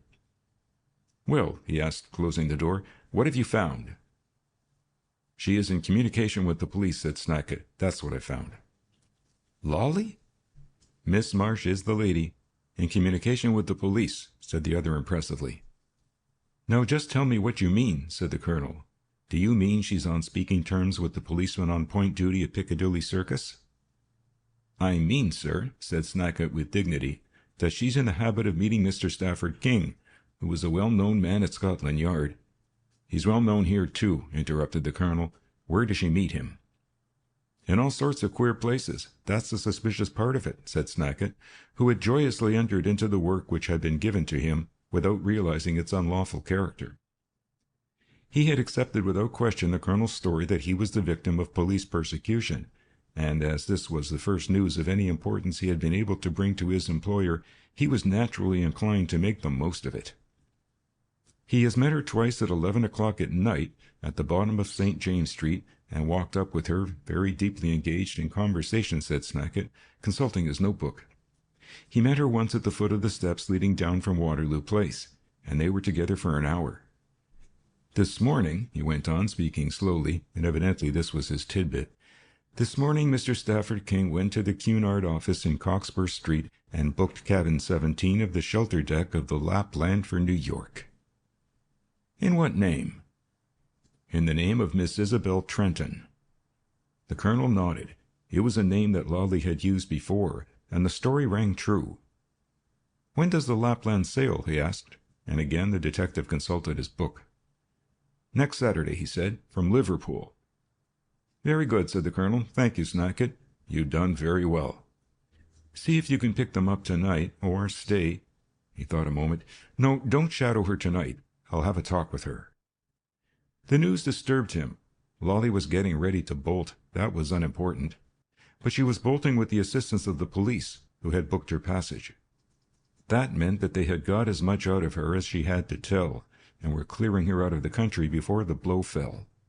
That was not only important, but it was grave. Either the police were going to strike at once, or... An idea struck him, and he telephoned through to Pinto. Another got him into touch with Crewe, and these three were in consultation when Selby came that afternoon. He arrived at an unpropitious moment, for the colonel was in a cold fury, and the object of his wrath was Crewe, who sat with folded arms and tense face, looking down at the table. "That gentleman business has played out, Crewe," stormed the colonel, "and I'm just about tired of hearing what you won't do and what you will do. If Lollie's put us away, she has got to go through it." "What use will it be, supposing she has?" said the other doggedly. "I don't for a moment believe she has done anything of the sort. But suppose she has given you away, what are you going to do? And to the indictment? She's sick of the game and wants to get away somewhere where she can live a decent life." "Oh, you've been discussing it with her, have you?" said the colonel with dangerous calm. "And maybe you also are sick of the game and want to get away and live a decent life? I remember hearing you say something of that sort a few weeks ago." "We're all sick of it," said Crewe. "Look at Pinto. Do you think he's keen?" Pinto started.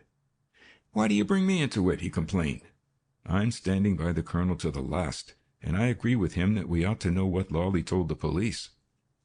"She's told them nothing," said Crewe. "She isn't that kind of girl. Besides, what does she know?" "She knows a lot," said the colonel. "I'll put a supposition to you. Suppose she's Jack O Judgement." Crewe looked at him in astonishment.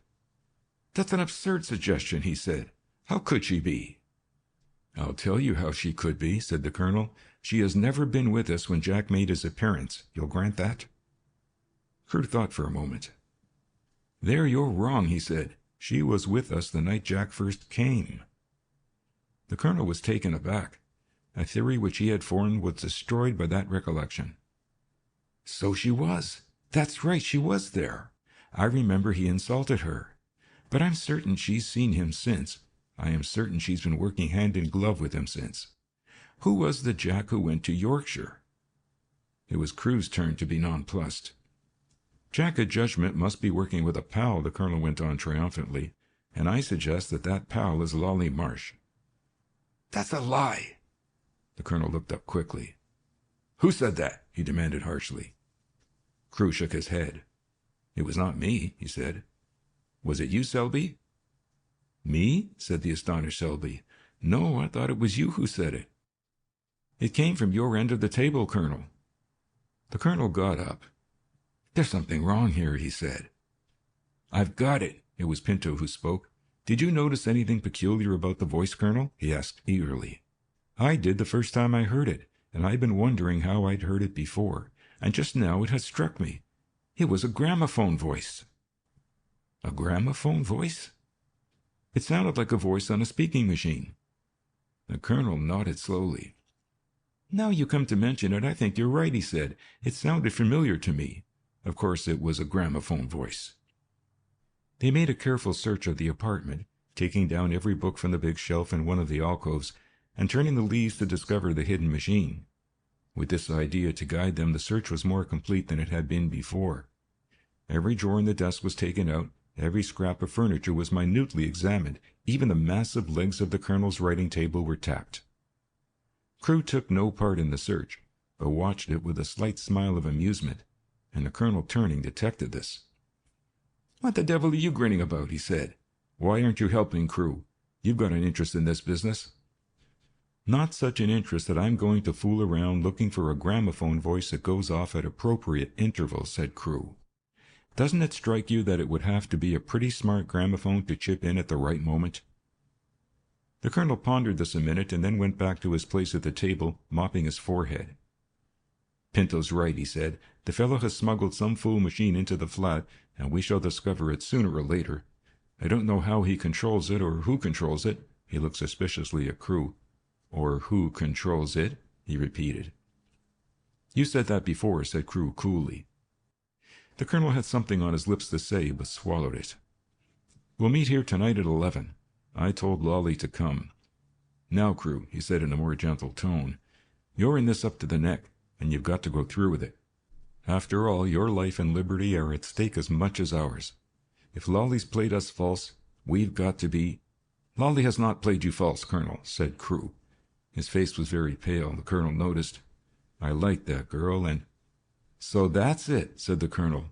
"A little love romance introduced into our sordid commercial lives. Maybe you know what she's been talking to Stafford King about?" Crewe did not immediately reply. "Do you?" asked the colonel. "I know she has been trying to get out of the country, to break with the gang, but that she has given you or any of us away is a lie. Lollie's had a rotten life, and she's just sick of it, that's all. Do you blame her?" "There's no question of blaming her or praising her," said the colonel patiently. "The question is whether we condemn her or whether she still has our confidence, and that we shall know tonight. You will be present, Crewe." "I shall be present, you may be sure," said Crewe, and there was a look on his face which Pinto, for one, did not like. End of chapter 31.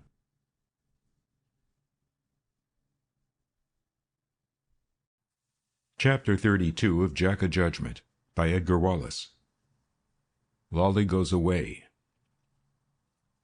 It seemed to Swell Crewe that the scene was curiously reminiscent of a trial in which he had once participated. The colonel, at the end of the long table, sat aloof and apparently non-committal, a veritable judge and a merciless judge at that. Pinto sat at his right, Selby on his left, and Crewe himself sat halfway between the girl at the farther end of the table and Pinto. Lollie Marsh had no doubt as to why she had been summoned. Her pretty face was drawn, the hands which were clasped on the table before her were restless, but what Crewe noticed more particularly was a certain untidiness, both in her costume and in her usually well-coiffured hair. As though wearying of the part she had been playing, she was already discarding her makeup. "I hate to bring you here, Lollie, and ask you these questions," the colonel was saying, "but we are all in some danger, and we want to know just where we stand with you." She made no reply. "The charge against you is that you have been in communication with the police. Is that true?" "If you mean that I've been in communication with Mr. Stafford King, that's true," she said. "You told me to get into touch with him." "Haven't I been for weeks?" "That's a pretty good excuse," interrupted the colonel. "But it won't work, Lollie. You don't touch with a man like Stafford King and meet him secretly in St. James Street.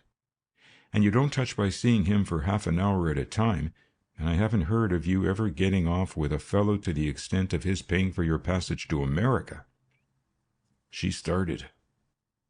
"You know the way it is done. You did it before, Lollie," the colonel went on. "Now you've got to be a good girl and tell us how far you've gone." She hesitated. "I'll tell you the truth," she said. "I'm sick of this life, Colonel.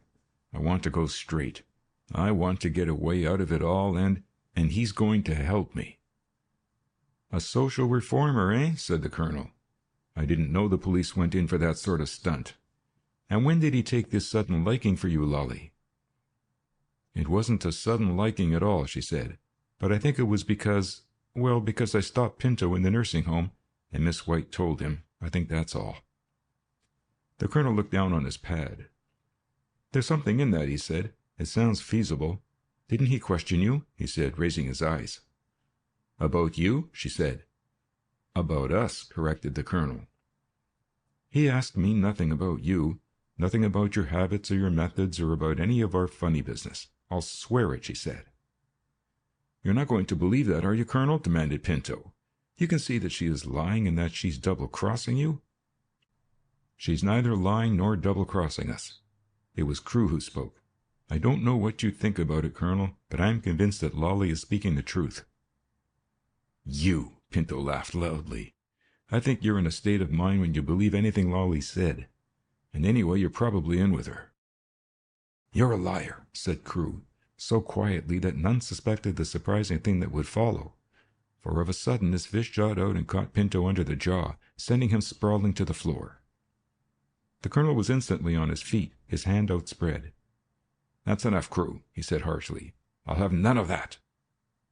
Pinto picked himself up, his face livid. "You'll pay for that," he said breathlessly.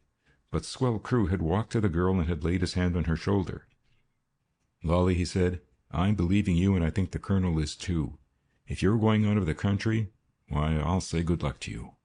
You've made a very wise decision, and one which we shall all make. Some of us, perhaps, too late." "Wait a moment," said the colonel. He exchanged a glance with Selby, and the man slipped quietly from the room. "Before we do any of that fare-thee-well stuff, I've got a few words to say to you, Lollie. I'm with Crewe. I think it is time you went out of the country, but you're going out my way." "What do you mean?" she asked. Her hand clutched Swell Crewe's sleeve. "You're going out my way," said the colonel, "and I swear no harm will come to you. You're leaving tonight." "But how?" she asked, affrighted. "Selby will tell you. You'll meet him downstairs. Now be a sensible girl and do as I tell you. Selby will go with you and see you safe. We made all preparations for your departure tonight." "What's this, Colonel?" asked Crewe. "You're out of it," said Colonel savagely. "I'm running the show myself. If you want to join Lollie later, why, you can. For the present, she's going just where I want her to go and in the way I have planned."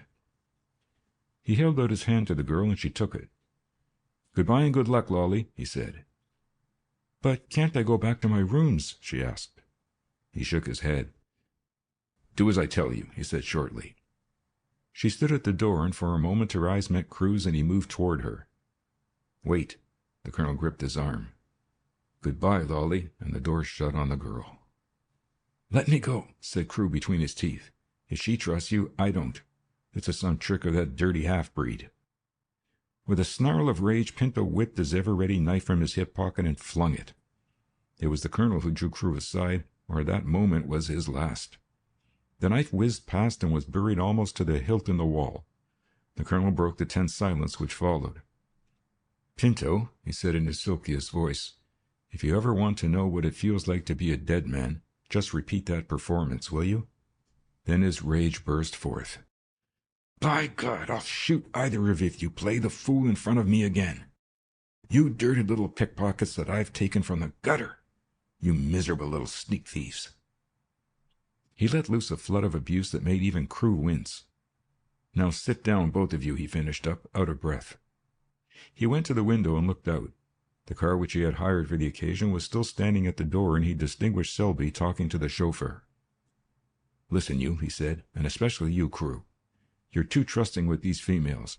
Maybe Lollie's speaking the truth, but it is just as likely she's lying. I'm not going to take your corroboration, you know, Crewe," he said. "We've got to depend on her word. There's nobody else can speak for her, is there?" Before Crewe could speak, the colonel was answered. "Jack O Judgement! Poor old Jack O Judgement! He'll speak for Lollie." The colonel looked up with a curse. There was nobody in the room, but the voice had been louder than ever he had heard it before. It seemed as though it emanated from a disembodied spirit that was floating through the air. There was a knock at the outer door. End of chapter 32.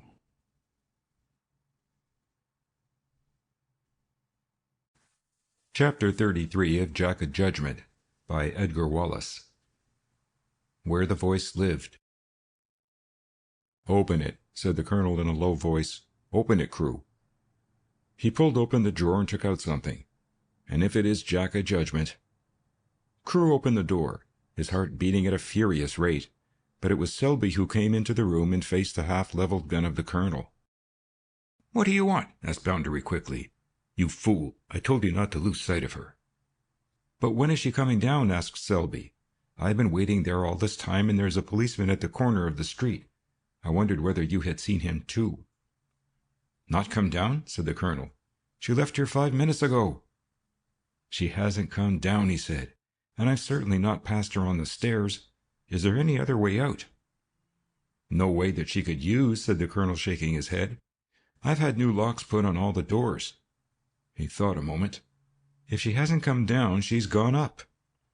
They went up the stairs together and searched, first Pinto's flat, and then the storerooms and empty apartments on the floor higher up. "Go down to the door and wait, in case she tries to get out," said the colonel. He returned to the room with the two men, and they looked at one another in frank astonishment. "Have you any idea what's happened, Crewe?" asked the colonel suspiciously. "No idea in the world," said Crewe. "But she went downstairs," said the colonel. "I heard the alarm click." "The alarm?" questioned Crewe. "I've got a buzzer under one of the treads of the stairs," said the colonel. "It is useful to know when people are coming up." 10 minutes passed, and Selby returned to say that the policeman had been making inquiries as to whom the car belonged. "You'd better get it away," said the colonel, "and send away your men." "They've gone," said the other. "I wasn't taking any risks." He disappeared to carry out the colonel's instructions, and they heard the whine of the moving car. Boundary unlocked his tantalus and took out a full decanter of whiskey. Without a word, he poured 3 stiff doses into as many glasses and filled them with soda. Each man was thinking and thinking after his own interests. "Well, gentlemen," said the colonel at last, "I incline to give this business best." He looked up and saw the dagger which Pinto had thrown. It was still embedded in the wall. "It isn't enough that I should have Jack O Judgement messing my room about," he growled, "but you must do something to the same wall. Pull it out and don't let me see it again, Pinto." The Portuguese smiled sheepishly, walked to the wall and gripped a handle. Evidently the point had embedded in a lath, for the knife did not move. He pulled again, exerting all his strength, and this time succeeded in extracting not only the knife, but a large portion of the plaster and a strip of wallpaper. "You fool!" said the colonel angrily. "See what you have done! Jumping Moses!" He walked to the wall and stared, for the dislodgement of plaster and paper had revealed 3 round black discs, set flush with the plaster and only separated from the room by the wallpaper, which had been stripped.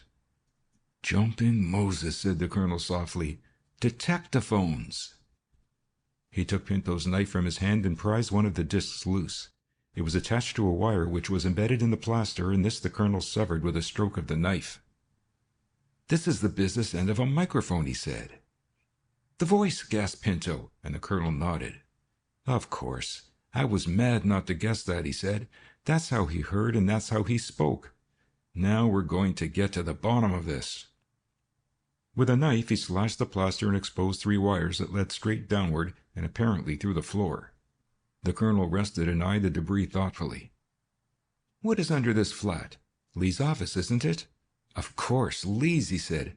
"I'm the fool." He handed the knife back to Pinto, took an electric torch from his pocket, and led the way from the flat. They passed down the half-darkened stairs to the floor beneath, on which was situated the 3 sets of offices. The colonel took a bunch of keys and tried them on the door of the surveyor's office. Presently he found one that fitted, and the door opened. He fumbled about for the electric switch, found it, and flooded the room with light. It was a very ordinary clerk's office, with a small counter, the flap of which was raised. Inside the flap he saw something white on the floor, and stooping picked it up. It was a lady's handkerchief. "L," he read. "That sounds like Lollie. Do you know this, Crewe?" Crewe took the handkerchief and nodded.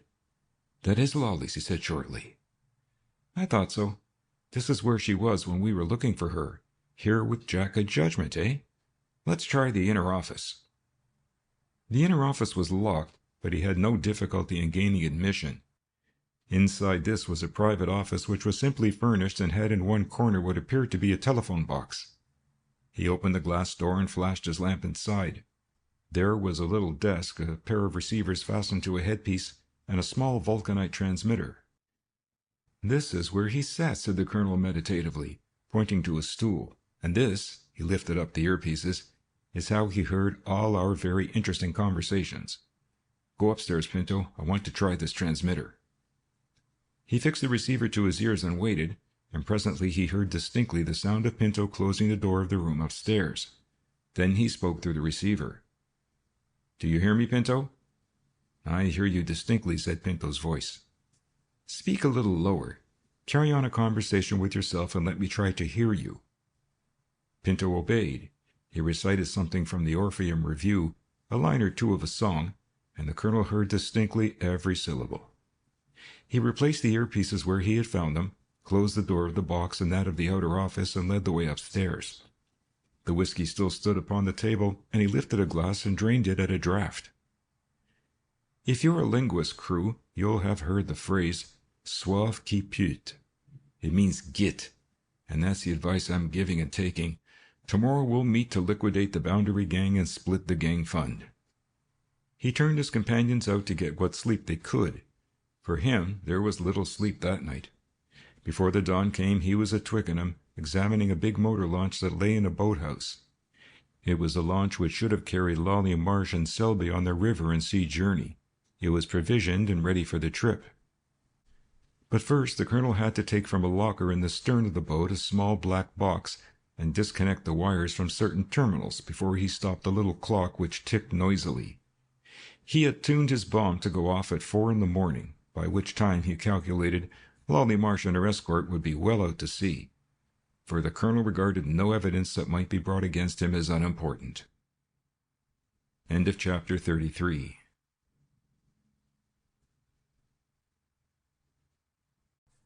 Chapter 34 of Jack O Judgement by Edgar Wallace. Conscience money. The colonel was sleeping peacefully when Pinto rushed into his bedroom with the news. He was awake in a second and sat up in bed. "What?" he said incredulously. "Selby's pinched," said Pinto, his voice shaking. "My God, it's awful. It's dreadful. Colonel, we've got to get away today. I tell you they'll have us—" "Just shut up for a minute, will you?" growled the colonel, swinging out of bed and searching for his slippers with the detached interest of one who was hearing a little gossip from the morning papers. "What is the charge against him?" "Loitering with intention to commit a felony," said Pinto. "They took him to the station and searched his bag. He had brought a bag with him in preparation for the journey. And what do you think they found?" "I know what they found," said the colonel. "A complete kit of burglar's tools. The fool must have left his bag in the hall, and of course Jack O Judgement planted the stuff. It is simple."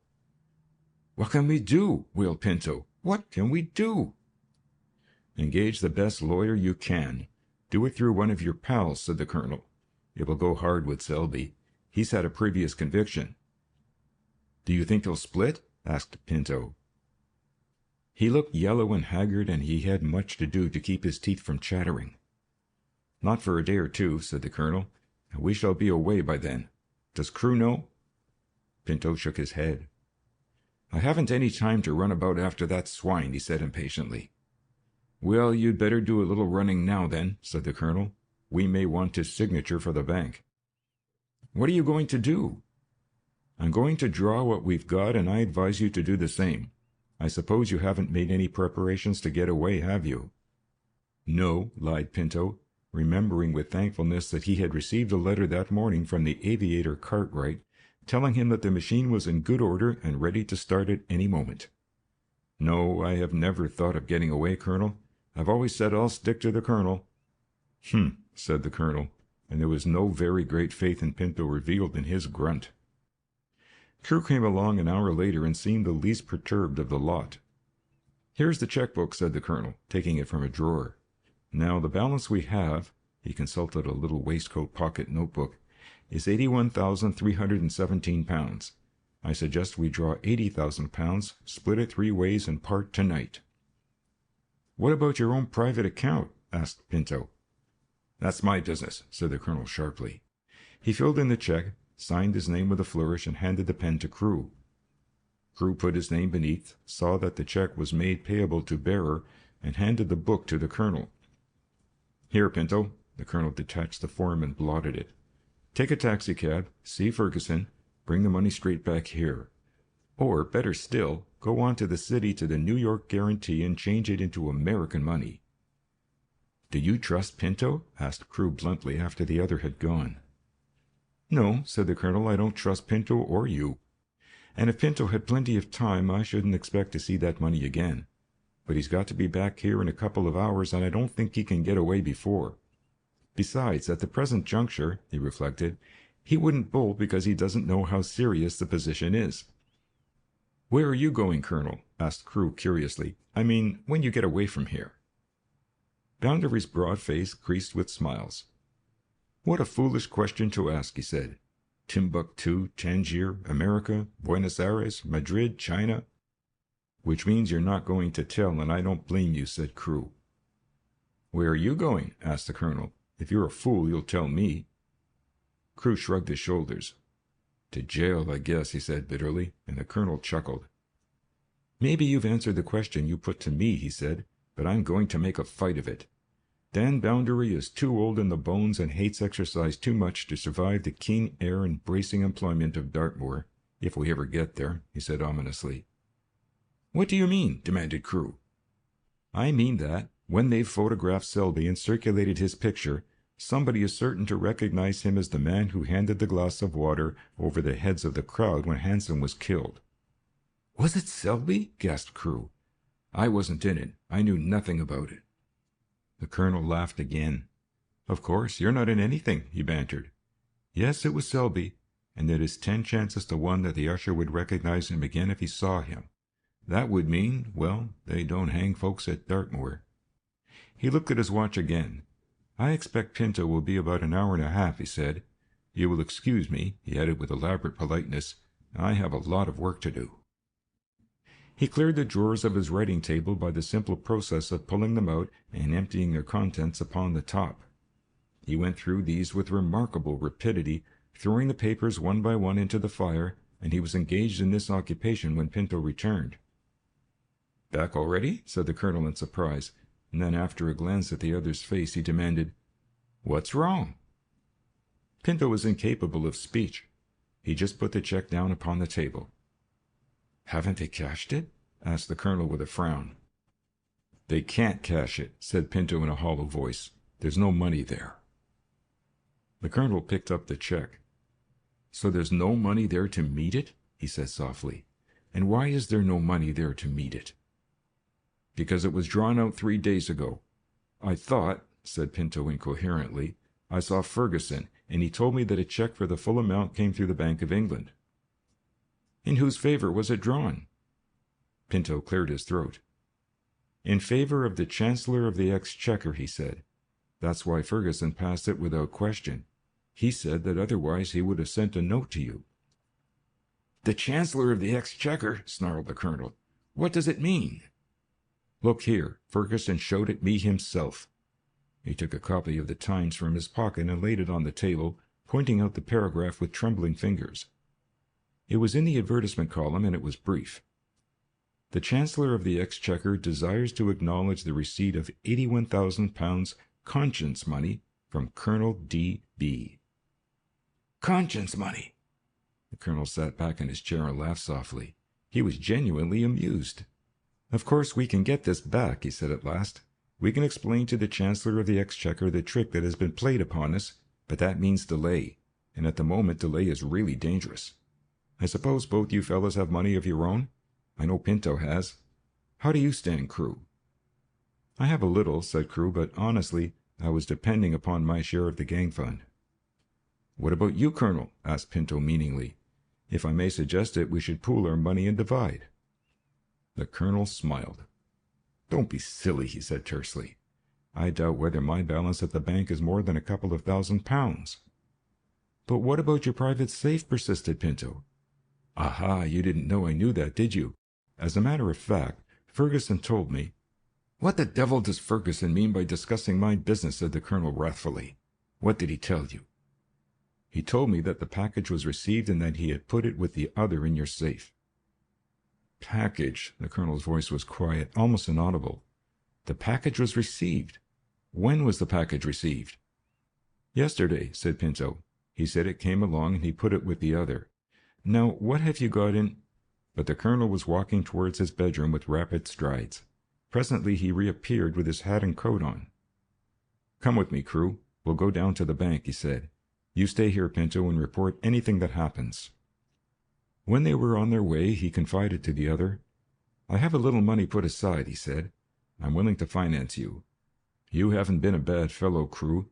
The only rotten turn you've ever done us is introducing that damn fellow Snow Gregory, and you didn't even do that, for I had met him before you brought him from Monte. Which reminds me, have you found out anything about him?" "I have a letter here from Oxford," said Crewe, putting his hand in his pocket. "I hadn't opened my letters when Pinto came. You'll find all the news there, if there is any news." He handed the envelope to the other, and the colonel transferred it to his pocket. "That'll keep," he said. "What was I talking about? Oh, yes, Gregory. The whole of this business has come about through Gregory. Gregory made Jack O Judgement, and Jack O Judgement has ruined us." He sprang from the taxi at the door of the bank with an agile step, and went straight to the manager's office. Without any preliminary, he began, "What is this package that came for me yesterday, Ferguson?" The manager looked surprised. "It was an ordinary package, similar to that which you put in the safe the other day. It was sealed and wrapped and had your name on it. I rather wondered you hadn't brought it yourself, but it was put into your safe in the presence of 2 clerks. "I'd like to see it," said the colonel. Ferguson led the way down the stairs to the vaults and snapped back the lock of safe 20. As he did so, Crewe was conscious of a faint, musty odor. "I smell something," said the colonel suspiciously. He reached his hand into the safe and pulled open the long drawer, and as he did so a cloud of sickly-smelling vapor rose from its interior.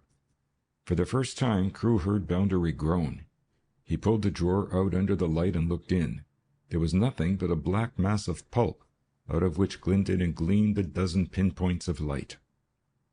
With a howl of rage, the colonel turned the contents upon the stone floor of the vault and raked it over with the end of his walking stick. The diamonds were intact, and they at least were something. But the greater part of $800,000 was indistinguishable from any other kind of paper that had been treated with one of the most destructive acids known to chemical science. End of chapter 34.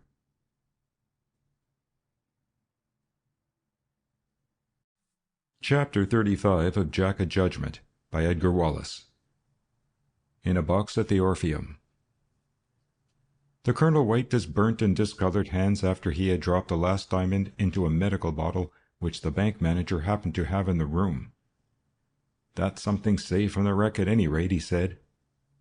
He had gone suddenly old, and his mouth trembled, as many a younger mouth had trembled in despair that Colonel Boundary might become a rich man.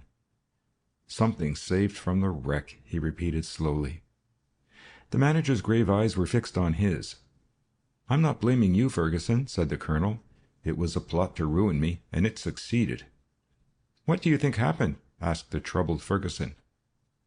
"The second package was a box filled with a very strong acid," said the colonel. "Probably the box was made of soft metal, through which the acid would eat in a few hours. It was placed in the safe, and in time the corrosive worked through—" He shrugged his shoulders and left the room without another word. 35 years' work that represents, Crewe," he said as they were driving back to the flat. 35 years of risk and thought and organization, and ended in pulp, stinking pulp, that burns your fingers when you touch it. He began to whistle, and Crewe noticed with curiosity that he chose the soldier's chorus from Faust for the dirge to his lost fortune. "Jack O Judgement," he said wonderingly. "Jack O Judgement. Well, he's had his judgment all right, and I'm going to have mine. You needn't tell Pinto what happened this morning. Leave him guessing. He's got a pretty thick bankroll, and I'll agree to that grand scheme of his for sharing out." The thought seemed to cheer him, and by the time they reached the flat he was almost jovial. "Well, what's the news?" asked Pinto eagerly. "Fine," said the colonel. "Everything is as it should be." "Stop rotting," growled the other. "What is the news?" "The news, my lad," said the colonel, "is that I've decided to agree to your unselfish suggestion." "What's that?" said the unsuspicious Pinto. "That we should pool and divide." "Jack O Judgement's got your money too," said Pinto, who cherished no illusions about the colonel's generosity. "How well he knows me," said Boundary. "Now come, Pinto, we're all in this, sink or swim. I told Crewe going down that I intended dividing, didn't I, Crewe?" "You said something like that," said Crewe cautiously. "Now we'll pool our money," said the colonel, "and split 3 ways. I'll make a fair proposition. We'll divide it into 4, and the man who puts in the most shall take 2 shares. Is it a bet?" "I suppose so," said Pinto reluctantly. "What is the truth about your money? Did Jack O Judgement get it?" "I hadn't any money," said the colonel blandly. "I've about £1,000 hidden away in this room, that is all, if Jack hasn't been in." He unlocked the safe and made an inspection. "Yes, a little over 1,000, if anything. How much have you, Crewe?" "3,000, said Crewe. "That makes 4,000. Now, what have you got, Pinto?" "I've about 5,000, said Pinto, trying to appear unconcerned. The colonel made a little whistling noise through his teeth. "Bring 50, he said. "I'm dead serious, Pinto. Bring 50. "But how can I get it?" demanded the other frantically. "Get it," said the colonel. "It is highly probable that it will be of no use to any of us. Let us at least have the illusion of being well off." In greater leisure than either of her three companions in crime were exhibiting, Lollie Marsh was preparing to take her departure to New York. She was packing at leisure in her cozy flat on Tavistock Avenue, stopping now and again to consider the problem of the superfluous article of clothing, a problem which presents itself to all packers. Between whiles she arrested her labors to think of something else. Kneeling down by the side of her trunk, she would give herself up to long reveries, which ended in a sigh and the resumption of her packing. By the commonly accepted standards of civilization, she was a wicked woman, but there are degrees of wickedness. She had searched her mind to recall all the qualms she had felt in her long association with the Boundary Gang, and took an unusual pleasure in her strange recollection. She remembered when she had refused to be drawn into the Croton fraud. She recalled her stormy interview with the colonel when she declined to take a part in the ruining of young Debenham. But mostly she was glad that she had never gone any farther to carry out the colonel's instructions in regard to Stafford King. Not that she would have succeeded, she told herself with a little smile, but she was glad she had never seriously tried. Her mind switched to Crewe and switched back again. Crewe's was the one face she did not wish to see, the one member of the gang that she put aside from the others and willfully veiled. Crewe had always been kind to her, always courteous, her champion in all bad times, and yet had never made love to her. She wondered what had brought him down to his present level, and why a man possessed of education, and who at one time, as she knew, had been an officer in a crack regiment, should have fallen so readily under Boundary's influence. She made a little face and went on with her packing. She did not want to think about Crewe for obvious reasons. Yet, as he had said— But he hadn't said, she told herself. Very likely he was married, though that fact did not greatly trouble the girl. Such men as these have always a good as well as a bad past, pleasant as well as bitter memories, and possibly he included amongst the former the recollection of a girl whose shoelaces Lollie Marsh was not fit to tie. She took a delight in torturing herself with pictures of her own humiliation, though she may have counted it to the good that she was capable of feeling humiliated at all. She finished her trunk, squeezed in the last article, and locked down the lid. She looked at her wristwatch. It was 9:30. Stafford King had not asked to see her, and she had the evening free. She had only spoken the truth when she had told Boundary that the police chief had made no inquiries as to the gang. Stafford King knew human nature rather well, and he would not make the mistake of questioning her. Or perhaps it was because he did not wish to spoil the value of his gifts by fixing a price, the price of treachery. She wondered what the colonel was doing, and Pinto, and Crewe. She impatiently stamped her foot. She was indulging in the kind of insanity of which hitherto she had shown no symptoms. She looked at her watch again, and then remembered the Orpheum. It was a favorite house of hers. She could always get a free box if there was one vacant, and she had spent many of her lonely evenings in that way. She had always declined Pinto's offer to share his own, and of late he had got out of the habit of inviting her. She dressed and took a taxi to the Orpheum. The booking-office clerk knew her, and without asking her desires drew a slip from the ticket rack. "I can give you box C tonight, Miss Marsh," she said. "That is the one above the governor's." The governor was Pinto. "Have you a good house?" The youth shook his head. "We're not having the houses we had when Miss White was here," he said. "What's become of her, miss?" "I don't know," said Lollie shortly. She had to pass to the back of Pinto's box to reach the little staircase which led to the box above. She thought she heard voices, and stopping at the door listened. Perhaps Crewe had come down, or the colonel. but it was not Crewe's voice she heard. The door was slightly ajar, and the man who was talking was evidently on the point of departure, because she glimpsed his hand upon the handle, and his voice was so distinct that he must have been quite near her. 3 o'clock in the morning. You can't miss the aerodrome. It is a mile out of Bromley, on the main road and on the right. You will see 3 red lamps burning in a triangle. The aerodrome! She put her hand to her mouth to suppress an exclamation. Pinto was talking, but his voice was a mumble. Very good, said the strange voice. I can carry 3 or 4 passengers if you like. There's plenty of room. Of course, if you're by yourself, so much the better. I shall expect you at 3 o'clock. The weather's beautiful. The door opened, and she crouched against the wall so that the opening door hid her, and heard Pinto call the man back by name. Cartwright, she repeated. Cartwright. A mile out of Bromley on the main road. 3 lamps and a red triangle. She was going to slip up the stairs, but the door had closed on Cartwright, and making a swift decision, she passed the box and came again into the vestibule of the theatre. Presently she saw the man appear.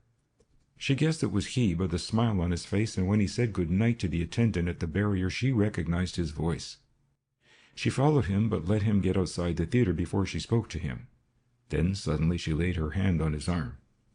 Mr. Cartwright. He looked round into her smiling face in surprise, taking off his hat.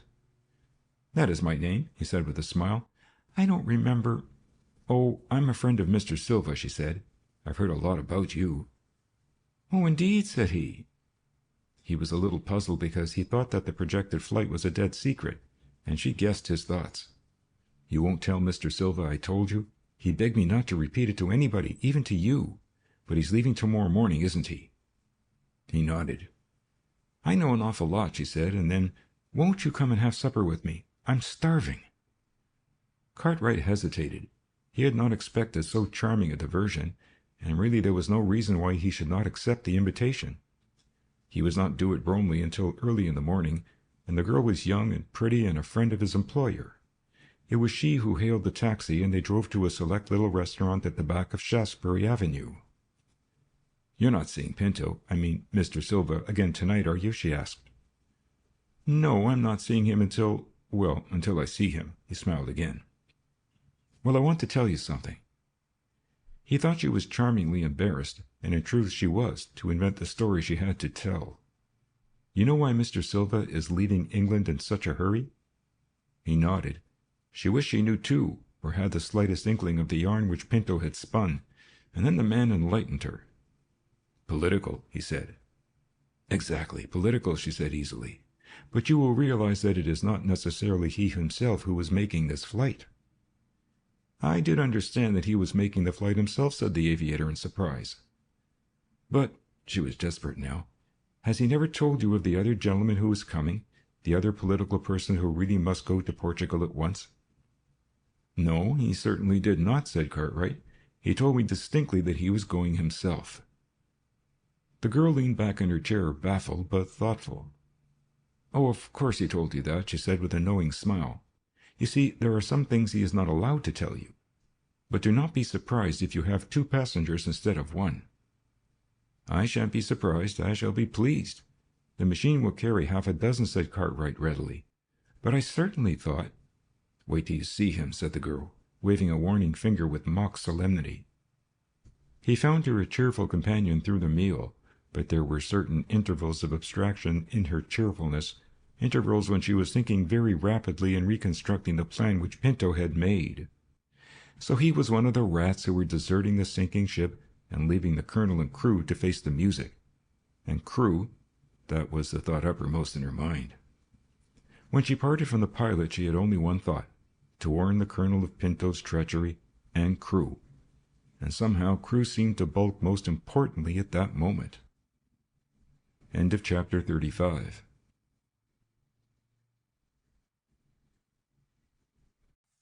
Chapter 36 of Jack O Judgement by Edgar Wallace.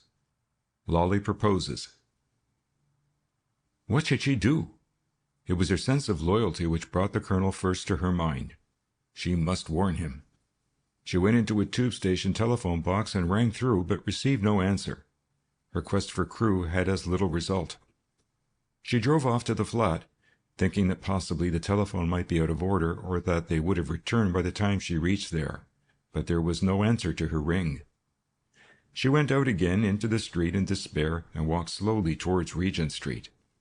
Then she saw two people ahead of her and recognized the swing of the Colonel's shoulders. She broke into a run and overtook them. The Colonel swung round as she uttered his name and peered at her. "Lollie," he said in surprise, and he looked past her as though seeking some police shadow. "I have something important to tell you," she said. "Let us go up here." They turned into a deserted side street, and rapidly she told her story. "So Pinto's getting out, is he?" said the Colonel thoughtfully. "Well, it is no more than I expected." "An aeroplane, too? Well, that's enterprising. I thought of something of the sort, but there's nowhere I could go except to America." He dropped his head onto his chest and was considering something. "Thank you, Lollie," he said simply. "I'm glad that you didn't go with Selby. You would never have got to the continent alive." He said this in an ordinary conversational tone, and the girl gasped. She did not ask him for an explanation, and he offered none. Crewe, standing in the background, looked at the man with something like bewilderment. "And now I think you'd better make a real getaway, and not trust to the police," said the Colonel. "Maybe, with the best intentions in the world, Stafford King can't save you if I happen to be jugged. And you too, Crewe." He turned to the other. "So Pinto was going, eh?" He bit his nether lip. "And that is why he promised to bring the 50,000 tomorrow morning. Well, somehow I don't think Pinto will go." He spoke deliberately. "I don't think Pinto will go." "It is too dangerous for you to stop him," began Crewe. "I shall not try to stop him," said the other. "There's somebody besides myself on Pinto's track, and that somebody is going to pull him down." "But why don't you escape, Colonel?" she urged. "There is the aeroplane waiting at Bromley. We could easily persuade the man that Pinto had sent us." He shook his head. "You take your own advice," he said, "and clear out tonight. Get her away, Crewe. Don't worry about the police. You've got 24 hours in hand. This is Pinto's night," he said between his teeth. "Pinto, the dirty hound." Slowly they paced the street together in silence. When they came to the end, the Colonel turned. "I want to shake hands with you, Lollie. I shook hands with you once before, intending to send you to a very quick decease. You're carrying your money with you, aren't you, Crewe?" "Yes," said the other. "Good," responded the Colonel. "Now get away." He took no other farewell, but turned abruptly and left them. Crewe was following him, but the girl caught his arm. "Don't go," she said in a low voice. "Don't you know the Colonel better?" "I hate leaving him like this," he said. "So do I," said the girl quietly. "I still got some decent feeling left. We're all in this together. We're all crooks, as bad as we can possibly be. And if he's used us, we've been willing tools. What is your Christian name?" she asked. He looked at her in surprise. "Jack," he said. "What a weird question to ask." "Isn't it?" she said with a laugh, but a little catch in her throat. "Only we're to be comrades and stick to one another, and I hate calling you by your surname, so I'm going to call you Jack." It was his turn to be amused. They walked in the opposite direction to that which the Colonel had taken. "You're very quiet," she said after a while. "Aren't I?" he laughed. "Have I offended you?" she asked quickly. "Was it wrong to call you Jack?" "Oh, yes, somebody else must have called you Jack." No, it isn't that," he said.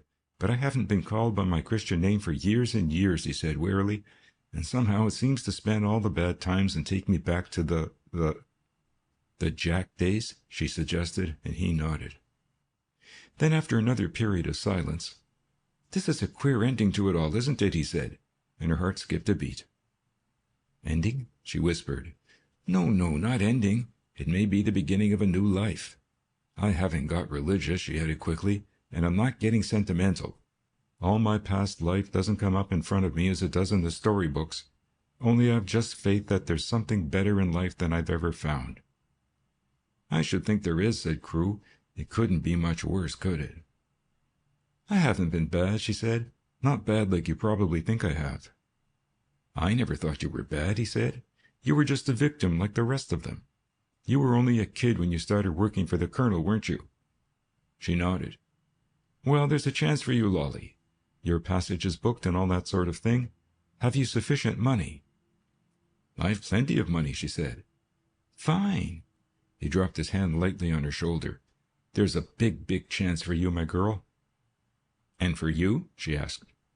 He laughed. "There is no chance for me at all," he said simply. "They'll take me, and they'll take Pinto, and last of all they'll take the colonel." "It is written," he added philosophically. Why, what is the matter?" She stood stock still and was holding on to his arm with both hands. "You mustn't say that! You mustn't say that!" she said brokenly. "It isn't finished for you, Jack. There's a chance to get out, and the colonel has told you there's a chance. He meant it. He knows much more than we do. If you've got murder on your soul, or something worse, if you feel that you're altogether so bad that there isn't a chance for you, that there's no goodness in your life which can be expanded, why, just wait and take what's coming. But for God's sake, know your mind, and if you feel that in another land with someone who loves you by your side—" Her voice broke. "Why, Lollie," he said very gently, "you don't mean—" "I'm just as shameless as I've ever been," she said. "But I'm not proposing to marry you. I'm not asking for anything save your friendship and your comradeship. I think people can love one another without marrying and all that sort of thing. But will you—" "Will I go?" he asked. She nodded. "I'll go anywhere, with that prospect in sight," and he slipped his arm round her shoulders and bending, kissed her on the cheek. End of chapter 36.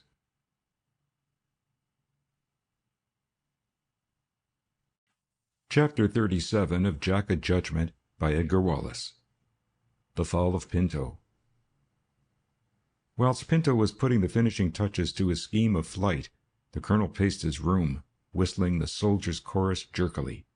He was restless and nervous, and rendered all the more irritable by the disappearance of his servant, a minor member of the gang who had been a participant in every act of villainy and who had been in charge of the arrangements for the abduction of Maisie White. Twice in the course of the evening he wandered through the hall, opening the outer door, and looked out onto the landing. On the first occasion there was nothing to see, but on the second it was only by the narrowest margin of time that he failed to detect a dark figure moving noiselessly up the stairs and disappearing onto the second landing. The man above heard the door open and close again and stood watching. Then, when no sound reached him, he moved to the door of Pinto's flat, opened it, deposited the suitcase which he was carrying in the hall, and closed the door softly behind him. He was within for about a quarter of an hour, then he reappeared, and still carrying the suitcase passed swiftly down the stairs and out into the street. The clock struck 9:30 as he disappeared, and a quarter of an hour later Stafford King received by special messenger a communication which gave him something to think about. He read it through twice, then called up the first commissioner and gave him the gist of the communication. "That's the third time we've had this sort of message," he said. "The others have proved right," said the commissioner's voice. "Why shouldn't this?" "But it seems incredible," said Stafford in perplexity. "We've been watching these people for years, and we've never found them with the goods." "I should certainly act on it, King, if I were you," said the commissioner. "Let me know what happens. Of course you may make a mistake, but you must take a chance on that." Pinto had a lot of business to do at the theatre that night. For a week he had not banked the theatre's takings, but had converted them into paper money, and now he took from his safe the last penny he could carry. It was 11:30 when he came to his club, where supper had been prepared for him. He paid the bill from notes he had taken from the bank that day. Presently the waiter came back. "I beg your pardon, sir, but the cashier says that this note is a wrong 'un." "A wrong 'un?" said Pinto in surprise, and took it in his hand. There was no doubt whatever that the man was right.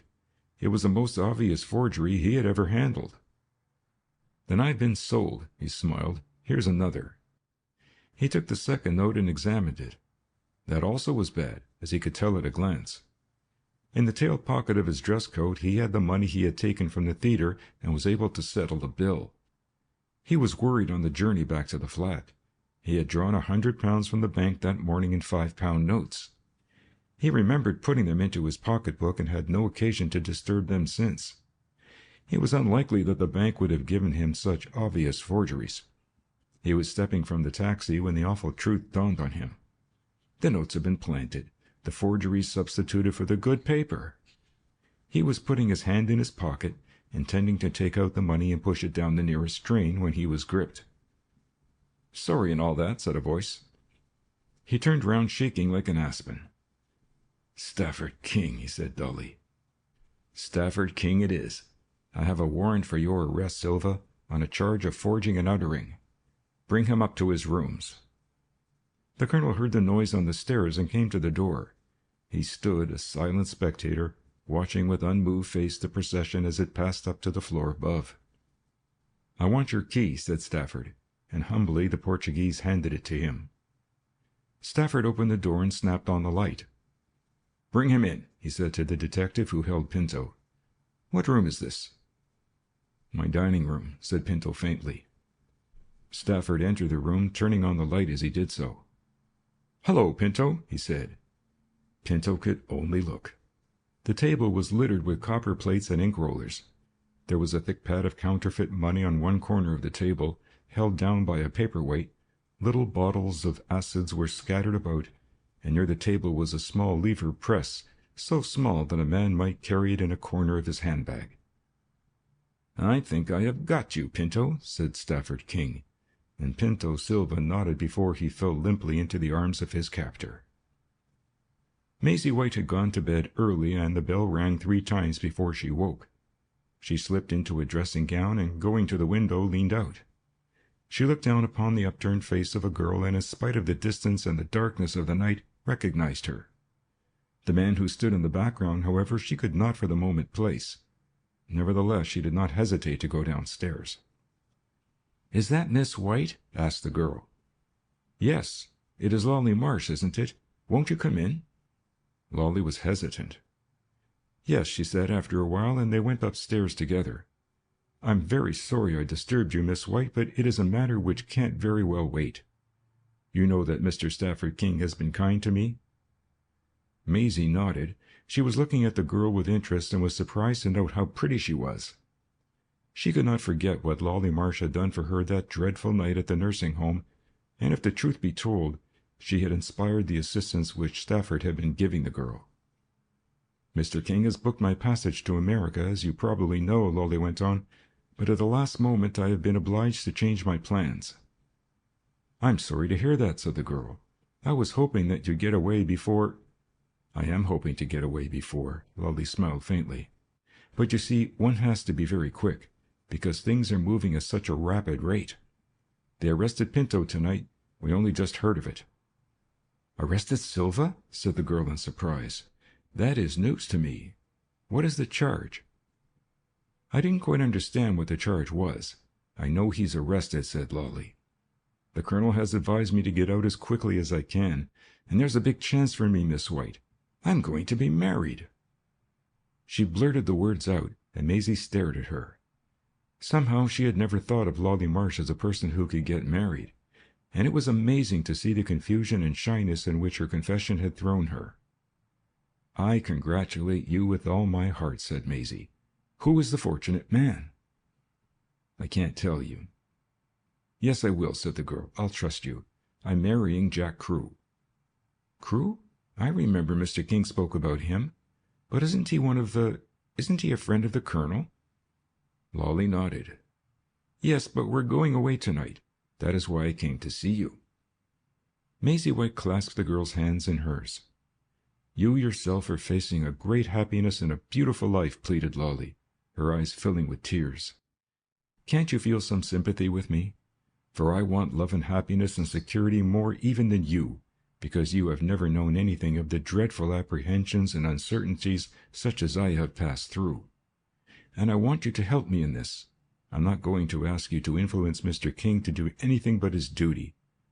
But I want just a chance for Jack." Maisie shook her head.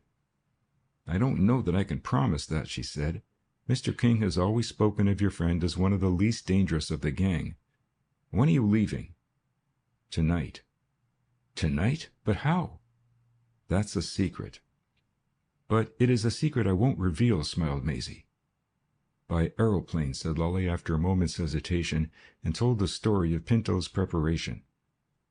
"You'd better not tell me where you're going," warned Maisie, but she didn't stop Lollie in time. "Well, I wish you luck, and I'll do my best for you." She stopped and kissed the girl. "There's one warning I want to give you, Miss White," said Lollie as she stood in the doorway. "The Colonel is a desperate man, and I don't think somehow that he's coming through this with his life. He's been a good friend of mine up to a point and according to his lights, but you've been good and Mr. King has been more than good. Be aware of the Colonel now that you have him at bay, that is all." Then she was gone. End of chapter 37.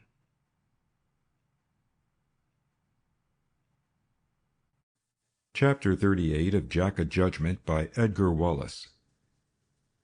A use for old films. They brought Pinto Silva into the magistrate's court at Bow Street the following morning in a condition of collapse.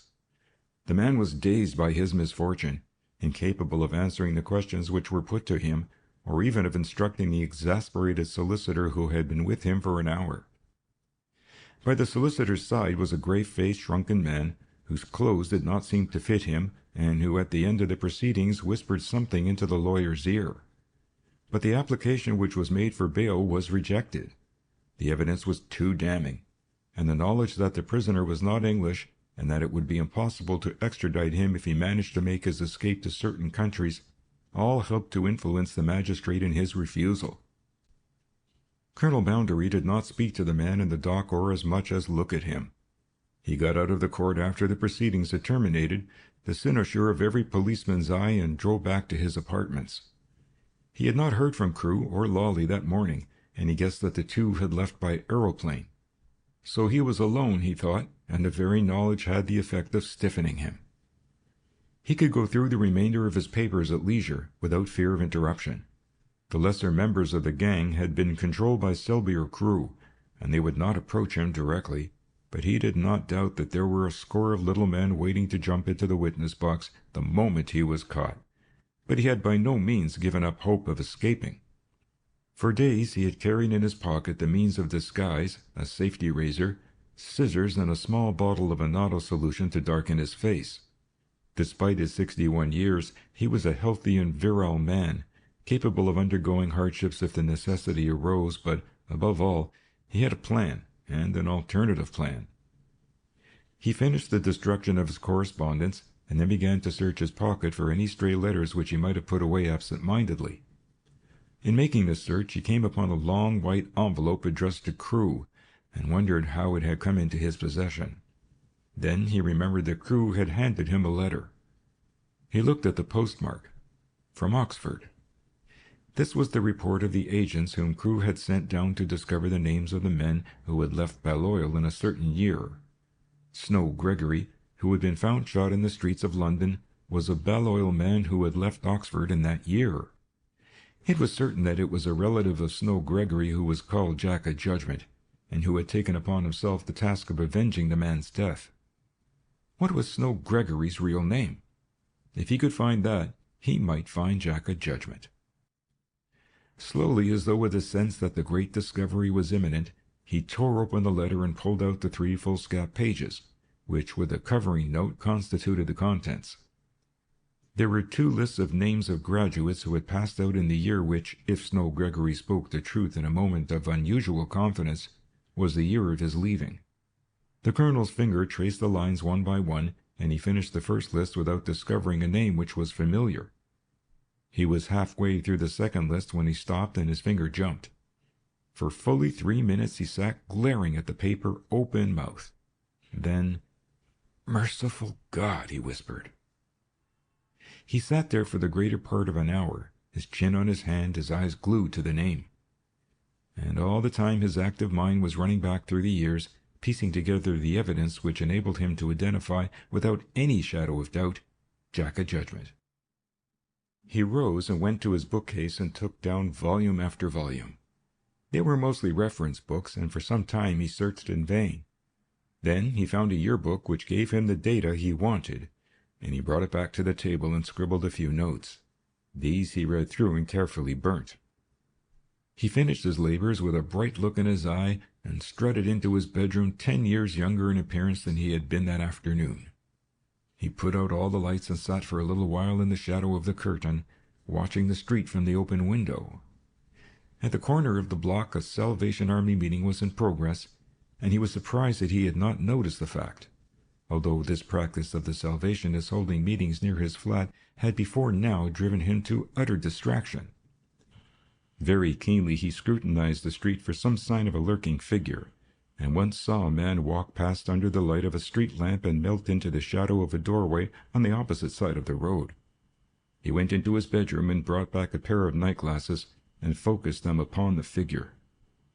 He chuckled and went out of the flat into the street, turning southward. He did not go far, however, before he stopped and looked back, and his patience was rewarded by the sight of a figure crossing the road and entering the building he had just left. The colonel gave him time, and then retraced his steps. He took off his boots in the vestibule and went upstairs quietly. He was halfway up when he heard the soft thud of his own door closing, and grinned again. He gave the intruder time to get inside before he too inserted his key, and turning it without a sound, came into the darkened hall. There was a light in his room, and he heard the sound of a drawer being pulled open. Then he gripped the handle and, flinging the door open, stepped in. The man who was looking through the desk sprang up in a fright. As Boundary had suspected, it was his former butler, the man who had deserted him the day before without a word. He was a big, heavy-jowled man of powerful build, and the momentary look of fright melted to a leer at the sight of the colonel's face. "Well, Tom," said Boundary pleasantly, "come back for the pickings?" "Something like that, governor," said the other. "You don't blame me?" "I've been pretty good to you, Tom," said the colonel. "Humph, I don't know that I've anything to thank you for." Here was a man who a month before would have cringed at the colonel's upraised finger. "Oh, don't you, Tom?" said Boundary softly. Come, that's not very grateful." "What have I got to be grateful to you for?" demanded the man. "Grateful that you're alive, Tom," said the colonel, and the servant's face went hard. "None of that, Colonel," he snarled. "You can't afford to talk fresh with me. I know a great deal more about you than you suppose. You think I've got no brains." "I know you have brains, Tom," said the colonel, "but you can't use 'em." "Can't I, eh?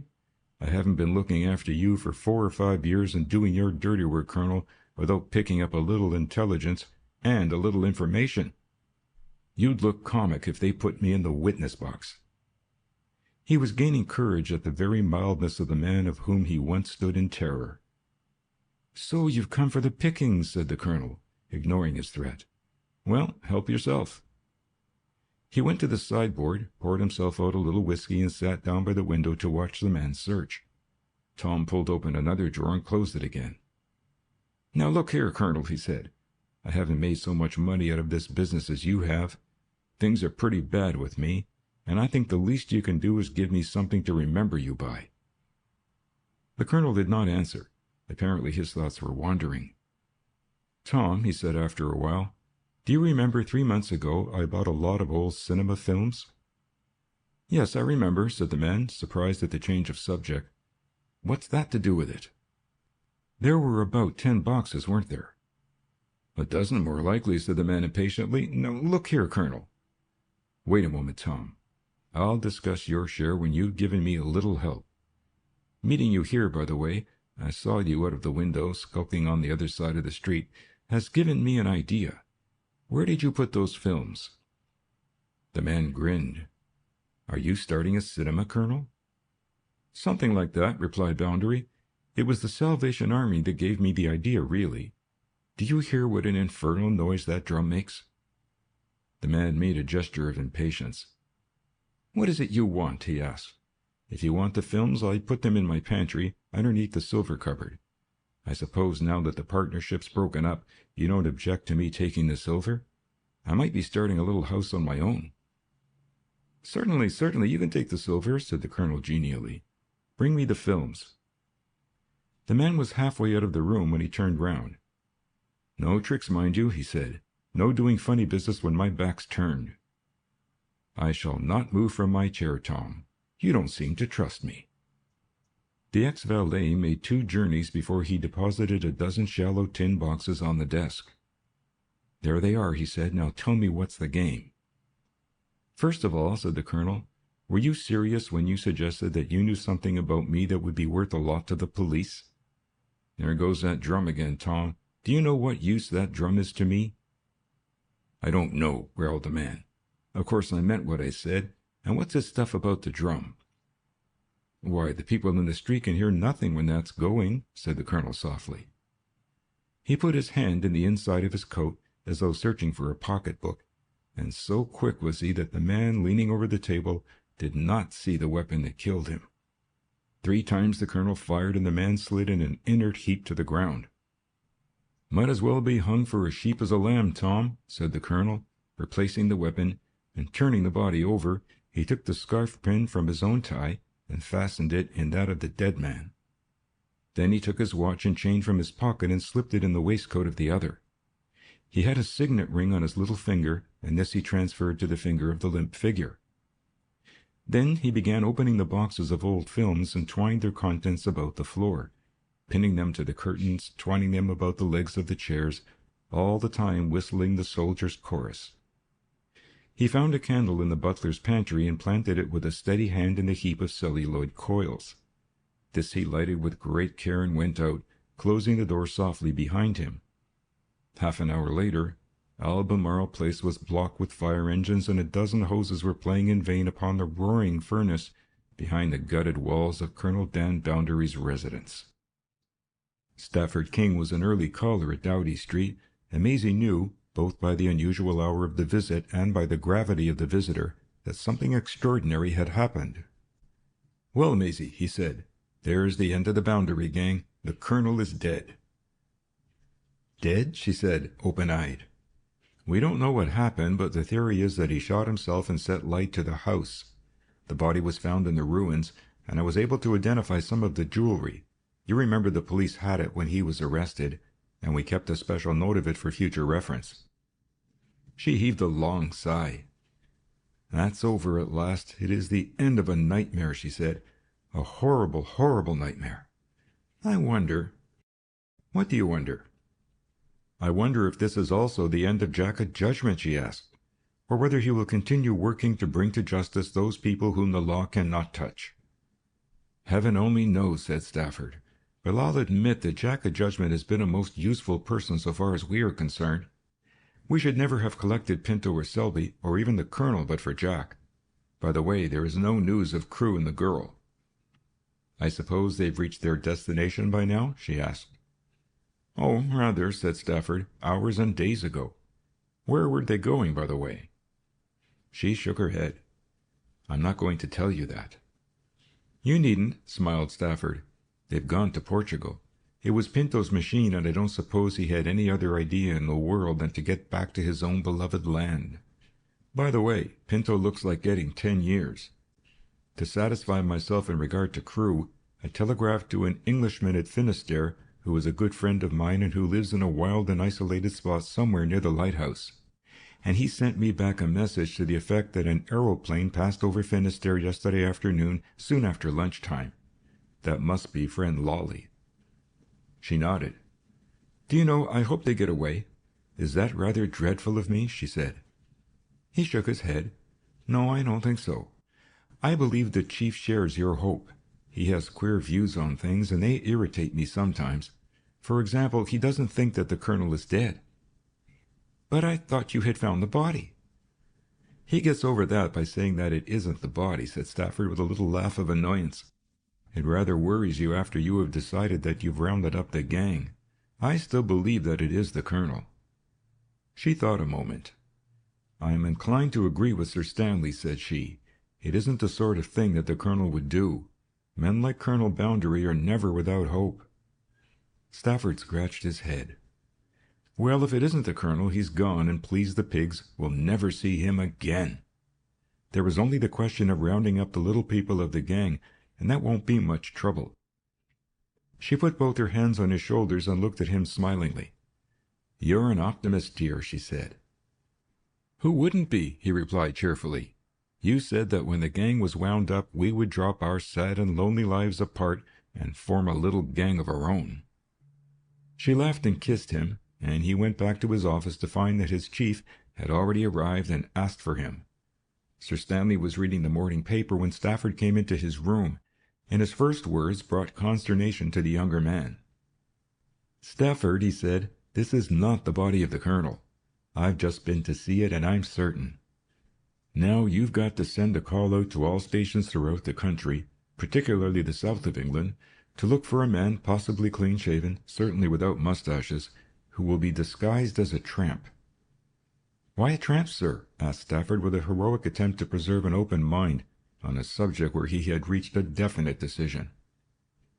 15 years ago, replied Sir Stanley, when the Colonel did most of his own dirty work, it was his favourite disguise. Search the casual wards, the common lodging-houses, and the prisons. It is just likely that the Colonel will commit a small offence with the object of getting himself 3 months in jail. There's no hiding place like jail, you know, Stafford. The real danger is that he may not actually tramp or assume the guise of the real low-down loafer. He may have the sense to become a poor but honest workman, travelling third class from town to town in search of work. Then he will present the greatest difficulty. He saw the look of doubt on the young man's face and laughed. "You think he's dead, don't you?" he said. "I'm perfectly sure he is, sir," replied Stafford frankly. "An optimist till the last," smiled Sir Stanley, and dismissed him with a nod. Later he was to come to Stafford's little bureau and tell him things which he did not know before. Then for the first time Stafford King discovered how closely his lackadaisical chief had followed the developments of the past few months. He learned for the first time of the big part which Jack O Judgement had played in the detection of the gang. He had an office under the Colonel's flat, said Sir Stanley. Apparently it was bought with no other object than to provide our friend with an opportunity of spying on the Colonel. He discoloured the wall, brought in his own workmen, and in the Colonel's absence — he was driven from the occupation of the room by the smell — he installed microphones. With the aid of these he was able to listen to all the conversation downstairs, and sometimes to chime in. It was Jack O Judgement who — well, perhaps I'd better not tell you that, because officially I am not supposed to know it. "At any rate, Stafford," he said more seriously, "we have seen the smashing of one of the most iniquitous, villainous gangs that ever existed. God knows how many broken hearts there are in England today, how many poor souls who have been brought to a suicide's grave through the machinations of Colonel Boundary and his tools. I do not think there has been a more immoral force in existence in our time, and I hope we shall never see its like again." "You sent out the message?" he asked at parting. "Yes, sir. I warned all stations and all chief constables." "Good," said Sir Stanley, and his last words were, "Don't forget, Boundary is not dead." End of chapter 38.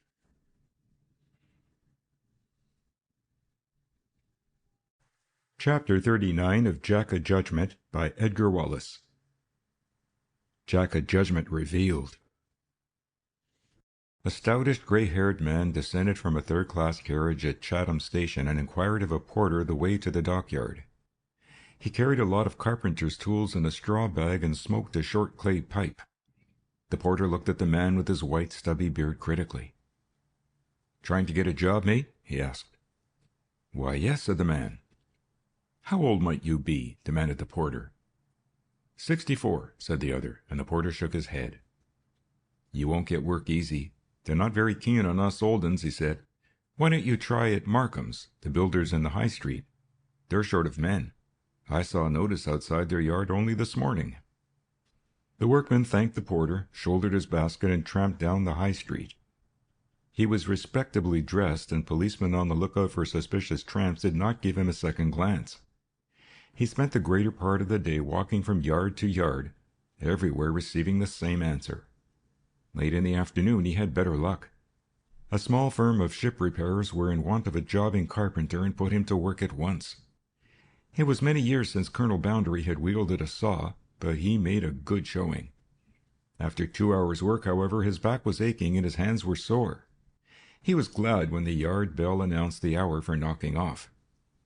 He had yet to find lodgings, but this did not worry him. He was careful to avoid the cheaper kind of lodging-house, and went to one which catered for the artisan, where he could get a room of his own and a clean bed. He paid a deposit, washed himself and left his tools, then went out in search of some refreshment. At 7 o'clock the next morning he was back at the yard. He thought several times during the day that he would have to throw the work up.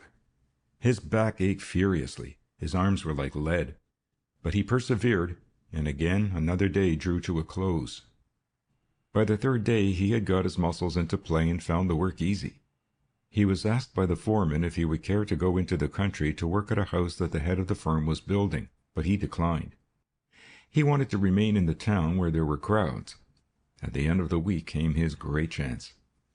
He had been sent down to the docks to do some repairs on a small steamer and had pleased the skipper, who was himself an elderly man, by the ability he had shown. "You're worth twice as much as some of these darn young uns," grumbled the old man. "Are you married?" "No," said the other. "Got any kids?" Boundary shook his head. "Why don't you sign on with me?" asked the skipper. "I want a carpenter bad." "Where are you going?" asked Boundary, breathing more quickly. "We're going to Valparaiso first, then we're going to work down the coast, round the Horn to San Francisco, and maybe we'll get a cargo across to China."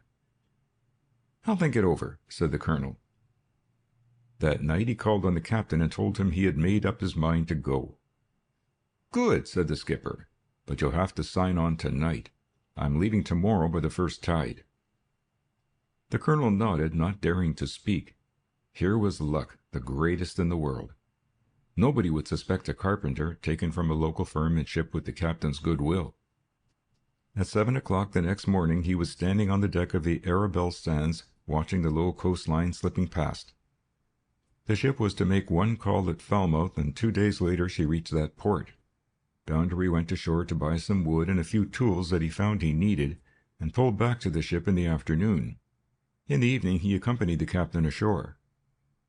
"We shan't leave till tomorrow at 12, said the captain. "You might as well spend a night on solid earth whilst you can.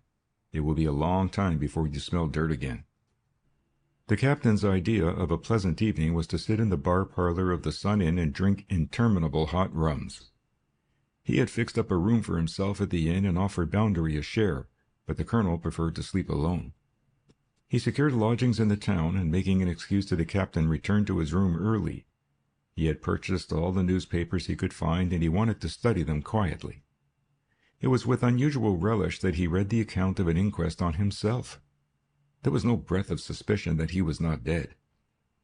Old Dan Boundary has tricked them all. Clever old Dan Boundary! He chuckled at the thought. He had deceived all those clever men at Scotland Yard, Sir Stanley Belcombe, Stafford King, Jack O Judgement. Yes, he had deceived Jack O Judgement, and that seemed the least believable part of the affair. All the rest of the gang were captured or fugitives. He wondered whether Lollie Marsh and Crewe had reached Portugal and what they were doing there, and how long their money would last and how they would earn more. He had his own money well secured. He had managed to get together quite a respectable sum, for there were other banks than the Victoria and City, odd accounts and assumed names which he had drawn upon on the very day of his supposed death. There was a tap at the door. "Come in," said Boundary, thinking it was the landlady. He was in the middle of the room as he spoke, and he went back step by step as the visitor entered. His tongue clave to the roof of his mouth, his eyes were starting out of his head. You, he croaked. "Little Jack O Judgement," said the mask mockingly. "Poor old Jack, come to take farewell of the colonel before he goes to foreign parts." "Stop!" cried Boundary hoarsely. "I know you, damn you! I know you!" He pulled back the curtains and glared out of the window. There was no need to ask any further questions. The house was surrounded. He swung round again at his tormentor and faced the white mask in a blind fury of rage. "You're clever, aren't you?" he said. "Cleverer than all the police. But you weren't clever enough to save your son from death." The masked figure reeled back. "Ah, that's got you. Little Jack O Judgement," mocked the colonel. "That's got you where it hurts you most, hasn't it? Your only son, too. And he went to the devil all the faster because of me. Me! He struck his breast with his clenched fist. "You can't bring him back to life, can you? That's one I've got against you." "No," said Jack O Judgement in a low voice, "I cannot bring him back to life. But I can destroy the man who destroyed him, who blighted his young life, who taught him vicious practices, who sapped his vitality with drugs." "That's a lie," said the colonel. "Crewe picked him up at Monte Carlo when he was on his beam ends." "Who sent him to Monte Carlo?" asked the other. "Who was the gambler who brought him down and received the wreck he had made with the pretense that he had never met him before? It was you, Boundary?" The colonel nodded. "I was a fool to deny it. I pretended to Crewe that I hadn't met him before. Yes, it was I, and I glory in it. You think you're going to pinch me now and put me where I belong, on the scaffold maybe. But you can never wipe that memory out of your mind that you had a son who died in the gutter, that you're a childless old man who has no son to follow you." "I can't wipe that out," said Jack O Judgement. "Oh, God, I can't wipe that out." He raised his hand to his masked face as though to hide the picture which Boundary conjured up. "But I can wipe you out," he said fiercely, "and I've given my life, my career, my reputation, all that I hold dear to get you. I've smashed your schemes. I've ruined you, even if I've ruined myself. They're waiting for you downstairs, Boundary. I told them to be here at this very minute. Stafford King—" "You'll never see me taken," said Boundary. 2 shots rang out together, and the colonel sprawled back over the bed, dead. Propped against the wall was Jack O Judgement, and the hand that gripped his breast dripped red. They heard the shots outside, and Stafford King was the first to enter the room. One glance at the colonel was sufficient, and then he turned to the figure who had slipped to the floor and was sitting with his back propped against the wall. "Good God!" said Stafford. "Jack O Judgement!" "Poor old Jack," said the mocking voice. Stafford's arm was about his shoulder, and he laid the head gently back upon his bent knee. He lifted the mask gently, and the light of the oil lamp which swung from the ceiling fell upon the white face. "Sir Stanley Belcombe! Sir Stanley!" he softly whispered. Sir Stanley turned his head and opened his eyes. The old look of good humor shone. "Poor old Jack O Judgement," he mimicked. "This is going to be a first-class scandal, Stafford. For the sake of the service you ought to hush it up."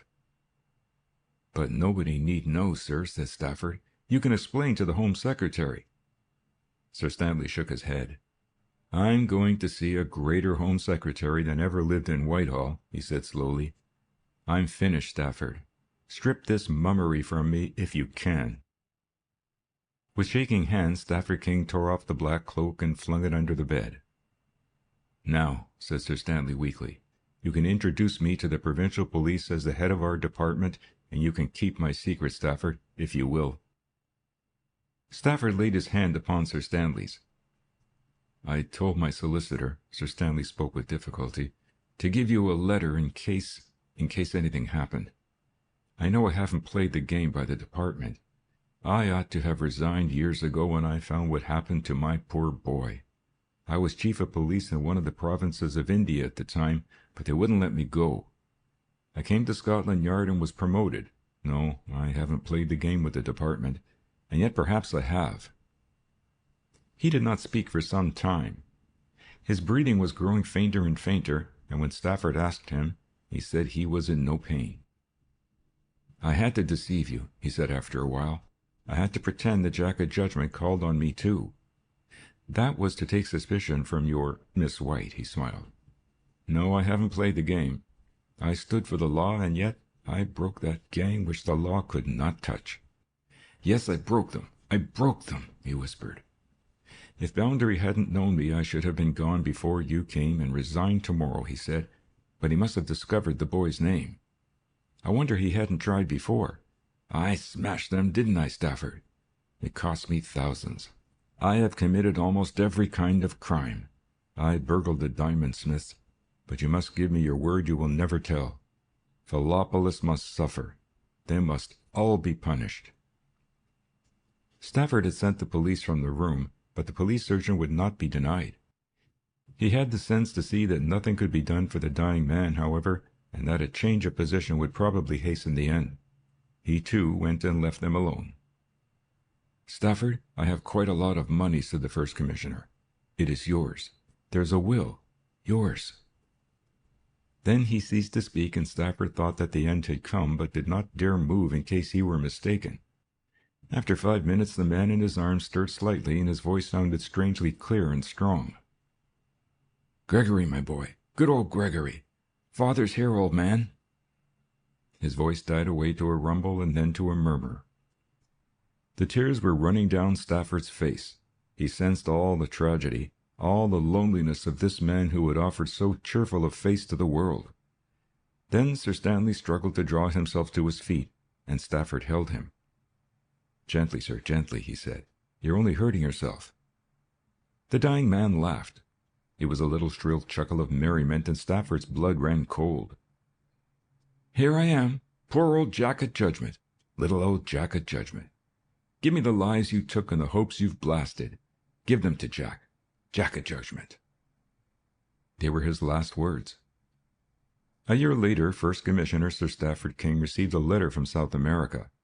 It contained nothing but the photograph of a very good-looking man and a singularly pretty woman who held in her lap a very tiny baby. "Here is the last of the Boundary Gang," said Sir Stafford to Maisie. "It is the one happy ending that has emerged from so much misery and evil." "Why, it is Lollie Marsh." "Lollie Crewe, I think her name is now," said Stafford. It was queer how Sir Stanley recognized the only human members of the gang. "Then they got away after all?" said the girl. "I've often wondered what happened at the aerodrome." Stafford laughed. "Oh, yes," he said dryly, "they got away. They left at 20 minutes past 3, after a long argument with the aviator, a man called Cartwright." "How do you know?" she asked. "Sir Stanley and I watched them go off," said Stafford. He looked at the photograph again and shook his head. "There were times when the judgment of Jack was very merciful," he said soberly. End of chapter 39. End of Jack O Judgement by Edgar Wallace.